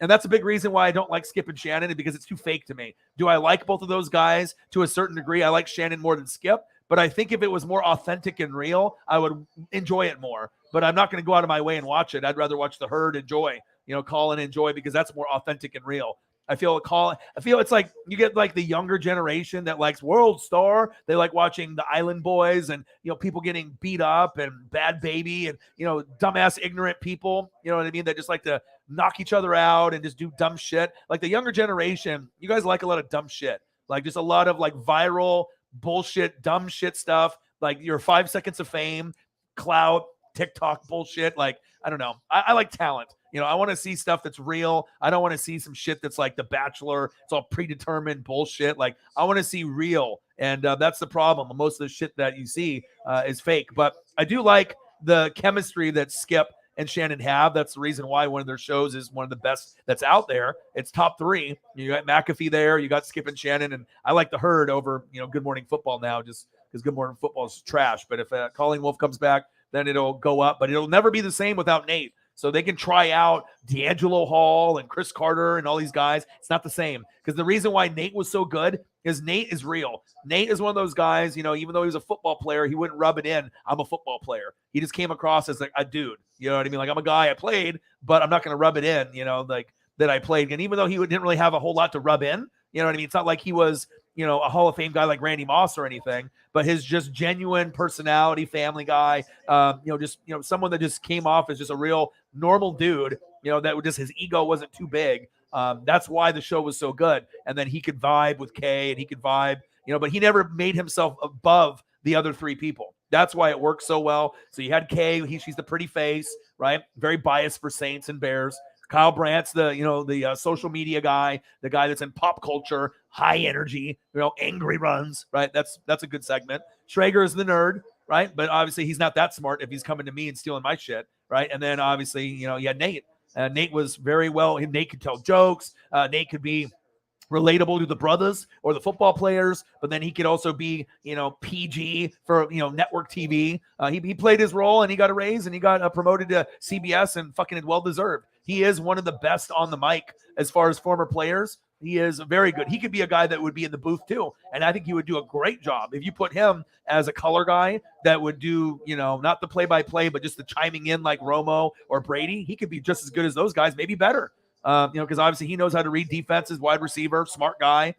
So you can definitely tell real recognizes real. There's a lot of fake out there, a lot of fake people, a lot of fake bullshit. But when you get something that's real, JJ Redick, the only good thing on ESPN right now, he's real. He's going to call out those idiots that are trying to be like, shut up and ball, the Fox Sports, the Trumpers and all that bullshit. It's like, Republican, Democrat, and they have to make it political. You know what I mean? And JJ's just going to be like, this is how it is. You know what I mean? There's racism that's in the world. You're always going to have one side over here, one side over there. But, with him, it's just like, fuck all that. This is what's going down. If someone's being treated unfairly, I'm going to say it. And that's the truth. And that's why we like JJ Redick. And that's why he's so good. And that's why ESPN's garbage, because they don't recognize that. They're not being relatable to the fan base. They need to reconnect with the younger generation, right? And obviously they don't need to worry about the people that are 60, 70, 80, 90 years old. They need to get in tune where the people are like 10 years old, to 55. That's going to be the demographic, but they're too fucking stupid to realize it. So, yeah, ESPN, trash can. Show you what ESPN is. See if I can find one. Last year's rookie just 30% three-point shooter. This year, number 3 in the league in that category, as we've alluded to a couple of times in the series. And Maxey trying to bring the Sixers back. They're down 8 on TNT. With 40 grams of protein and 1 gram of sugar, Muscle Milk Pro. Let's see what ESPN is. ESPN, what are you? On a scale of 1 to 10. I mean, I haven't watched SportsCenter in like 15 years. Stuart Scott and a lot of these people, rest in peace. They had some good people back in the day, but they have just gone. Fox Sports and obviously NFL Network have dominated them. And I don't know what they could do to get anything back.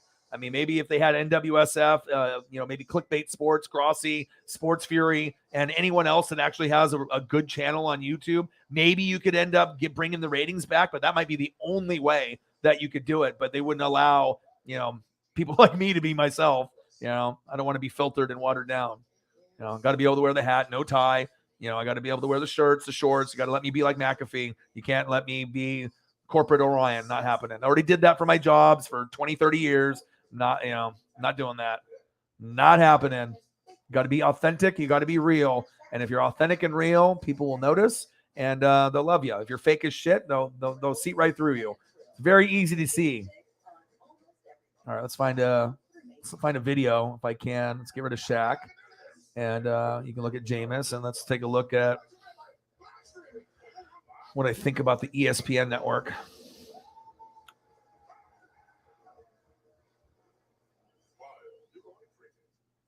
All right, here it is. Here's the ESPN. I found it. It's too large for the file. Bullshit.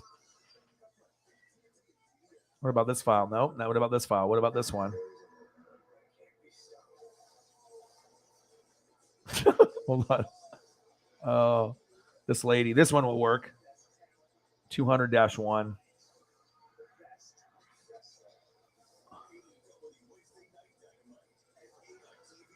TBS.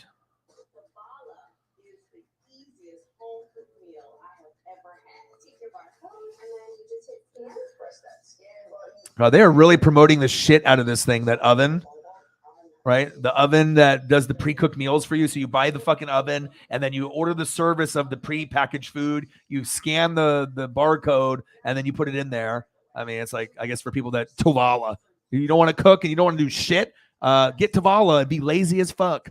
Browse this week's meals at Tovala. I mean, it's a kind of a cool concept, but you have to buy the oven that they sell their food that goes in it that scans with the barcode.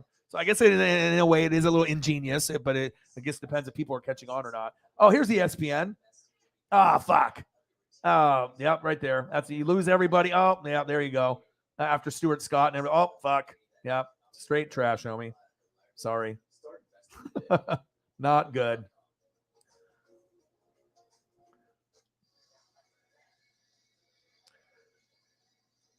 Some music royalty in the house here in South Florida, DJ Khaled. There's a score, 37-29.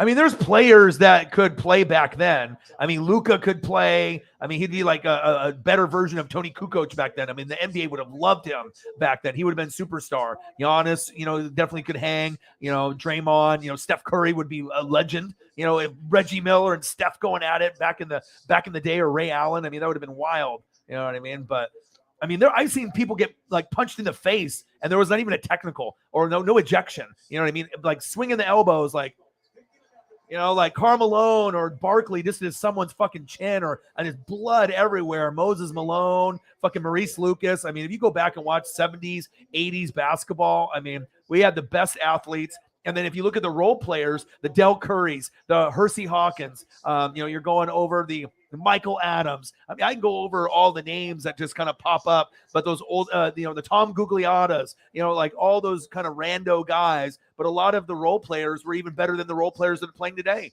Like, you had a role player that was third or fourth on the team. That guy might throw up 15 or 16. You don't see that now. It's definitely different. Absolutely. NBA's trash. It's not the same. Not the same. Yeah. Too much flopping, right? No defense. Everyone shoots threes, even the big men. You know what I mean? And like I said, they're like, oh, there's no defense back then. The teams had defense, but the scoring and the players were better. Why do you think the fucking scores were like 180 to 160? Now you barely get scores past like 120. Sometimes it's like 90 to 69. I mean, you could get probably 69 points in a fucking first half. Back with the Lakers when they were playing with fucking Magic and Worthy and Byron Scott. I mean, they literally would throw up, sometimes like insane numbers where they're throwing 30 or 40 points up in a quarter, and at halftime they're at like 80. I mean, sometimes that's a final score of a fucking NBA game now. It's fucking crazy, man. Yeah. Shaq's your favorite player? I had a Shaq poster in my room. This is, I don't know if let me go to my Twitter thing here, because I went to my room and I took some pictures while I was there, and yeah, pretty fucking amazing, dude. My room has been untouched for like 35 years, which is awesome. My mom still lives there, and she hasn't touched. I actually went through some of my toys and whatnot too.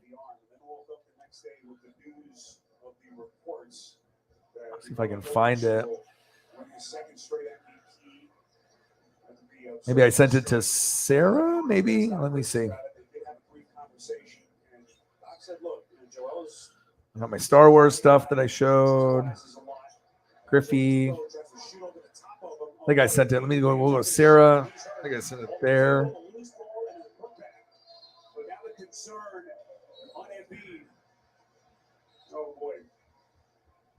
Yeah, Goosebumps books and Choose Your Own Adventure, and yeah, it was just cool. Dodger stuff.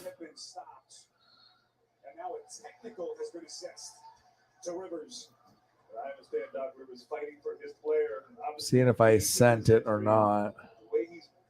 Oh, here we go. Look at this, bro. This is vintage. This is from like 1992, dude. Like rookie year. I even have I wrote to the fan club, to the Orlando Magic in 92, and I have a team photo from their, fan club. And then it has all the fake autographs, including Shaq. The photo is incredibly dope. I haven't seen too many that own it, and you had to write the fan club. And I actually wrote to every NBA team to get merch, so I could get like keychains, schedules, pocket schedules, stickers, bumper stickers. Like I had one that was like Too Legit to Quit, MC Hammer, but it was Lakers and Chicago Bulls stuff. Like I was really smart back then. I knew how to, Minnesota Timberwolves, and I still have some of the stuff of the pocket schedules and bumper stickers and cool stuff like that. But check this out. I'll post this, and this is my room, and this is the room that I grew up in, and it literally has not been touched since 6 years. Look at this. And this has got an awesome vintage Shaq poster that's worth some good money. This was bought back in 92. So this is incredibly old. I was 10. That's Shaq's rookie year. I would remember. Where are you?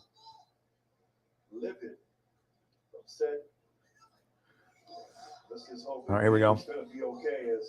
Attended to over at the bench. I'm sure he'll go in the locker room to have that maybe not staying here in the game here right now. On the bench. Trophies in the top right corner.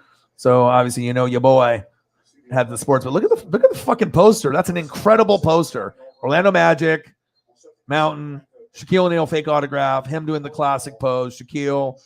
I mean, it doesn't get any better. It's like perfect. Still in great shape. And you can see Larry Johnson right there, post UNLV with the Hornets, right? When him and Alonzo. And then you got Sean Kemp, doing Kemp-like things. God, memories, man. It's just cool that, my mom never touched, stuff. Like, it's just still there. So, pretty fucking cool, man. I'm a big collector, as you can see.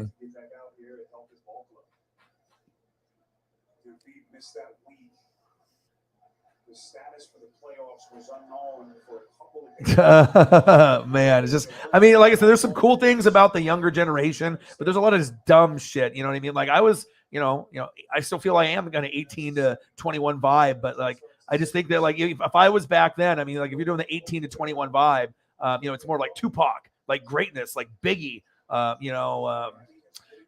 Thugs and Harmony. You know what I mean? You're Dr. Dre, Snoop Dogg. That's a shit that was cool, not this dumb bullshit that's, we like shit that actually carried weight, that would last the length of time. The dumb shit that's out there now, it's just like anyone that tries to make a quick buck. So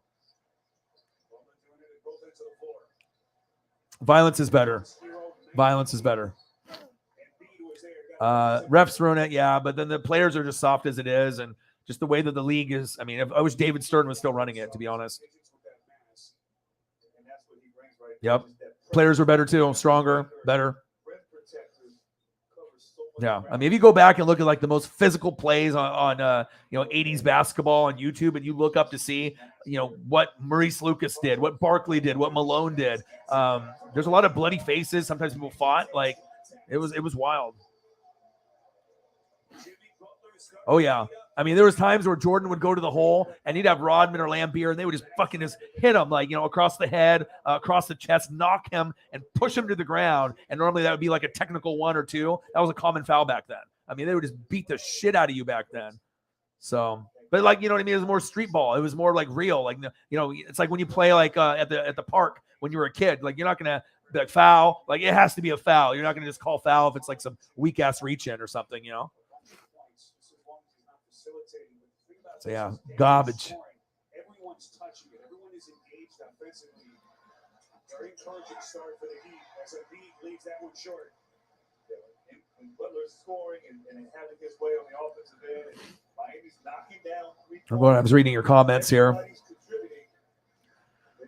McDuffie.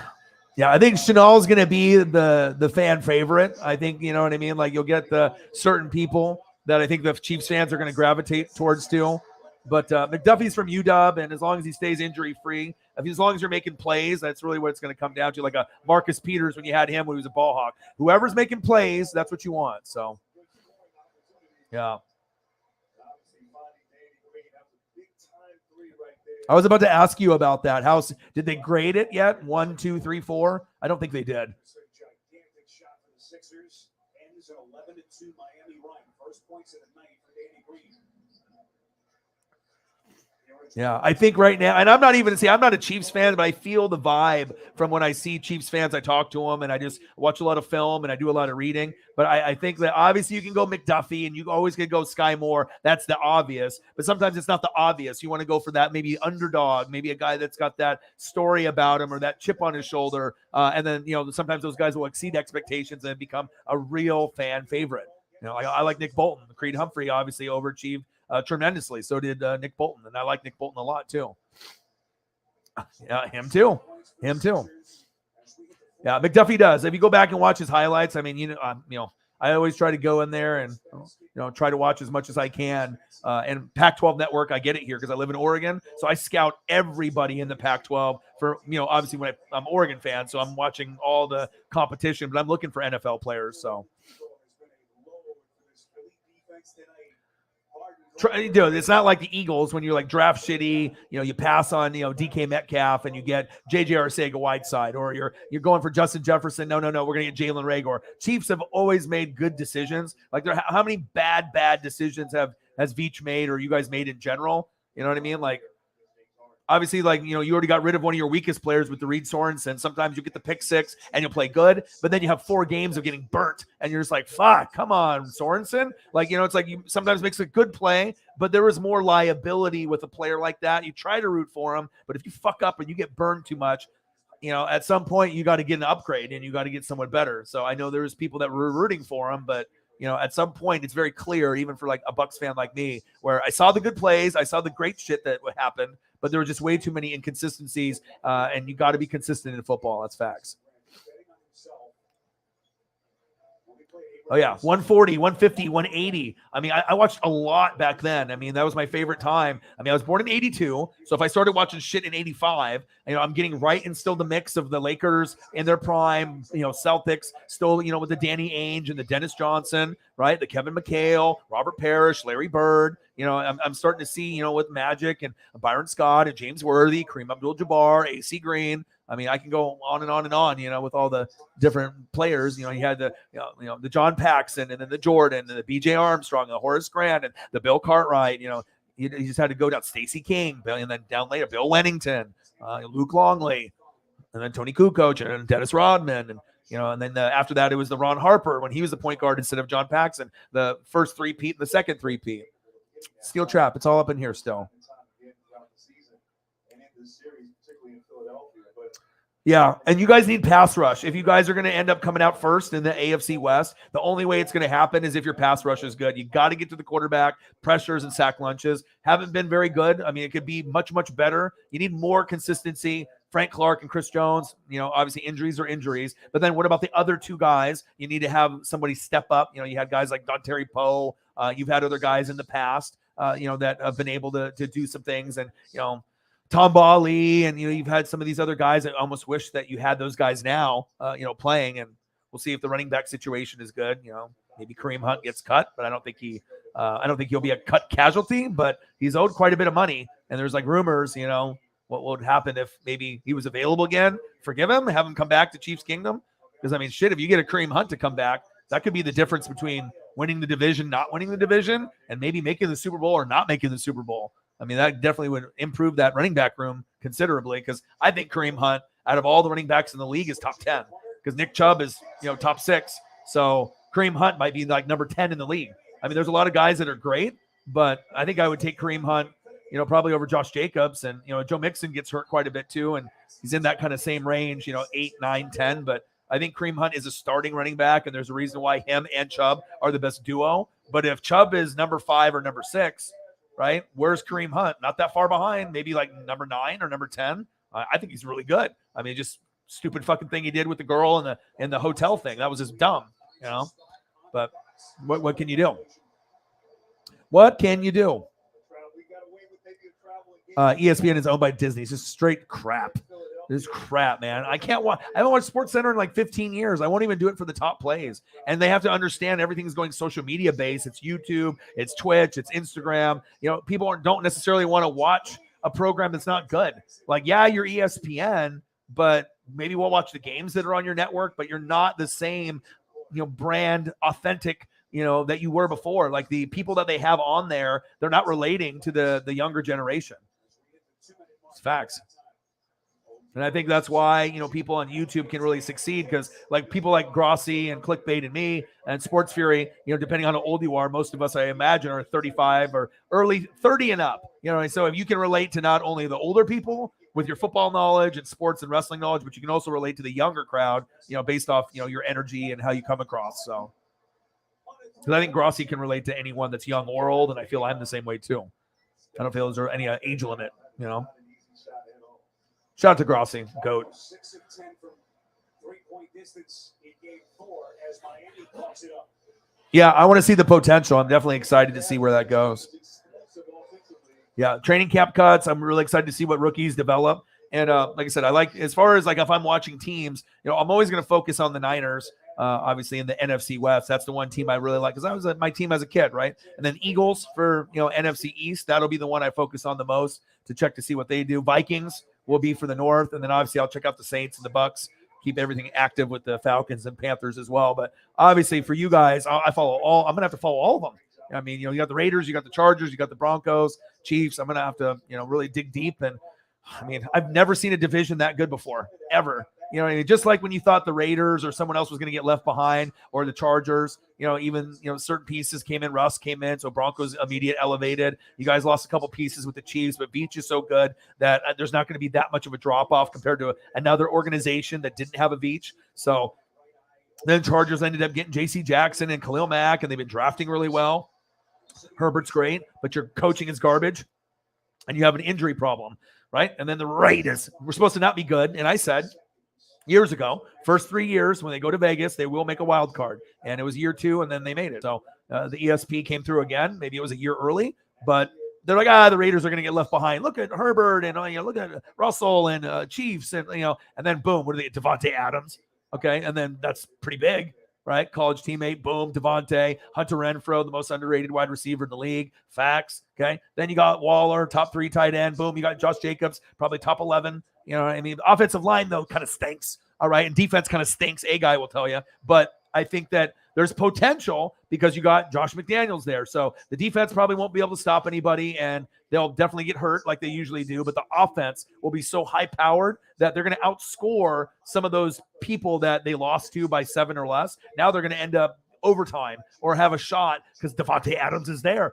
And if you double him, Hunter Renfrow will fuck you up. You double Hunter, Darren Waller will fuck you up, and then maybe Josh Jacobs or whoever's left off or Carr can scramble it himself. But, I mean, if you're talking about a top 5, Carr, right, top 10 quarterback this year, Josh Jacobs when healthy, top 10, Waller, top 3. Sometimes people think maybe number 2, Mark Andrews right there, right? And then Devontae Adams, the best wide receiver, not named Cooper Kupp right now. Tyreek is probably going to slide a little bit down because he's got Tua, but he'll get the football a lot on screens, bubble screens, reverses. They'll use him, in a different way with Jalen Waddle, right? And Tua's garbage. They'll move on from him. And then obviously guys that are going to be better than Tyreek will be people like Justin Jefferson and Jamar Chase. Those are the guys that have moved up with Cooper Kupp and obviously Devontae Adams. So I'm excited to see the progression of the guys. Chief will chief, bang, bang, bang. But yeah, it's going to be exciting to see. And we still have free agency. So you never know if you can add a piece. Like imagine if the Chiefs get Jarvis Landry. I don't, you know, I mean, probably would be more needed on the Colts with the Matty Ice situation or whatever, but that could be huge. You know, that could be huge. Appreciate you. Bang, bang, bang, $5. Let's go. Appreciate you. Bang, bang. Bang, bang.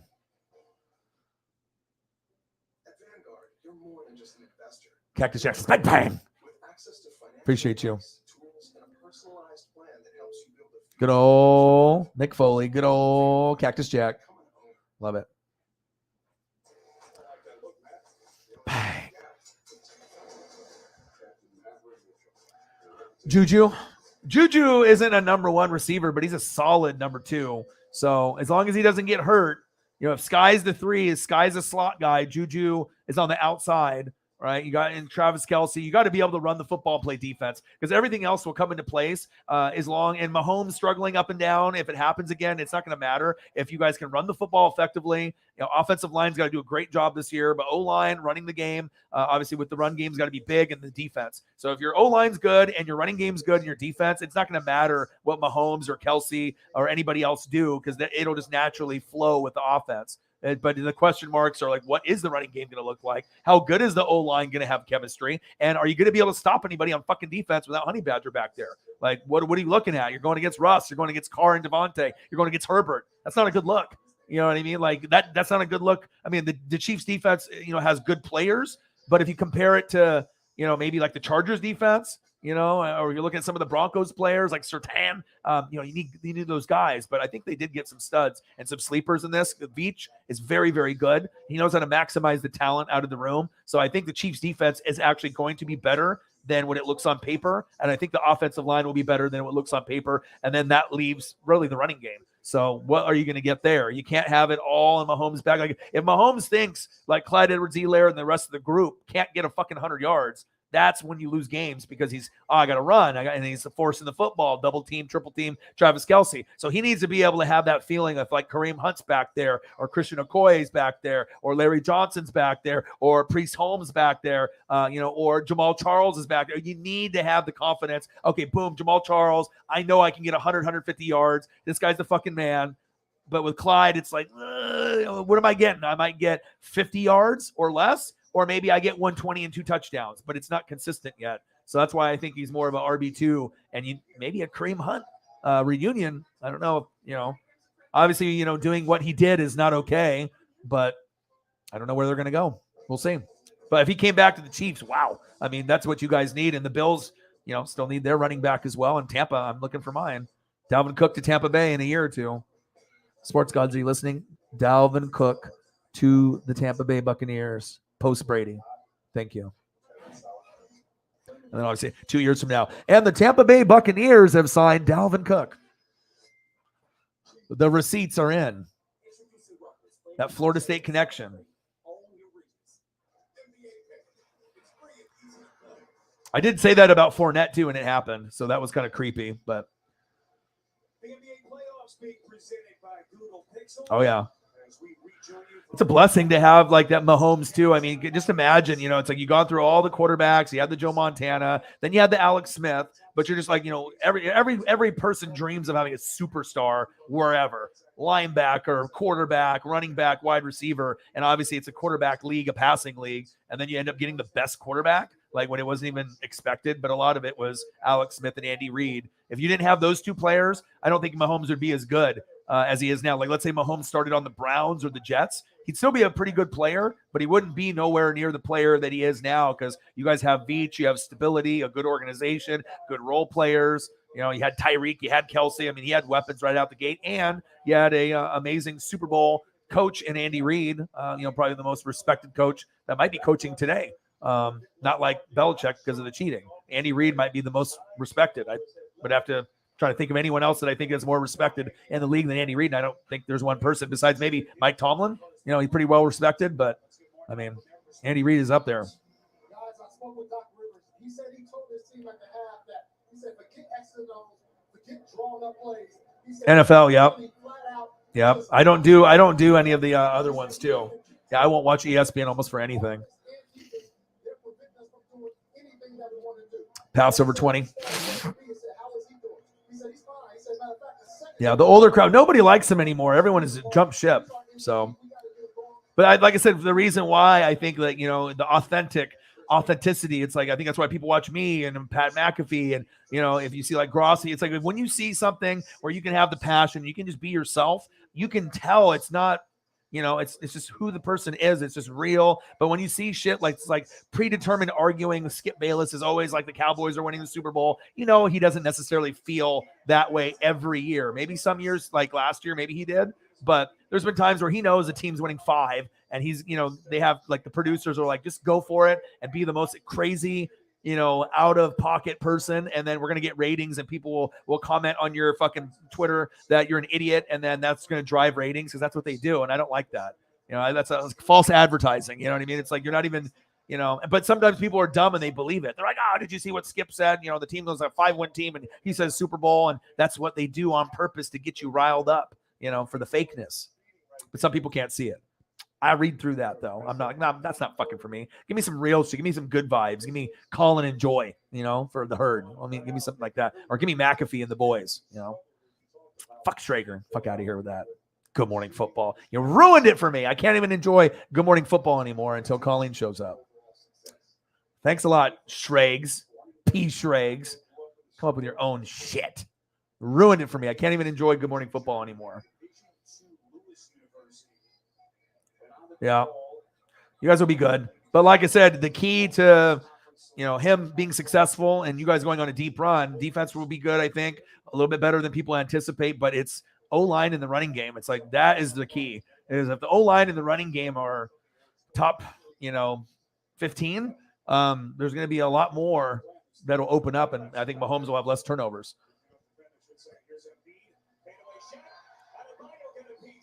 Yep. Decision-making went downhill, though, but also that was a lack of defense and a lack of a running game. And then it started to come on a little bit later on in the season. But if you noticed, a lot of, the struggles that he was having, I think he felt like he had to do too much because the running game wasn't there. People were getting hurt. You weren't getting a whole lot of yards, you know what I mean? And they were underachieving. And then the defense was giving up points. So you're like, fuck, I need to make sure we keep up. And then he was just making bad reads and forcing shit. And we never seen Mahomes have to force because – usually things just came naturally at that point, but sometimes teams get better in the league. There was like a kind of a gap between the Chiefs and Mahomes and a lot of the other teams, and like everyone kind of caught up. So it's talent, man. People trying to get in on those super teams and whatnot.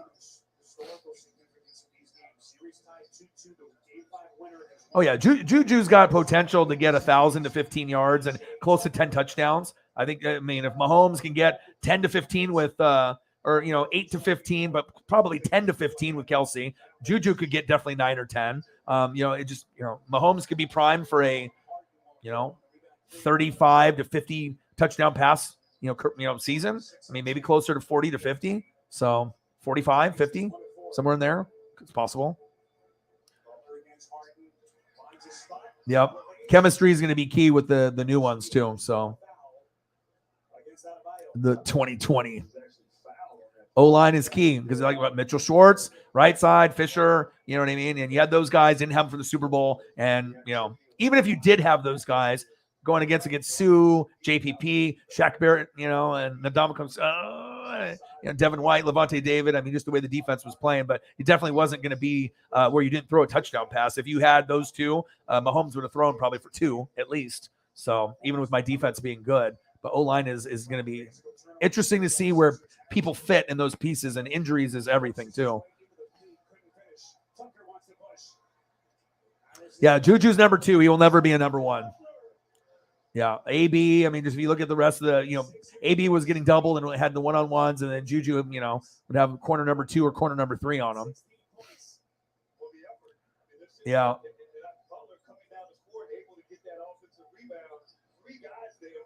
Yeah, but if Watson was there, I mean, you probably could have won a Super Bowl with Watson too. Obviously, he was top 4 forever, right? But we don't really know what he would have been able to do, playoff wise if he would have choked. Because remember when that game with the Texans where it's like they were up by a shitload and then you guys came back in your Super Bowl year, which was incredible, one of the biggest comebacks, and then you could see it coming. You know what I mean? It's like, okay, shit, they got Tyreek and they got Mahomes and they got Kelsey and they can't be stopped. So even if you're down by like 28, you're like, fuck it, we're gonna come back, and they did. Yeah, Andy Reid is the business. Also, Bieniemy, and then getting Spags, even though he's not the greatest, but imagine pre-Spags how bad it was. Remember when your defense was like ranked 30th, 31st, 32nd? That was like, what the hell is going on here? Like the year that you guys played Brady and lost, right, to go to the Super Bowl. So you're like kind of overachieved and got a little bit further, but you couldn't stop fucking anybody. And then you finally got Spags, and then were able to get it done.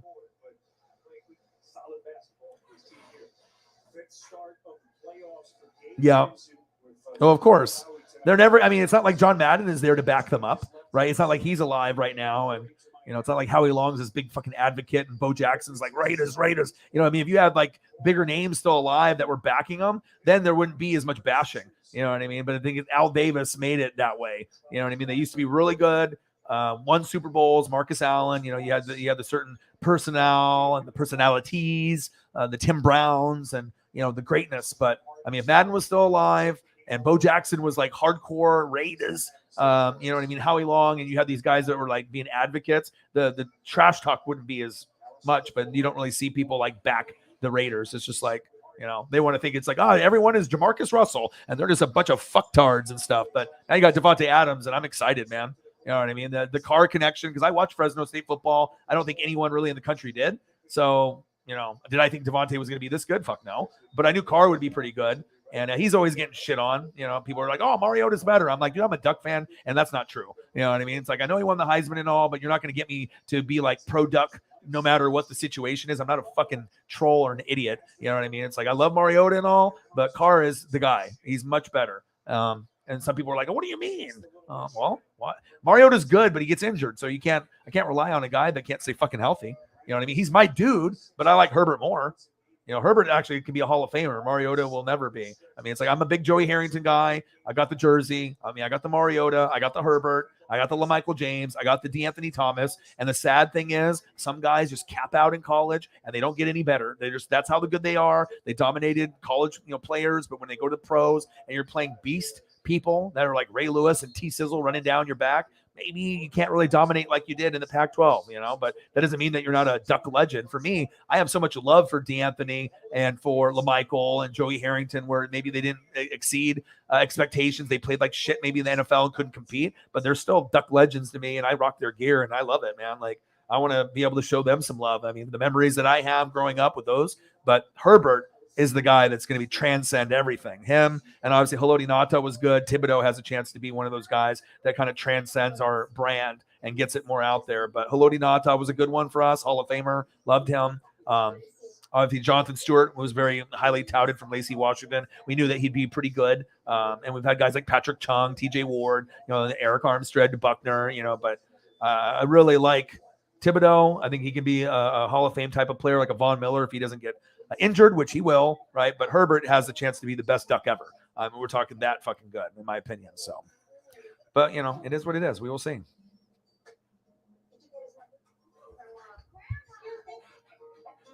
Three hours and 56 minutes. It's 11:37. Start grinding it out. I don't know. I assume Sarah's still in the room. What do we have on donos? I know we haven't hit a hundo just yet, but I think that we will get there, though. I think we will. Because I'm not done yet. I mean, I'm still grinding it out. So 3 hours and 56 minutes. So it's 11:37. So yeah, I'll probably go another hour. So we'll go clean 5 hours. I mean, sometimes 5 hours turns into 6 hours, but I'll definitely go for another hour. So I'm not done yet. This is my full-time job, so I got to keep grinding.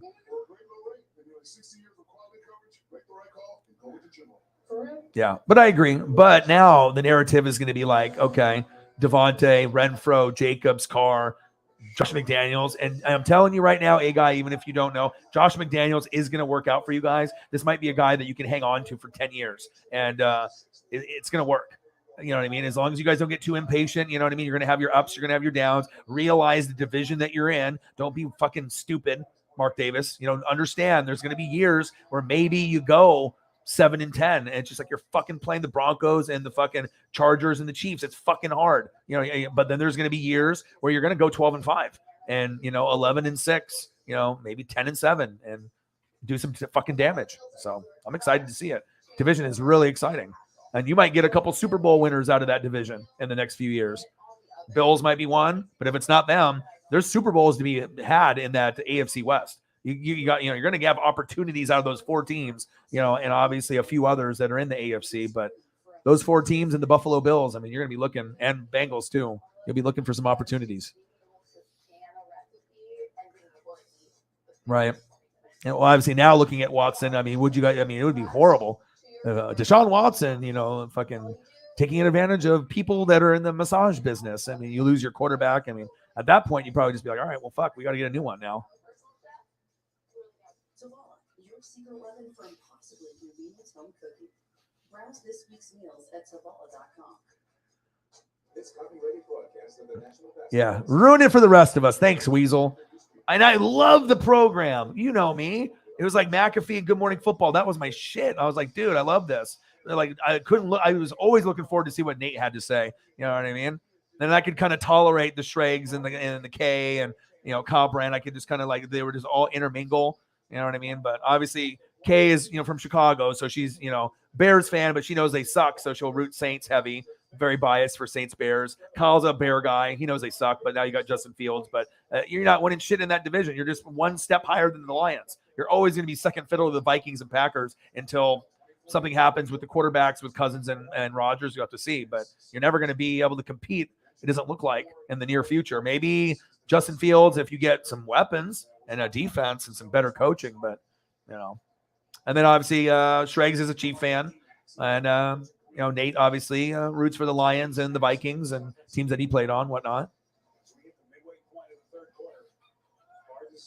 Al did it Al's way, and he burned the league. You know what I mean? So sometimes, he got trades, but I mean, like the rest of the people saw Al as an outcast, and there's a lot of the hate. So that Raiders hate that they get sometimes by other fan bases and stuff, it's kind of like the Cowboys. It's like you guys are the equivalent to the Cowboys in the AFC. The Raiders are it. You know what I mean? Plus also people getting in trouble, people fucking doing dumbass things and getting arrested or getting cut off the team. Jamarcus Russell getting picked first overall. They gave him a blank VHS, said, did you watch the routes? The tape was empty. It was nothing on it. He's like, yeah, I watched the routes. So, you got all kinds of stuff like scandals and shit that came out, but they knew Jamarcus wasn't watching tape. And, but they've had some great players and great Super Bowls and Madden and some of the most elite, but they haven't really been relevant for a while. And obviously they had the great run against the Buccaneers, but just if you just ran into me, if you guys would have played anybody else, I think you guys would have won the Super Bowl. But and obviously your center going crazy, the Barrett Robbins thing, and having to have the backup, and that definitely hurt you guys too. But I mean, Rich Gannon was fire. You had Charlie Gardner, you had Tim Brown, Jerry Porter, Bill Romanowski, Charles Woodson. Your boy remembers. But they were better when they had like Bo and Tim Brown and obviously Marcus Allen, and you go back to the old teams. There's a reason why Madden is a legend, but it's like that was so long ago. People don't know those times. And then also you guys both do dumb shit on the field, like unnecessary penalties. So it's like literally the Raiders are the AFC version of the Cowboys. I mean, there's a lot of talent there, a lot of time, but you're always going to get hated on, sometimes unfairly. And then you just got to be able to say, fuck you, and just keep going, You're just going to get that hate. But that's a great comparison, Raiders and the Cowboys are really, that team that gets the hate. Patriots get the hate because of the cheating, and they just were so fucking good. All the Super Bowls, all the, no other teams can get a chance. It's all Brady and Belichick and Gronk, fucking lame. You just want some other team to get in there, and then finally you saw them go to the Bucks and saw what happened. So. But this defense in this third quarter has been stellar for Miami. Yeah. Also, Mahomes isn't going to be groping and doing the dumb shit stuff. So. Well, like I said, Watson was top 4, but when he was still playing. So it was always like Mahomes, Rodgers, Russell Wilson, Mahomes, Russell Wilson, Rodgers, Watson. That's what it was. But now you have Josh Allen and Burrow and Herbert, Dak and Kyler and Matthew Stafford's up there. Brady's still up there. I mean, people don't really talk about Stafford and Brady. They still got. I mean, Brady's old as shit, but he's still doing stuff. And Matthew Stafford obviously was amazing. I mean, he made Cooper Kupp have the best season as a wide receiver of all time. and won a Super Bowl year one. So huge. He was quick to say, look, we can win games multiple ways, even on nights when the threes aren't falling. Yeah, Malik's got the cannon. I mean, Malik might be like a Justin Fields or a Trey Lance, but it really what's going to come down to is coaching. You know what I mean? And you have a good coach, so the development of the players, with Vrabel and what you got down there using some of the Belichick things. And if you think about all the people that have been under Belichick, Vrabel might be the most successful one out of anybody. So Josh McDaniels has a chance to follow in the footsteps with the Raiders.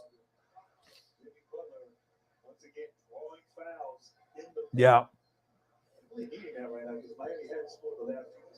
All right, no problem. Thank you so much for all your donos and holding it down. Without you, it would have been very low. So thank you so much, and I'll be back tomorrow, and then I'll be back on Thursday early at 5. To do the draft, the post draft schedule release. So we'll do that.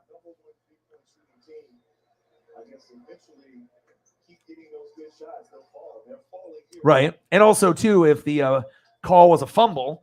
And you guys got it, you guys might have won a couple Super Bowls in a row. You know what I mean? It could have totally changed anything. It's like the Patriots started, kind of the dynasty then in 01, but that could have been the Raiders for 2 or 3 years, where you might have won a Super Bowl or 2. So that call really changed history. That's for sure. Yeah, and obviously with my team, you know what I mean? Like Tony Dungy built that team, but we needed someone to be more aggressive with the offensive play calling. And every time we got to be like 4th and inches, 4th and 1, 4th and 2, and we got all stud or like work done. Like we can get the first down. Tony Dungy every time field goal, every time. And then we're always scoring like the score's 12-9. You know what I mean? That's how our games were 16-10. Like our defense was so good. We're not giving up points, but we can barely score any of our own. It's like having fucking Sean King back there. That was rough. You know what I mean? But then we ended up getting Brad Johnson and obviously Gruden. That definitely helped. But Simeon Rice and Michael Pittman were really the big reasons why we won. Because if we didn't have Simeon and Michael Pittman with the Gruden and the Brad Johnson and obviously Keenan McCardell and Joe Jurevicius and Keyshawn and Ken Dilger, Jeff Christie at center, who was a Pro Bowler. So, I mean, we had pieces, a lot of good players, but Gruden took that offense. And even though the defense was top 3 all time, he made that offense compete with the top 3 defense of all time. And sometimes the offense won. Because if you think about it, if you're calling good plays and it's Gruden's mind, Brad Johnson's playing good football. It was like 22 touchdowns, like 6 picks, something crazy. Like you would think Brad Johnson could put up numbers like that. Of course you'd want it to be in like the 40 range or whatever. But I mean, if you're throwing 22 to 25 passes and like 6 picks and you're Brad Johnson, that's like insane. That's how you win a Super Bowl, right? And then Michael Pittman came over. That was huge. Simeon Rice, obviously the DN, at that point he was a top 3 DN and he was getting 15.5 sacks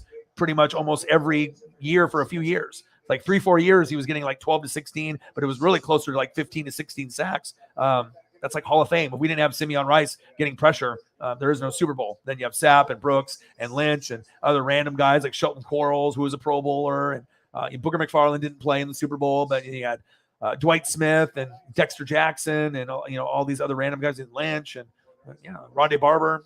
I mean, most underrated corner in NFL history. So 56 in donos. We're so close. We can try to get. I mean, we're 4 hours in. Getting donos. Some nights it's really easy. On other nights it's just depends on who's in the room. But I'm gonna keep going. Like I said, we were at 0 one time over 4 hours, and we hit 350 to 375. So we'll get there. 44 to go. 44. You're taking over, Elliot? If Sarah left. That's why Watson was top 4 because he had nothing really to work with. I mean, Arian was good. You had some, few running backs and Deshaun, and DeAndre Hopkins, and you've had some names. JJ Watt was there. So I mean, back when the Texans had their squad, I mean, they were a playoff team. They were pretty good, but coaching wasn't good enough. So. We don't need any more. Yeah, Bill O'Brien. But we could all use more ways to save. Switch the gun for more ways to save.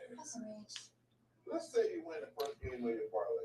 I'm not sure about bet number 2. Come on, man. Let's get out. Yeah, but anyways, like when we talk like the NBA or wrestling or football, but especially NFL, I mean, I can go 12 hours with that. Wrestling and NFL, college football all day, but especially NFL. Some people know and some people don't. I mean, it just depends on, if you're willing to take the time to do the research and read and watch the film and go a little bit deeper. And obviously you can, for me, like you can really tell instantly what organizations are run well and ones that aren't. You know what I mean? You can tell by the draft picks. You can tell how the coaches act. You can tell about the coordinators. It all starts at the top. So it's like, for me, I would rather have elite coaches and elite O-line and defense. And I wouldn't give a shit about the quarterback, wide receiver, running back, tight. I don't give a shit about that. You know what I mean? If you got an elite owner, elite GM, elite VPs, OCs, DCs, and you got the coaching and everything at the top is amazing, it don't matter what the quarterback, running back, wide, they'll find the pieces that'll work. But the O-line needs to be right, and then the defense and the coaching. I mean, if you get those three things with the great upper management, you'll see, you might have a superstar quarterback, but you don't need one. I mean, that's how you find ways to be able to win Super Bowls with who? Trent Dilfer, Brad Johnson, but the league has changed. It's not like that anymore. I'm not sure if you're ever going to find a defense that was that good. 85 Bears, Singletary, Richard Dent. You're not going to find that 4-6 defense.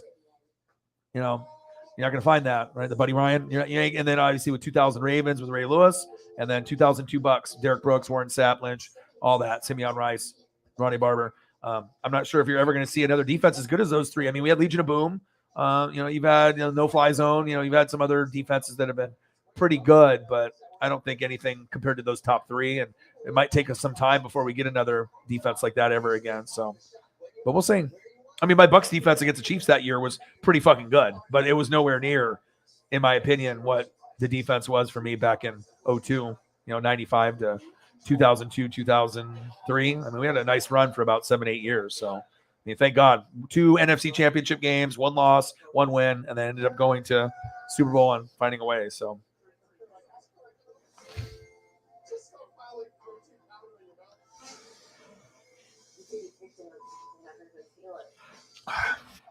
all right, what do I want to watch? 4 hours and 9 minutes in. I'm not really tired yet. It's still 11:50. So basketball game is still going on. So I'll be on for a while, at least another hour until 5 hours. And then we'll see what happens. And hopefully we can get maybe some goats to come through at some point, even though it's incredibly late. And maybe we can salvage out get to a certain number maybe. And then we'll go from there. And then I'll be back tomorrow. And all right, Jackson State spring game. Got the Blues and the Wild softball. I can watch the Mariners again.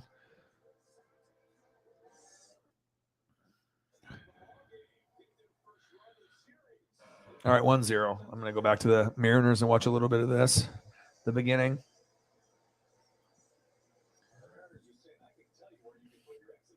Oh, I bet anyone in the AFC South back then. It's crazy how a team can be so good, right? And then all of a sudden they can just fall apart. And then they're the dumpster fire of the league. I mean, what's worse? I mean, I don't know what you'd want to be, a Lions fan or a Texan fan. I think I almost would rather be a Lions fan, even though it's like bad. But I mean, you have had some pretty great pieces. I mean, yeah, you have a J.J. Watt and Deshaun Watson, but they had Megatron and Barry Sanders. I mean, I don't know. Being a Lions fan would be hard, but I think there's more. And you got Aiden Hutchinson now, Jamison Williams. I mean, there's some potential, but it's like every 5 to 6 years they get like a wild card. But with Aaron Rodgers in the division, Vikings, O'Connell, Bears, Fields, I mean, it's not looking too good for the Lions. It's like no matter what they do, they are always in last. It's like nothing they can do that can get them even above the third place team. But we'll see. Maybe they can get another Barry or another Megatron, though. But, I mean, those are two of the greatest players that have ever played. Arguably, Barry's the best running back to ever play with, and he had no O-line with Lomas Brown. And Megatron, to me, is I like him better than T.O. I would put Megatron number 3, based off what I've seen. Jerry Rice 1, Randy Moss 2, Megatron 3. I put T.O. But you got to put T.O. above Megatron because of the length of time, the yards, the touchdowns. But I'm just obviously attitude and the way that they played, very aggressive. But Megatron was a dominant. He was fun to watch, like Randy. T.O. was more just trash talk, celebrations. He's more of a 20 to a 20 receiver. Randy Moss and, Megatron were like home run threat. Like, boom, you throw them the ball. Well, they're going to go up and get it on 3 guys. They might score 3 times in a game. Like, you never really thought about that with T.O. So, too many shows. Season 3 of Breaking Bad. You got to keep going. Season 10 of Criminal Minds. I watched that too. Season 7 of The Office. Season 5 of Shameless. Season 1 of Seinfeld. Yeah. hey, you just got to make the time, you know. But you're here a lot too, so I'm taking up some of your TV time, unless you're watching TV like I do while I'm watching. All right, Julio's up to bat. This is must see TV for me every time. This is like, you know, I don't get excited to watch like any player. I'll watch all the Dodger players for my dad because obviously Dodgers are the team, right? But this is like King Griffey Jr. to me or Ichiro. Like I haven't got so hyped up to watch a guy play defense, rob home runs, have the arm, but like to bat. And yeah, I mean, getting the foul ball was insane. Getting the rookie card was sweet. Just good stuff. Gives you a reason to watch. You know, when you have something like a guy that, you know, was a high draft pick, you know, took some time, 3-4 years to get called up, but now is like potential going to be a superstar player, and it's on the Mariners. So it's like, even if we suck, at least it's like you have a reason to go to the ballpark. It's like, you know, if you're a Trout guy, it's like, if the Angels didn't get Ohtani or whatever, and the Angels are Budios, but if Trout's there, it's like you're watching Mickey Mantle play. Like, why wouldn't you want to go see Trout play? If I lived close, I'd be going to fucking all the games if I was in that area. You know what I mean? It's like, oh, to see Mike Trout? Yeah. You know, it's like, how many Mike Trouts do you see? I mean, that's like once in a fucking generation. Hopefully Julio can be like an Ichiro and Griffey. We're hoping.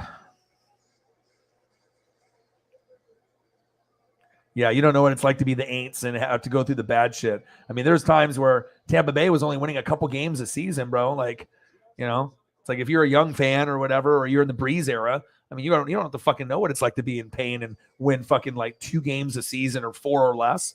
You know what I mean? So there's a different vibe, and maybe that's why a lot of the young fans are immature and they don't know anything because they don't know what it's like to fucking lose. Like they were just, you know, blessed with a good team, but you have to understand that's not going to be like that forever. And maybe in their heads, they thought, we're going to be this good forever. And luckily, they got great defense, great coaching, running backs, positional players. So they're able to keep up the talent level and the reputation of their football team. But, you know, Drew Breeses don't grow on trees. But it shows you, if you have a good core, you can replace a guy like a quarterback and still be pretty good.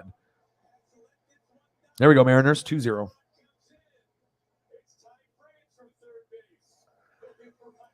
Well, yeah, but you want to root for him, right? I mean, he already gave you all he could for the organization, and he's, you know, he was able to rewrite, you know, his legacy instead of being that guy that never was good enough, you know, to get there. He ended up making Odell's career get rejuvenated and made Cooper Kupp the best wide receiver ever, statistically.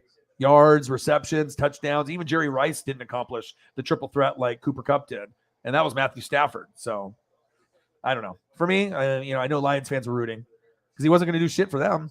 You know,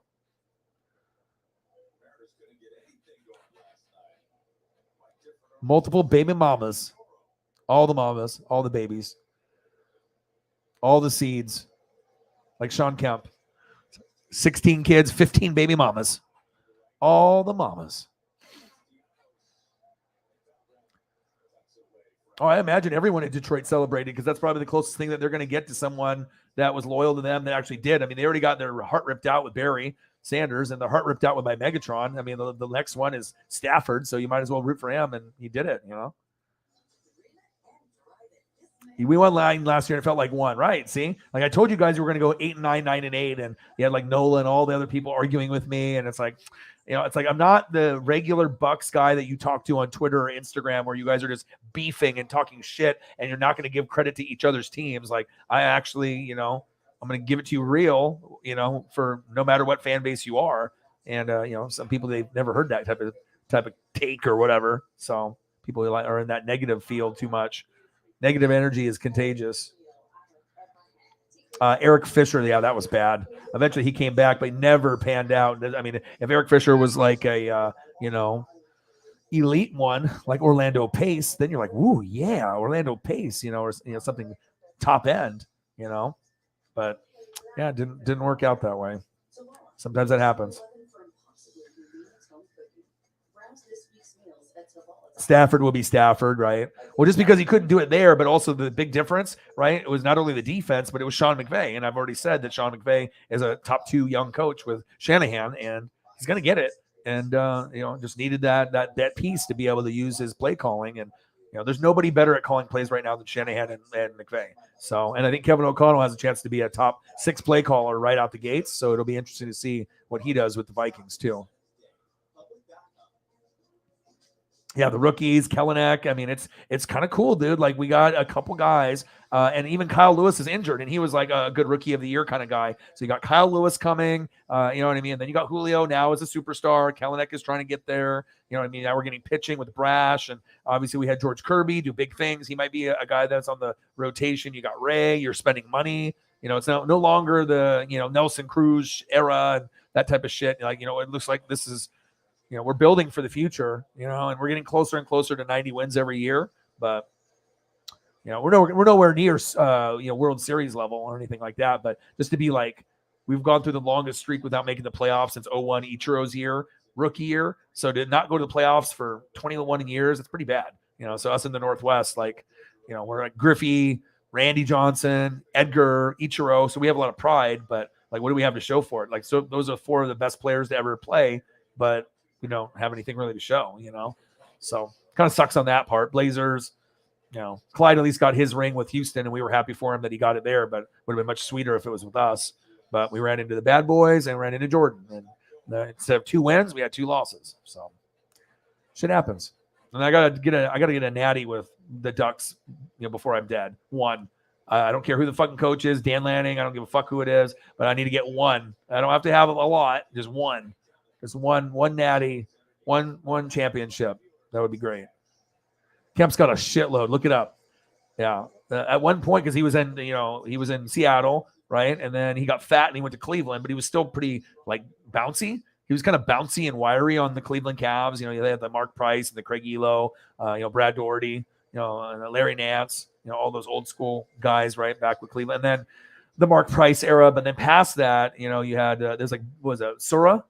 Right, Bob Sura, the white dude, right? You had Sura and some like flashy guys, but Kemp got kind of fat. And then, all the babies started happening in the Northwest and then in Cleveland. It's like baby here, baby there. Sean Kemp 1 through 10. I mean, you have to look up the names. I'm pretty sure his kid level is somewhere probably in that 14 to 20 range. I don't even know what it is now, but I think back then it was like around that 14 to 15 range with a bunch of different mamas. Like don't want to say exact, but it was like maybe like 16 kids with 15 baby mamas. Like that's just wild. Like every baby mama you meet, you're like popping out a chitlin. Gang gang. Chief, bang bang. Thank you so much, dude. Yeah, if it wasn't for Sarah and if it wasn't for oh my gosh, this is awesome. So we've obviously been struggling with the donos, right? And then Sarah started off with $1, and then Holly held it down 5, 10, 5, 5, 5, 5, 5, and was holding it down. And then we actually, at least we were able to get to a certain number, right? And then obviously Chief came in the room, and no Cyberpunk tonight, so I don't know if he's working. Maybe he'll be popping in. But like I said, you can be at 61 in the donos. I was at 0 after 4 hours a couple days ago. We finished at like 375. So there's goats that'll pop in and have love for your boy, and I'm going to put on a good show, and they can always go back and watch the replays, and it's going to be good. But we got a huge dono, so if you're not going to do the math, Sarah looks like is in the building, but we got a big one, $222 dono. Let's go. Big thing. Let's go. That's incredible. Yeah, you know what I mean? And so it's like even when you're down on your luck, it doesn't look like you're even going to get 100. You're nowhere near getting 200 or anything like that. And then you have, someone that, that can step up and make big things happen. That's fucking crazy. Much love. Appreciate the dono. Appreciate the love. Wow. This has to be Zuckerberg, Elon Musk. I mean, Elon's buying Twitter, right? I mean, only Elon's got money like this. We got Nate the Great with $500 donations, and we got some people that, work really hard for their job and their money, and mental health is huge, and being able to have the vibe. And I'm really excited to have goats that ride or die for me like this. It means everything. You can have guys, you can have girls, you can have older people, younger people, but it's all about the connection and the vibe and how you can improve someone's life and mental health. And it's like you can be entertained, by videos and like reaction stuff, that I did back in the day. But I think I'm more proud of what we're doing now because I think it's going to make more of a difference, and you can connect with the fans rather than just do a video, upload it. They only leave comments. You don't really get to know anyone. Amazing, man. Whoo! What a comeback. Let's go. Look at this. My goodness. Bang, bang, bang, bang, bang. Is this real?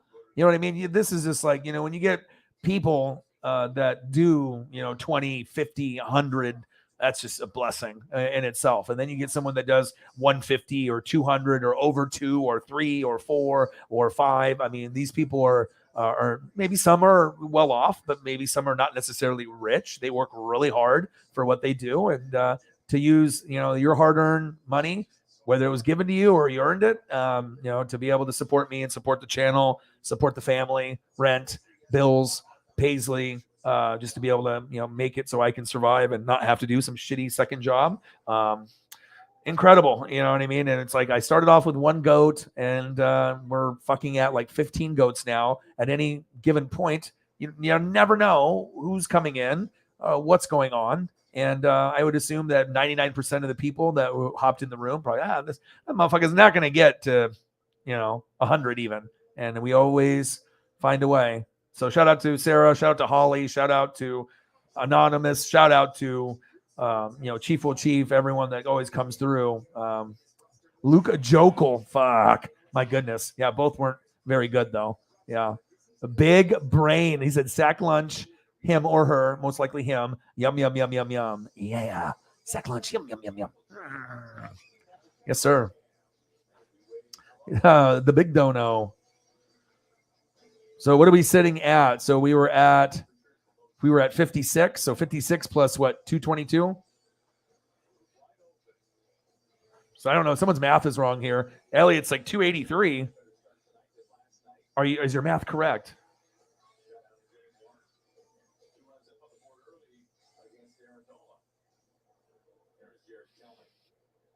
Incredible, man. So we're at 56 plus 222, so 278. We're at 278. So I don't know what this number is. Elliot's like, man, I failed math, dude. I only know I know how to count pepperoni pizza, pepperoni pieces. Maybe the pepperonis themselves, but it's like, oh man, let's go. Chief will. I mean, it happens. Shepard Williams will come in here, and sometimes Shep, being a Georgia Bulldog, Braves fan, Falcon fan. I mean, he's dropped, 50, 100, 150, 200, 250, 300. You get lots of goats. The Williamses. You get you get who else? Who else? A Holly Hundo. You get Nate the Great with 500. This is insane. I mean, imagine dropping 5. Even if you had the money to do it, and did it more than once, that's just. You feel blessed, you know what I mean? Like to even get to a point where you get to 1,320. Pretty awesome. Thank you so much. So we're at 278. Look at that. So you go from pretty much looking like the night is not going to hit a good number, but the goats are going to come in the room. And guess what? Cyberpunk hasn't been in the room, or maybe he has, and maybe he's been working. You always can count on a Holly Hundo and a Cyberpunk and all these amazing people. And we're sitting at like $50. And then in a matter of 10 minutes, now we're sitting at Cyberpunk with a $72 donation, because that's what Cyberpunk does. He bang, bang, bang. Wow, look at this. What are we at now? Support is amazing. And I obviously try to work hard for you guys too. It's not like I'm like, I expect that this is the amount that I need to get or I deserve. It's not like that. I just try to put on a good show the grind. And, if people have the extra to be able to support the cause, that'd be fucking great. But if you don't, then we can still kick it,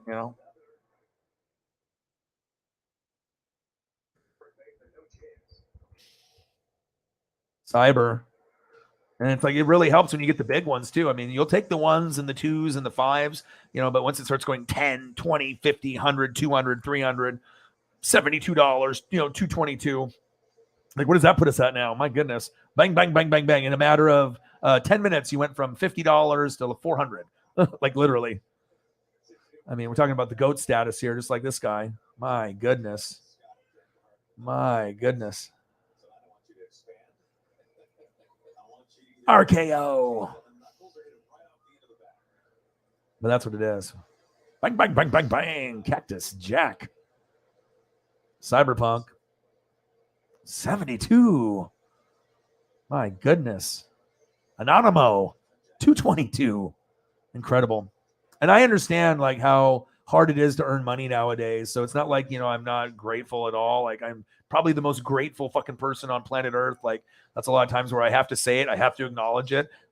Sometimes I'll talk to people off the show, off camera. Sometimes we're talking on camera, but I mean, anyone that does anything for me, you're in the room, you're sharing the page, you're here, you're in the conversation, you're a part of the channel, and people that donate obviously support me and my dream. And without you guys, I wouldn't be able to do it. And yeah, fucking thank you so much. You guys make me feel like this motherfucker right here. I'm just walking in the room, fucking flexing with my big ass shoulders, fucking Mike motherfucking Allstott. Or you make me feel like, yeah, AC Slater or Zach Morris. Yeah. Cool. Screech Powers, AC Slater, Jesse Spano. My goodness. Lisa Turtle, Zach Morris, Kelly Kapowski. The good old days. My goodness. Old school vibes. Shaq. What a cool poster. I should like get that from my house and frame it. Just like have it. Fucking Shaq. Rookie Shaq. Not just Shaq on like Lakers, but the cool Shaq. Nothing wrong with the Laker Shaq. That was the dominant Shaq. But if you weren't a Laker fan, right, it's kind of hard to root for that. Like, Blazer fans, Lakers, they were just so good. But with Orlando, they had Penny Hardaway. They didn't really win anything, but they were really likable. And they brought Orlando Magic basketball to the forefront. Penny Hardaway with Little Penny and Shaq. That was the coolest thing ever back when I was a kid. Huge. Thank you. Tree Fitty. How did we go from 50 to that to this, and then cyber, and then that turned into that, and then goat status like that? Thank you, man, so much. And that's why you always want to have the gratitude. You guys make me feel like this. It's not easy. You got to really put in the work. Appreciate all the love and the support. You guys make me feel like E40 all day, every day. Make me feel like I can flex. Cyber get wingy, Holly get wingy, Anonymo gets a wingy, all that. Space Cat, all that. Yeah, appreciate you guys, man. Huge. Appreciate you guys. Gang. Huge support. So did the guy fuck up your work again? And it's like every time on Twitter, all right, appreciate you.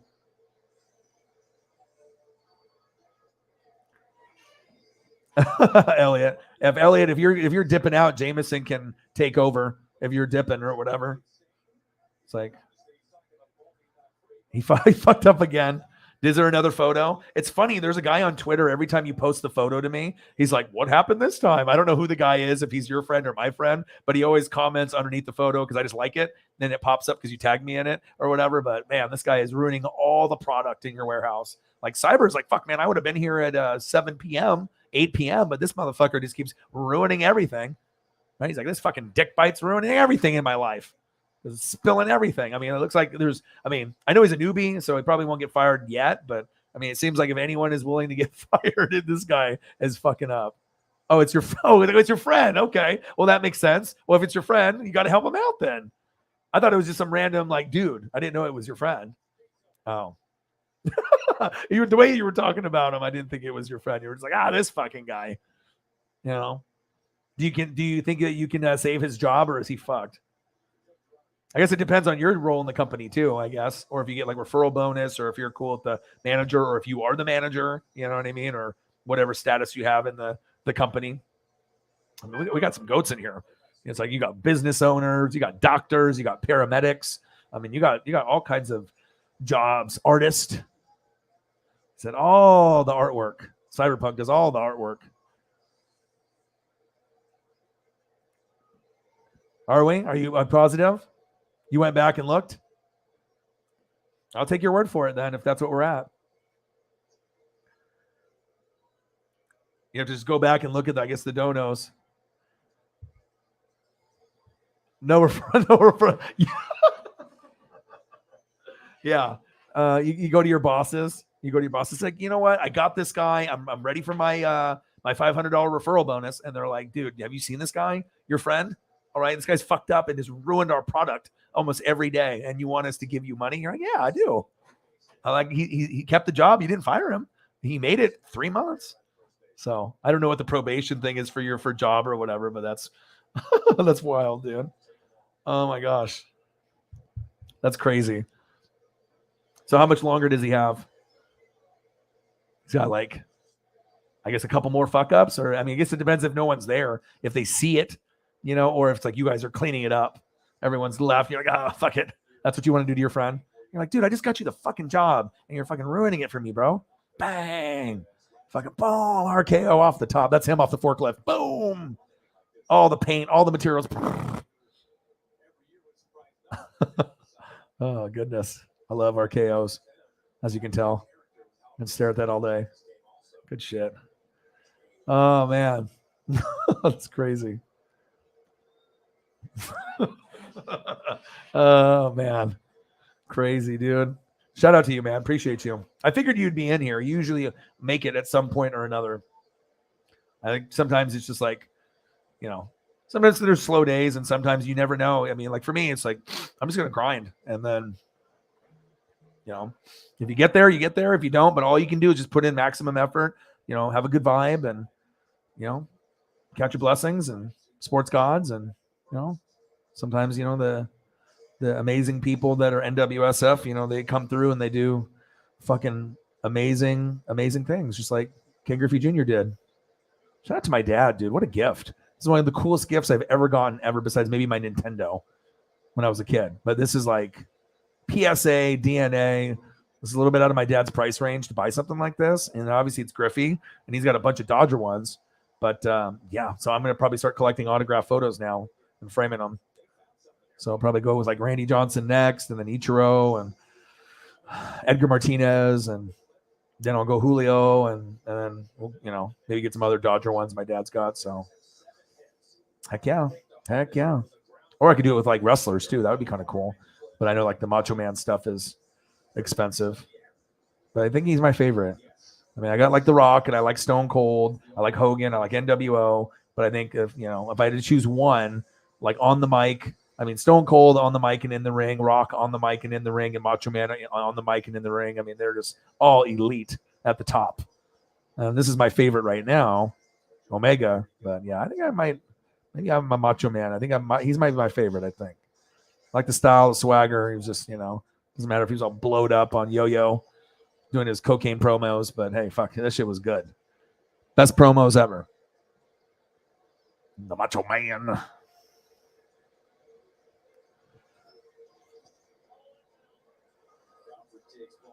Promise this guy's an amazing worker. Comes in every day, drunk, and destroys the company. Cyber still gets a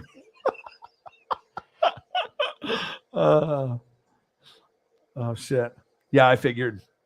Anytime that you don't come in right away, or if you're not in here within the first 4 hours, I'm thinking, man, this guy is just boom, Stone Cold stunning his friend. He's like, dude, you fucking spilled the shit on the forklift again?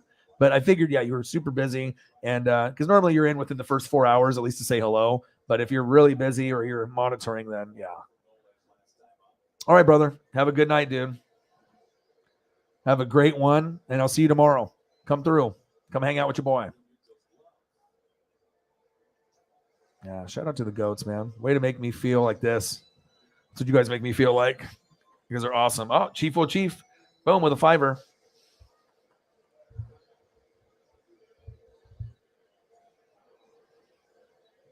Thank you.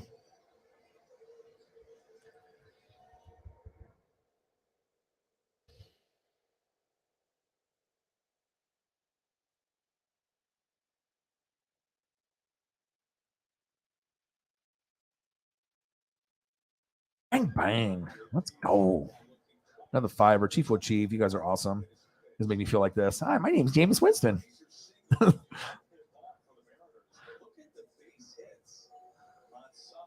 Not my quarterback, Tom Brady. But hey, it's a fit for the team. But not my team. So peace, dude. So I'm going for the GOAT. The man.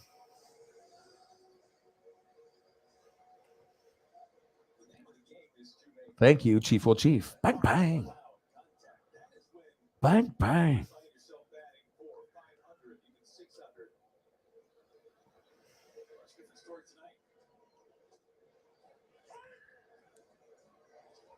Thank you. 4 hours and 38 minutes. Good night, Michael. Oh, it happens. 2:19. Sometimes people are here at like it's 1 or 2 a.m. and it's like 4 or 5 a.m. and people are, yeah. You never know when he's in the room, and always comes through whenever he can. Same thing with Holly, and you get Anonymous Donos, and you get Shepard Williams, and you get Nate the Greats, and other people like Riggs. I mean, there's just a lot of other ones that just sometimes come through.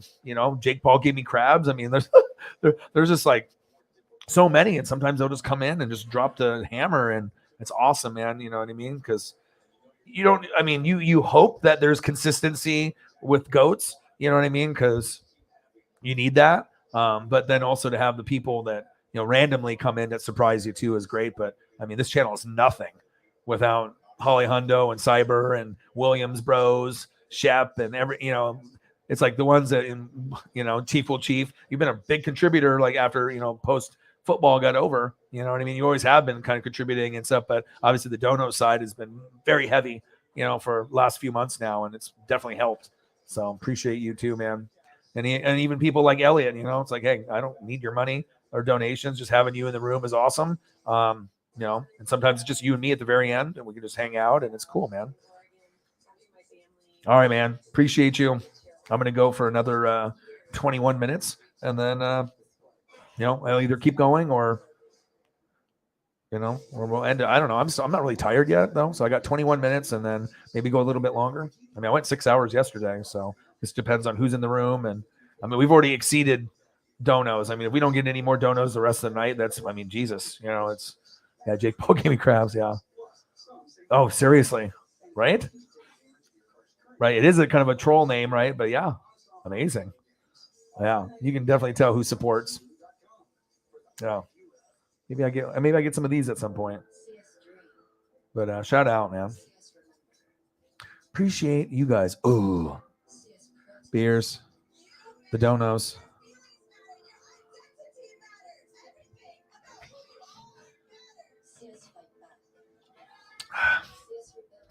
Yeah, huge. Hollando, Anonimo, Cyber, Chief will Chief. You guys are awesome, man. Appreciate you. All right, 20 minutes to go.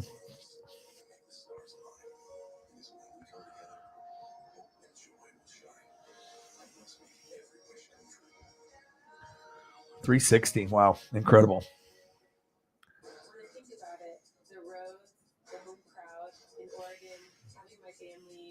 Jameson, you still in the room? It's just years to finally reach the pinnacle of the sport. Next stop, Oregon.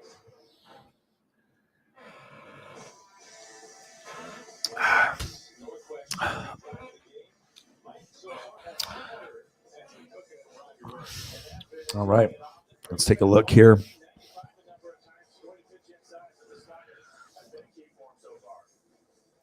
All right, Phillies, Pac-12. Oh, we got Arizona and USC. Maybe I'll watch that. Or I'll do King of the Hill, maybe.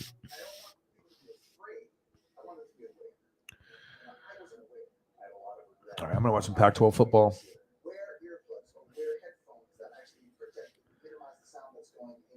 Right? What do you ever think when you see that, Elliot? I mean, I know you watch YouTube and you watch other like channels and whatnot. Is that just mind-blowing? Because I mean, a lot of people probably, if they hopped in or if they're in the room the whole time, they're probably thinking like, oh, there's no way. There's just, there's no way that you're going to be able to salvage, but it shows, man. Like I said, if you have quality people, and even if I have less than 20, less than 10, less than 5, you know what I mean? Like, I don't think there's very many people on planet Earth that have this kind of support. And it feels definitely really fucking special. I mean, I put in a lot of hard work and energy and blood, sweat, and tears, but even that said, I mean, it's awesome. I would assume so too. Yeah. I mean, fucking 10 years, bro. I mean, I was like, geez, $375 million, $37.5 million. So I would assume no matter what happens, that this is Tom's last. But he just wants to go out on top. If not, he can be like, okay, I've already won, plenty. But I mean, knowing that the Rams are probably the biggest team, and if you went to the Super Bowl last year, you probably don't go because it hasn't happened since 03-04 Pats. So he's like, okay, we're the best team. And then there's Saints and Packers and Niners, but I'm Tom Brady. So he's probably thinking, I got the best chance to fucking get in the booty NFC compared to the AFC that's much deeper, right? So, but whatever happens, I'm thinking that we can win it, though. I think it could be Bucks Bills or Bucks Broncos with Russell. I think that's kind of the vibe. I mean, we have to see how the season plays out. And obviously for Chiefs fans, I'd love for you guys to be able to get there. I don't even know if I'll get there, but I just, maybe it's in the cards for you guys, but I think it might be a year or two where you guys build and then you might be able to get back to the Super Bowl run. But I mean, the AFC is wide open, and who's to say that the Chiefs don't make the Super Bowl or make the AFC Championship game? I'm not betting against them. I definitely think that they can find a way. And the only way I'm going to be able to get there is if I end up getting this guy. If I get Gronk to come back in the building, we're in business, but no JPP and no Ndamukong Suh, that fucking sucks. I'm a defensive guy, and that's 2 starters. That does not make me happy. So that might just eliminate our chances from getting there just with that. So, but hey, it's this dude on the mic going to be incredible. He's going to crush it. It's going to be sweet. Here's Holly's cat, 20-pounder, Victor. Here's your schedule. Went over this earlier. I don't know if you were in the room earlier. Yeah, we were going over all the schedules, and then in yours and Tampa Bay, and I got the Colts on here, Rams, Bengals. I got a few of them. Tough schedule. Maybe one of the toughest, out there. So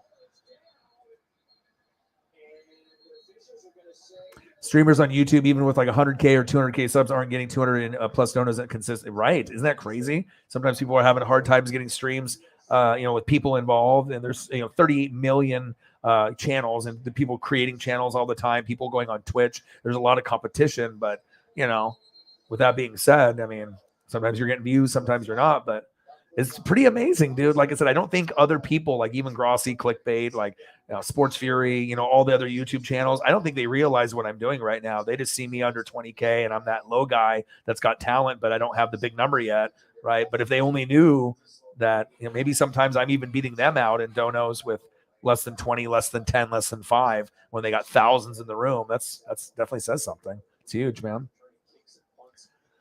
The dodos went off, dude. Yeah, I saw that too. Right? He's like, he spent 6 months with the kids, or like 3-4 months with the kids. He's like, fuck that. He's like, all right, the mom is a model. Yeah, I'm gonna not only do football, but now I'm gonna be in the fucking studio and I'm making money. But I mean, obviously with Giselle and their future for their kids, he's like, dude, I can make $375 million by just talking football, and I'll come home at night and whatever. I mean, how can you really? I mean, if you're Giselle and the kids, I mean, can you really say no to that? I mean, you're trying to link them up and set the kids up all for, that way they're super rich for the rest of their lives and they don't have to worry about anything. So I get it. I mean, they already have 330, some million. That's on Tom's side. And then what has she got? 100, 200, 300, probably million herself or more. And then, yeah. So, I mean, the millions are probably going to turn into billions with that family. So, yeah, I think they're okay. I think they're well off. Doesn't want to stay home, right? Yeah, but isn't this wild? I mean, I know you come here. I don't expect you to, contribute in that way. Even though, I mean, you're young, you're a college kid. Even if you're a little bit older, sometimes, just to have your presence in the room, and be consistent. That's just as good as donating. You know what I mean? Obviously, you need donations to live and survive, but your contributions of being so loyal and commenting on the, the fucking Instagram and. Yeah, you're always in the building, dude. Always the consistent. So that's huge, man. That's why I fuck with you, man. You're the man. But yeah, wild. I mean, that would be probably pretty crazy to some people. Yeah. Seriously. It's crazy, dude. Thomas, like, yes.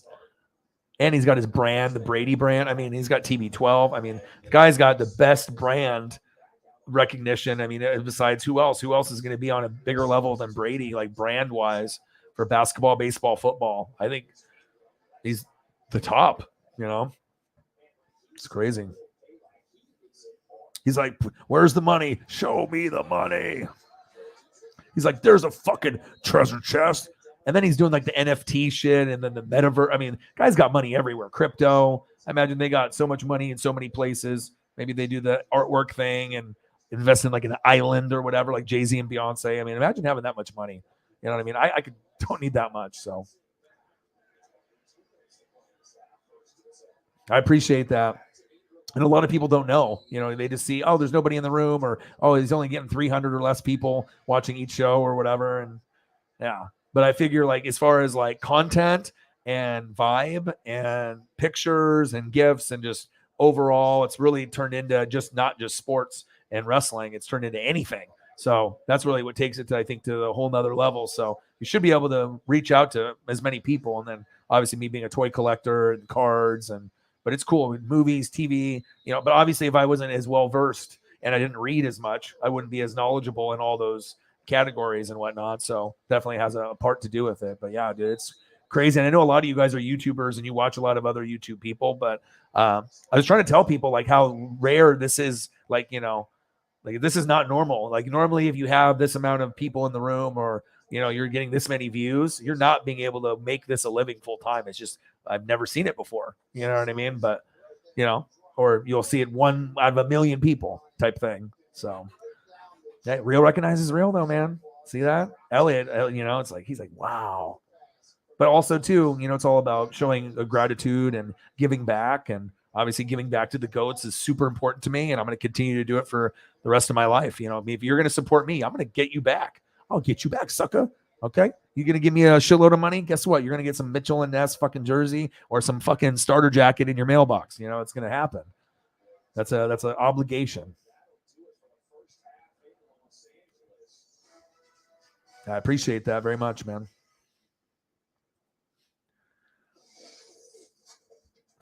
Yeah. Yeah.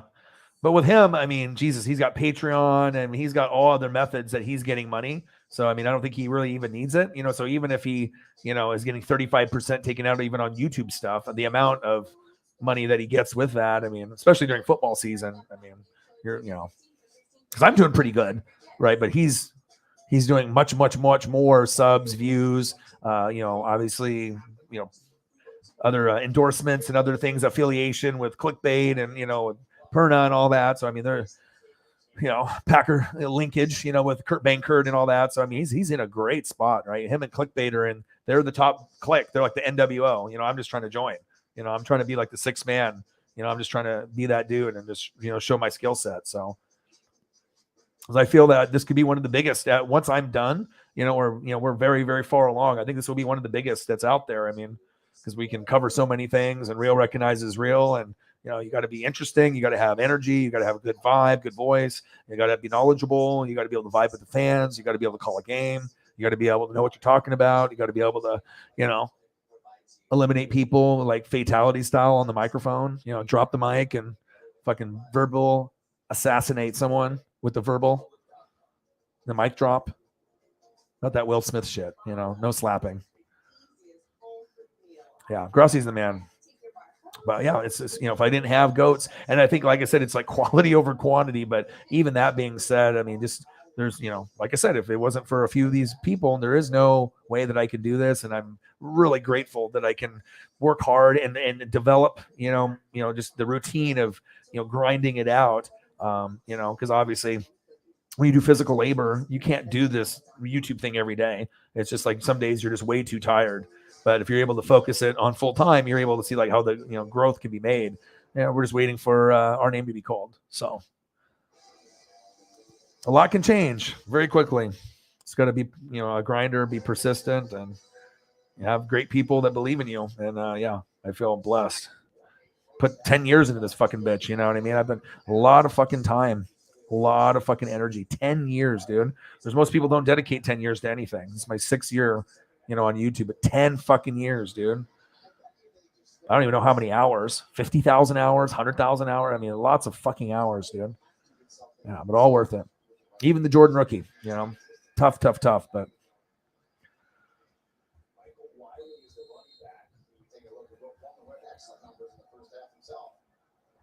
Back to the ground they go. This is Wire again. Plunges forward.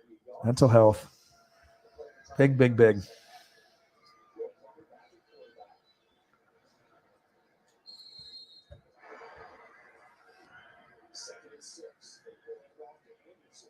Yeah.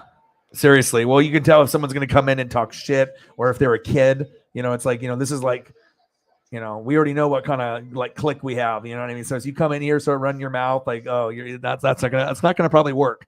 You know what I mean? You probably are gonna get timeout or booted, or we'll see what you say, and we'll see what you are gonna do. You know, and then we decide.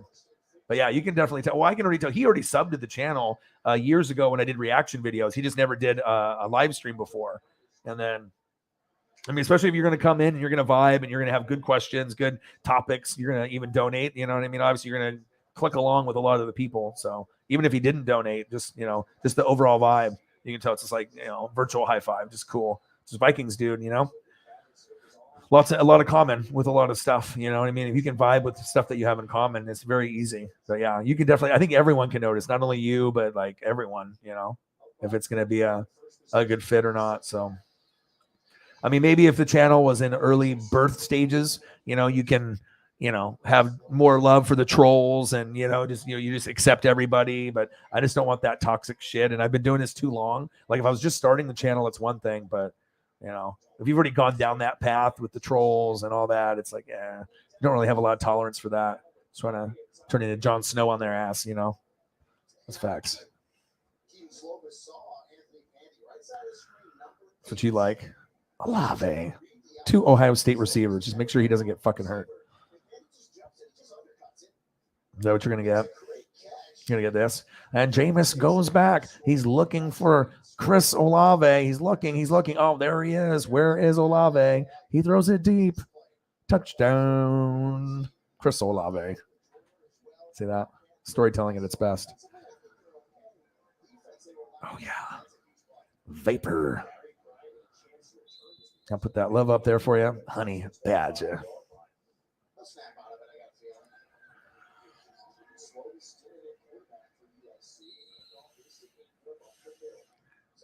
Oh, you did? When you were 15? You're like, this is me.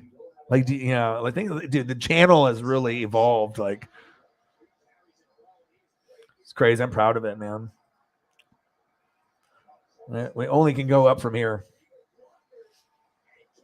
I just can't wait to be able to give back more, because once we get up to a good level, I can level up with, maybe getting a vehicle or moving into a better place. You know what I mean? Then doing giveaways and just showing that appreciation and that gratitude. So it's awesome, man. The goats appreciate you.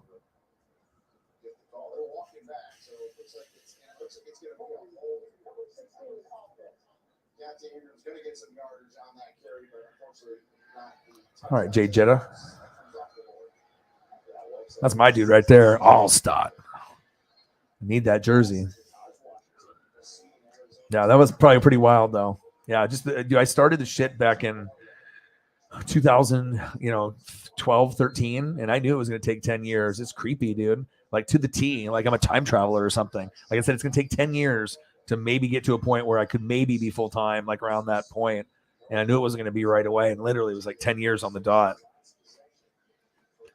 You got to put in a lot of time and effort. And even if you're really talented, you just got to better evolve, It's like I didn't even know how to use a green screen and think that channel like has come a long, long way. It's facts. All right, so what are we going to do? You going to stay up for a little bit, you two, or are you guys ready to call it? Because I can eat food and watch King of the Hill or Simpsons or whatever. I got USC in Arizona in the third quarter, college football. But yeah, so we're at 3 minutes to go. We can just end it. I mean, it's 5 hours, and I'll be back tomorrow.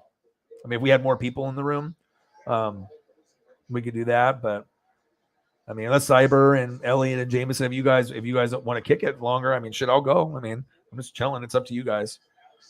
I mean, regardless if we get anything more or not. I mean, we already freaking did the unbelievable. Bump, bump, bump, bump, bump, bump, bump.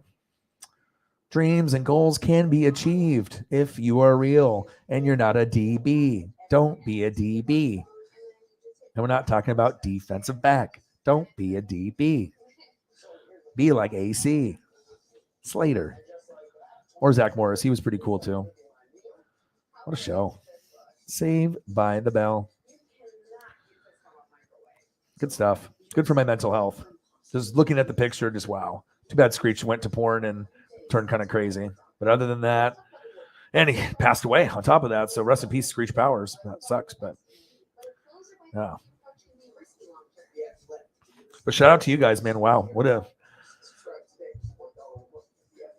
yeah, it's cool. A little bit longer. I always like to, like the donos are always good, and to be able to cap the stream off on a good number. I always like even numbers, so it'd be like 5 hours, 5 hours and 30 minutes, 6 hours. Like I'm always gonna want to do, just to put that grind in. And anyone can do this, but just push a little bit more. And shout out to the goats. I mean, we went from 50 after like 4 hours to like almost 400 or something. Like unbelievable.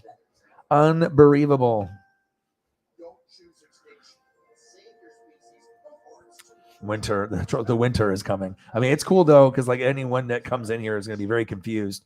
Probably they'll be like, "Oh my gosh, this is like full fledged." Like, I know if I was going to try to find a channel to watch on YouTube, finding something like this, I'd be like, "Oh my god, this is like awesome," because I'm a visual guy. So anyone that has good visuals for me, I'm going to be very, very intrigued, and I'm like, "Oh shit, okay." I mean, this is unique. This is different. This is swaggy. The best of the best. The NWSF. The Sports Fanatics. We'll get there, man. All right? I'll tell all the haters. We're going to get there. We're innovators. Innovators of the game. Often imitated, never duplicated, baby. The Northwest Sports Fanatics. Touchdown us.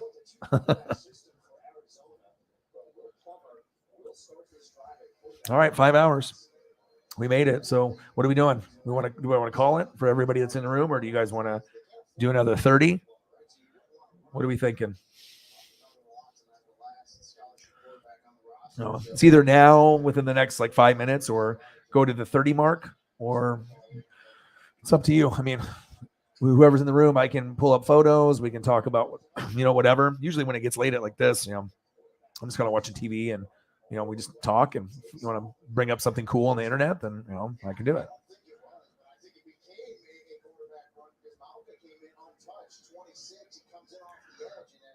Yeah, the neck roll. Oh yeah. See if I can find some neck roll.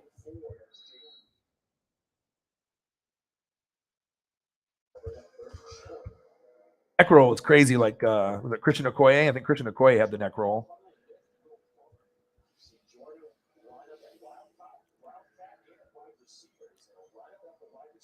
Yeah, Okoye is kind of known for the, and also who was it? Eric Dickerson.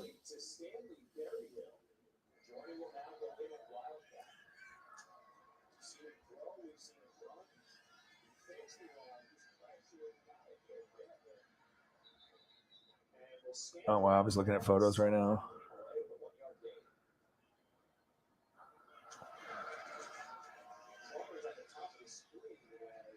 Oh, Lorenzo Neal.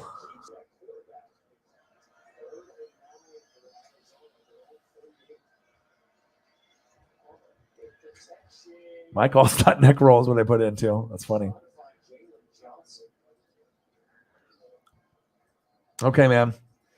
All right. Well, we can always call it. I mean, Jesus, you good for going a little bit longer? All right, Jameson, what do you want to do? You want to hang for? I can pull up some photos and we can just look at some shit while we're just chilling or whatever. So, do you want to go for another like 15 minutes? 15 to 30 minutes, somewhere in there, and we'll just call it. So you just let me know when you're gonna go, and then I'll just end it. I don't mind. It's always kind of fun for me to look up shit, as long as we're, we definitely exceeded expectations. We're at 50 to 360. Did a whole fucking 360 windmill. I fucking straight Vince Cartered everyone in the donos. Like less than 5 people. And then boom. The goats came in. Anonymous came in. Cyber came in. All of them came in. Vince Carter. Dunk.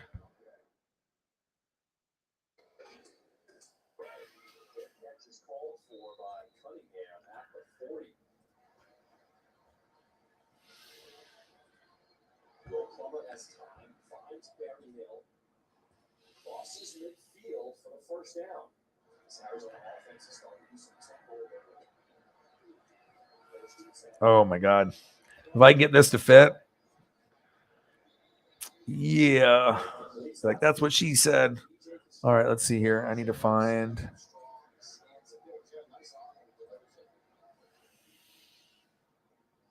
to the ground they go with John. Launches across the 25. That's good for another first down. Plummer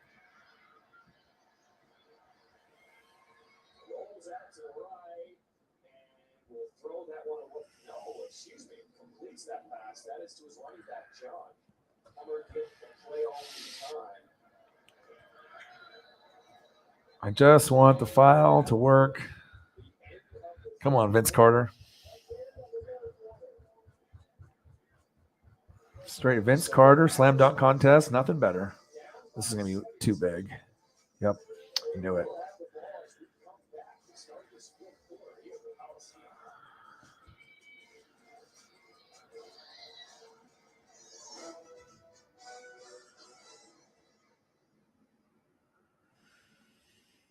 Well, the files are too fucking big. Like, come on, man. I just want to watch Vince Carter. Ooh.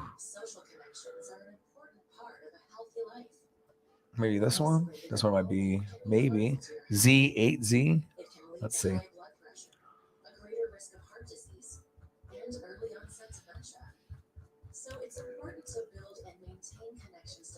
All right, let's see if I can get this file to work. This will be worth it. So I can look at Vince Dunk.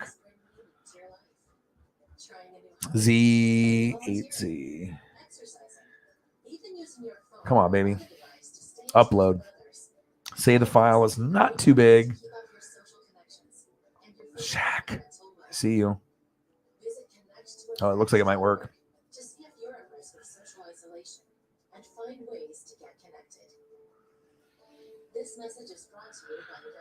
Oh, come on now. I want to have to watch this. Jameis. Him and his goofy ass.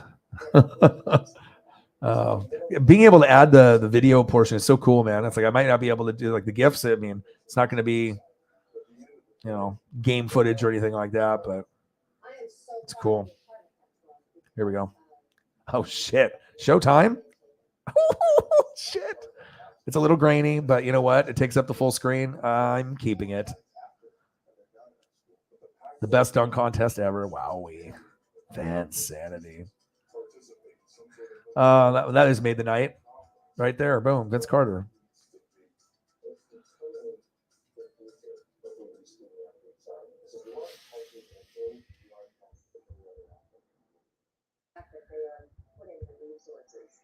Good shit.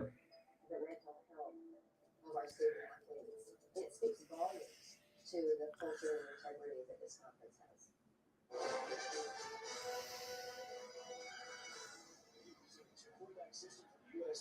Jesus Christ. Look at this photo I'm about to put up. Look at this crazy shit.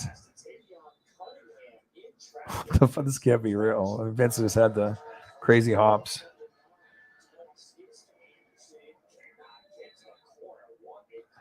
$32037.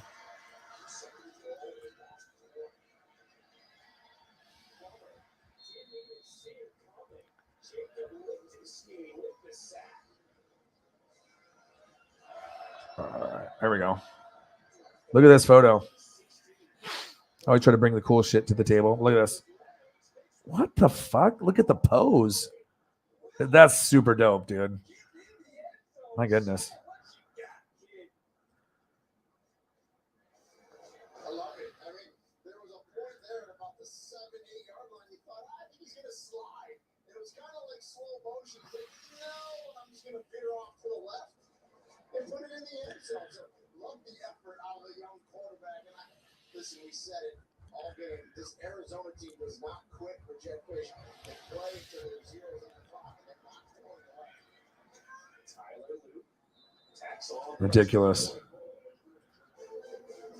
I mean, it happened in slow motion. It might not have been the prettiest. Phil Fuller found a way, eludes the rush, and just makes the cutback. Get in the end zone. All right.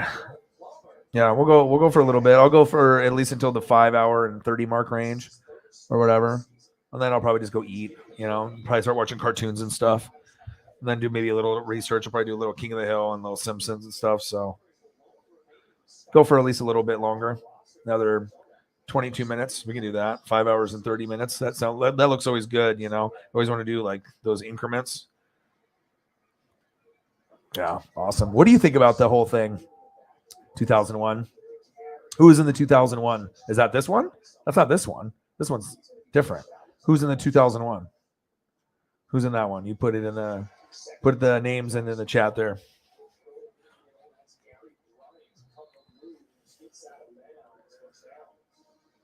Since he's gone down, USC has been outscored 21-10 in this game. Unbelievable. Oof. So sick. Yeah. Yeah, it's cool, man. Just being able to try to elevate, everything with the channel, to go from just regular, just me on the camera to making it like a full-fledged show.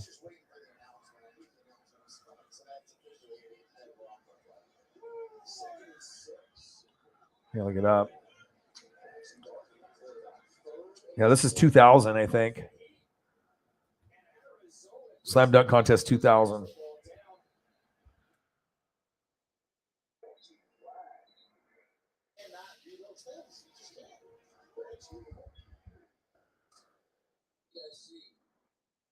Teams have combined for 195 yards of carries.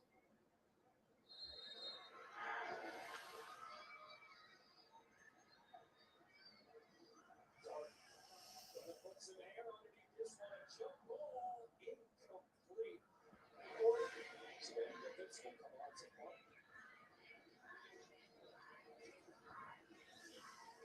Coming in and set to turn this one. And it goes into the end zone. Under 9 minutes to play. Down by 10. Arizona getting the ball back. Arizona. Bum, bum, bum, bum, bum, bum. Love it. At least Pac-12 will give me some fucking football. NFL Network. If they'll let me down, I can always find some kind of college football game on.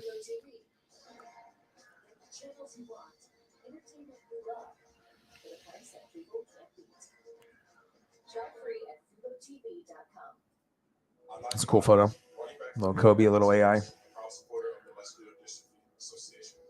My mom was diagnosed with muscular dystrophy when I was 14, and I watched her struggle. But NBA helped her get the best treatments and care, and they also help kids like my buddy. My name is Ethan, and I'm 12 years old. Thanks to the Muscular Dystrophy Association and people like you, I have more hope than ever before. From day one, they've treated me like family at my local care center.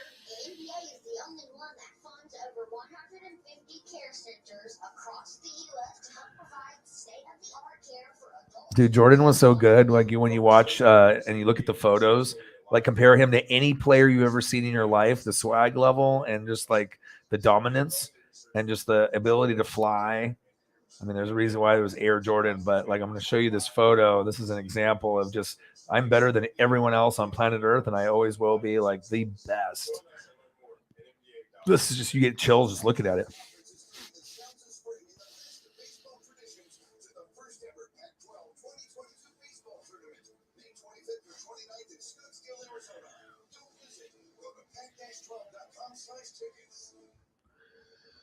See if I can find it.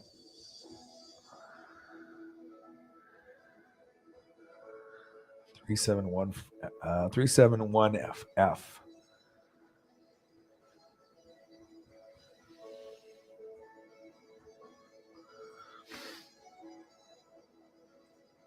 We still need to continue fighting and continue pushing forward towards change. Where are you, motherfucker? 371F.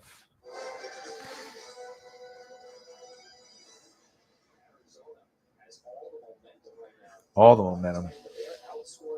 All the Uncle Mo. I found it.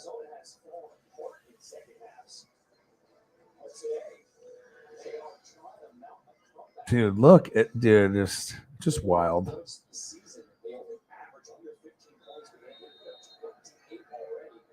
Just like it's like almost fake.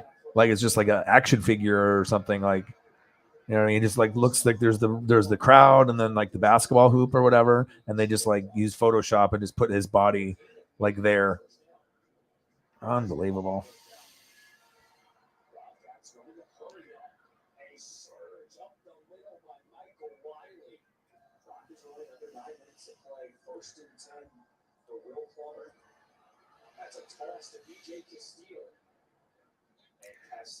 Yeah. Yeah, that's all good. It's all good, brother. At least you can get entertained, you know what I mean? It's like it's not just you looking at my fat head. Like you can, we're gonna look at some cool shit, you know. Especially when it gets late, we're gonna see some cool stuff.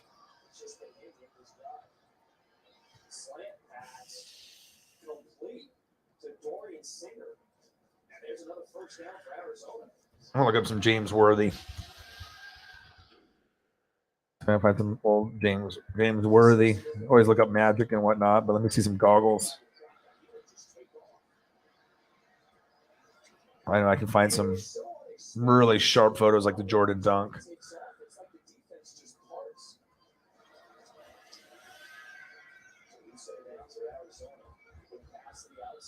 James Mays is like, this is the fucking best channel on planet Earth. There's nothing better than this.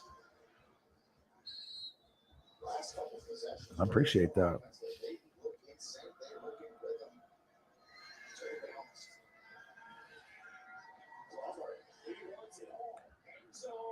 Big game James for a reason, right? Oh my God. And the bad boys. Fuck out of here. Gosh, even just looking at that, like I can just pretend that I'm back at 6 years old watching TV and I'm watching the fucking Lakers and the Pistons. Wow. Amazing, man. Definitely photos have a way to be that vibe. Pretty fucking cool.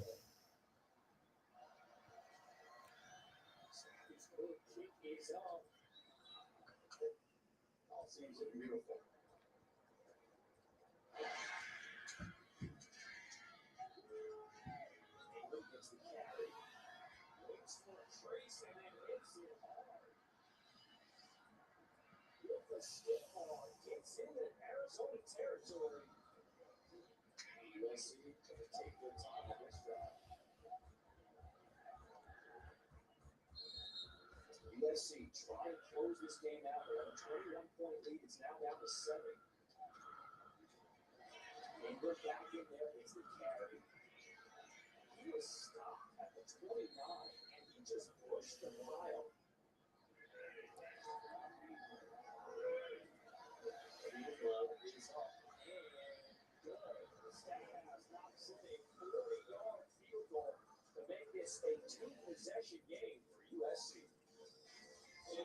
Oh, this is a cool one. Triple threat, dude. All three. This is dope. Hard to find ones with all three. The first big three.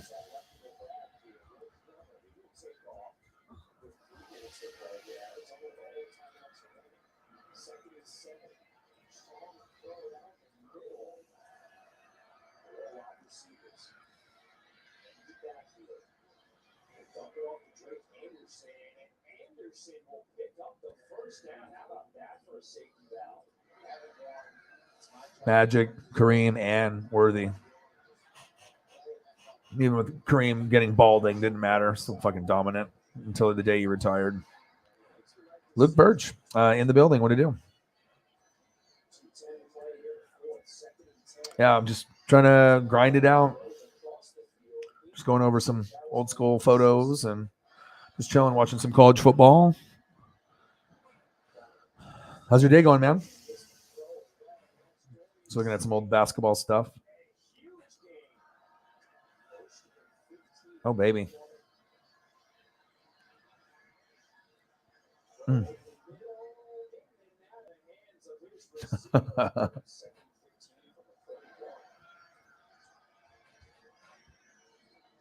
It's like a greatest buck of all time. Absolutely, man. Absolutely. It's gonna be interesting to see what happens moving forward in the series. Fun series. Things are going good. Boston. I mean, was it going to go 7? Very competitive. And then I saw the preview for the movie, for the family movie. Looks pretty cool. Is it? Sorry to hear that. Well, yeah, we were sitting at 50 for like almost 3 to 4 hours, and then now we're at almost 400, 360. So yeah, things went really crazy. 3-4 hours, nothing, and then $50 or less or something, $60, something like that, 51 or something. Yeah. After like 3 hours and 45 minutes or something, and then boom, like a wildfire. Yeah, I think it's going to go 7 too.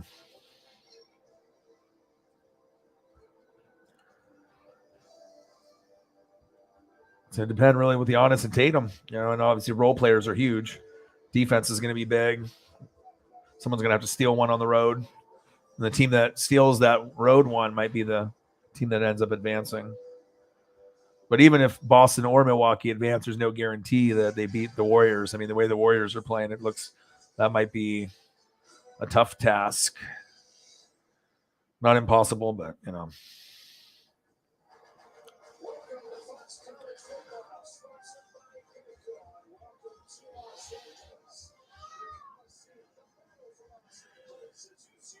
UCLA and USC. Ooh, college football, nice. Bum, bum, bum, bum, bum, bum, bum. Game 7s are bad for the health. It's good, man. You got to be able to live life. You can't win them all. You have to have the memories. You got to go through the good, the bad, and the ugly.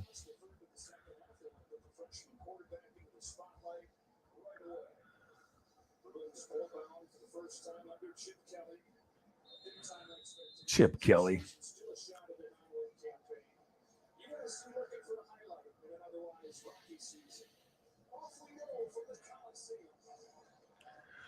All right, 0-0, USC, UCLA. Yeah, probably going to end the stream pretty soon, probably 10 minutes. So exciting to see what happens. Good old Tatum. Underrated. If you had Middleton, yeah, definitely you need Middleton. That was like, if you have Giannis and Middleton, you guys already proven that you have a good team concept, and Giannis is the most unguardable player. That's pretty clear. But need role players to step up, and the Warriors just got so many good shooters, but anything's possible. God, what a cool photo. Really like this one too, with the jumper.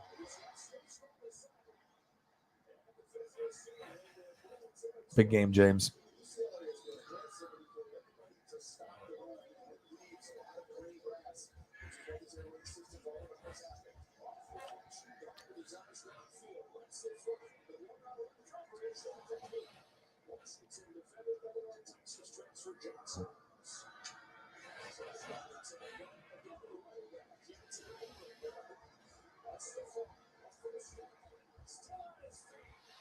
Oh, wow.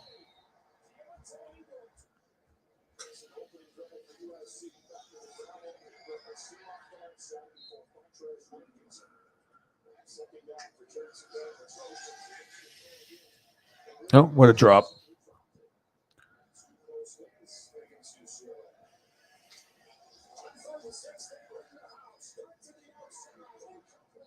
Oh, really? Nice. You reading any books today? What'd you read today? Anything? I think most people that read, they read almost every day. So sometimes you got other shit going on, work or video games or friends and other shit like that. But reading is always money.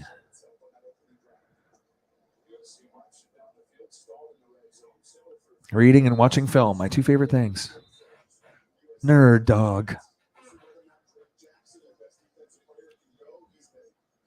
Yeah, but yeah, crazy opportunities for Tom. 375 million.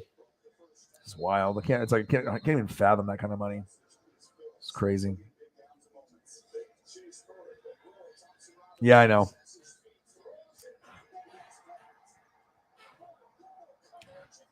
It's all good for anybody else. But I know what you mean. I like to put in the grind, put in the work.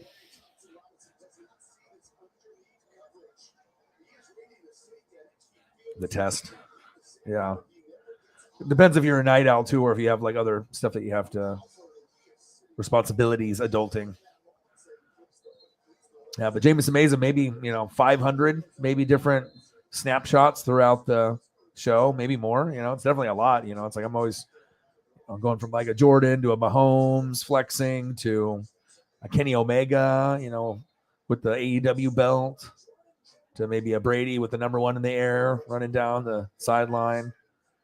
Yeah, I'm always trying to mix it up. Little Stone Cold Steve Austin on Kevin Owens stunner at WrestleMania, stunner action.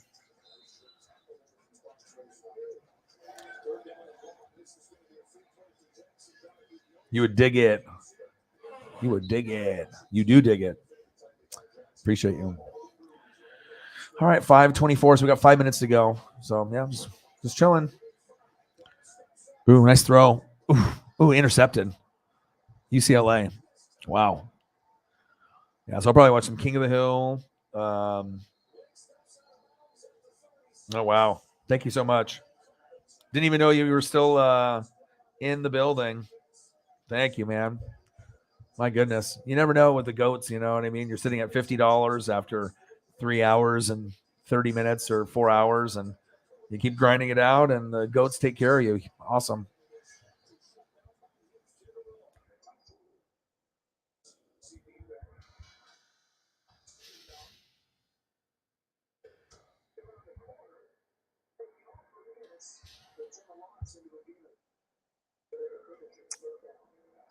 Bang, bang, 44. I don't even know what are we at. Scroll up. 360. Wow, insane. Thank you so much. Puts us at what, 404? That's awesome. There's not anyone else on planet Earth that has this kind of support. I have like less than 5 people in the room, and you're at 404. Yeah, incredible.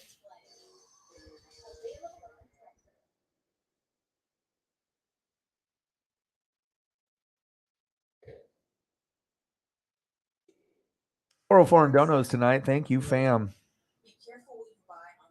Yeah, I try to describe it. You know what I mean? I can also do a better job knowing that there's, people in there. But I mean, like in my photo library, I mean, I got, stunner pictures, Travis Kelce with his arms kind of waving like he's a plane, going, out of the tunnel. You know what I mean? It's a lot of very, very unique ones. And I got GIFs that are like full motion video. So it's actually showing the whole Vince Carter, like 360 windmill dunk, or RKO, Randy Orton doing an RKO against someone off the top rope and catching them. And it's very, very cool. I like colors and I like visuals, and even space kitties, in space with different graphics that people use on Photoshop. Like I'm always looking. And I got obviously Chris Farley, all the Chris Farley faces, just very unique, one of a kind. Sometimes memorabilia, people flexing, people doing like kind of the rock symbol, like Joe Dirt. Quarterbacks in their different motions, Jordan in the air and the dunk contest, flying through the air, looking like Air Jordan. So, yeah, very visual for me. But obviously, you just try to be able to put on a good show. And Jameson, I appreciate you.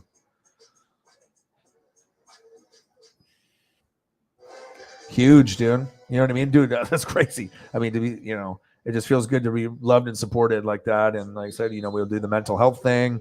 We'll talk sports, we'll talk wrestling, we talk NBA, we talk life, we talk movies. Literally, there's nothing not, to talk about. It's always going to be a grind and a hustle. And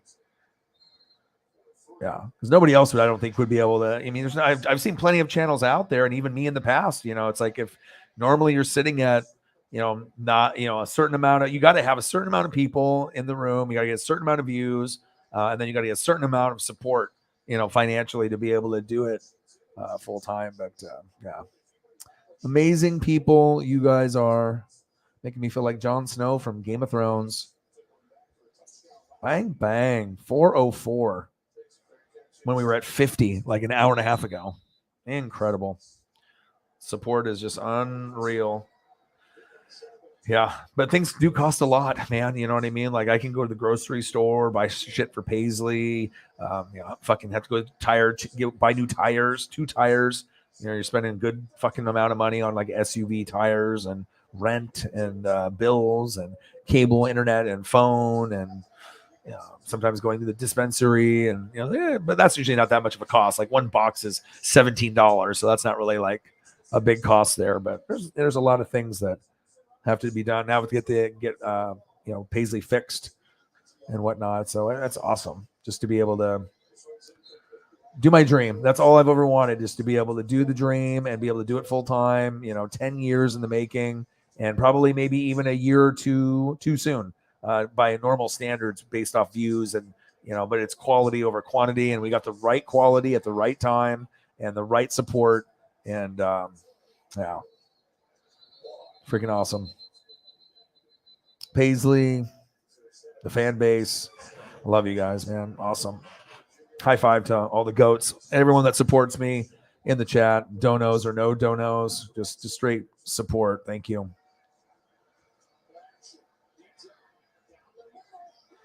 Oh, caught. Go, go, go, go. Touchdown, UCLA. Well, wow. Unbelievable.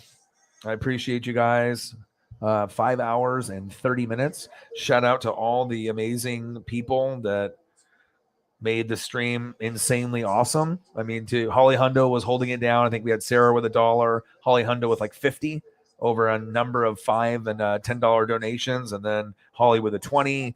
We had an anonymous dono of 222, insane, and then Cyberpunk with a 72. Chief Chief with a $5, and then another anonymous dono for 44 at the end.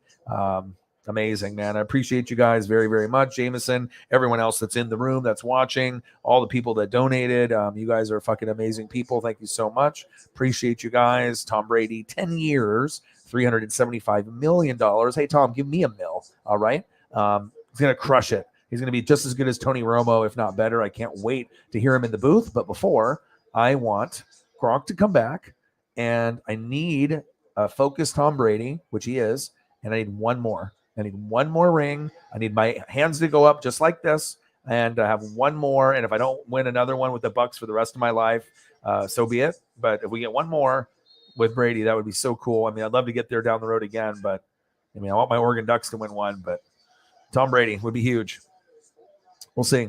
Old school vibes, like Saved by the Bell, and a lot of the shows that we looked up, like Night Court and Harry and the Hendersons and Mr. Belvedere. That definitely was a blast from the past. The first hour and a half of the show was fucking fire. And if you want to go back and look at some of the fire photos I was able to find with the old school shows, but one of my favorites of all time, Saved by the Bell. Incredible. Mental Health Week is this week. Shout out to everyone. If you guys need anything, you can reach out to me on Instagram or Twitter. Like I said, I'll be back later on this evening, probably around 7:30 p.m. Wouldn't be able to do it without you goats. You know what I mean? You guys are so special to me. Thank you so much. Hope you enjoyed the show. Have a great rest of your night. Incredible 404. Amazing. And I can't let you. I got to, though. Hey, you know what I mean? I think, I don't know. We'll see if the Rams do it again. I mean, who knows who's going where. I mean, I have no idea what's going to happen, but it might make a lot of people mad. But I'm telling you, I think it could be Buccaneers Bills or Buccaneers Broncos. You already had the Rams and you already had the Bengals go last year. Typically, that means that they're not going to be able to go back this year because of what history has told us. It's hard to do back-to-back. Hasn't been done since 03-04. Patriots. So who's next in line? Tampa Bay, maybe Saints, maybe Packers, maybe Niners, maybe someone else, right? But Tom's got just as good of a chance of anybody. So maybe you want Aaron, but I got someone a little bit more reliable in the playoffs, but things could change. Maybe this is Aaron's year. You never know. You never know. But I want to get back to this, the championship glory. That's what I'm looking for. But I love you guys, and I appreciate you guys very, very much. I got one question for you. Talk sports like us. Your boy Ryan, Northwest Sports Fanatic. Shout out to all of the Fanatic family members, especially the ones that watched, that commented, that came into the room, did the thumbs up, especially the ones that donated. Love you. Appreciate you. I'll be back later in a few hours, and I'll be back very soon. Fanatic fam, I love you. Gang.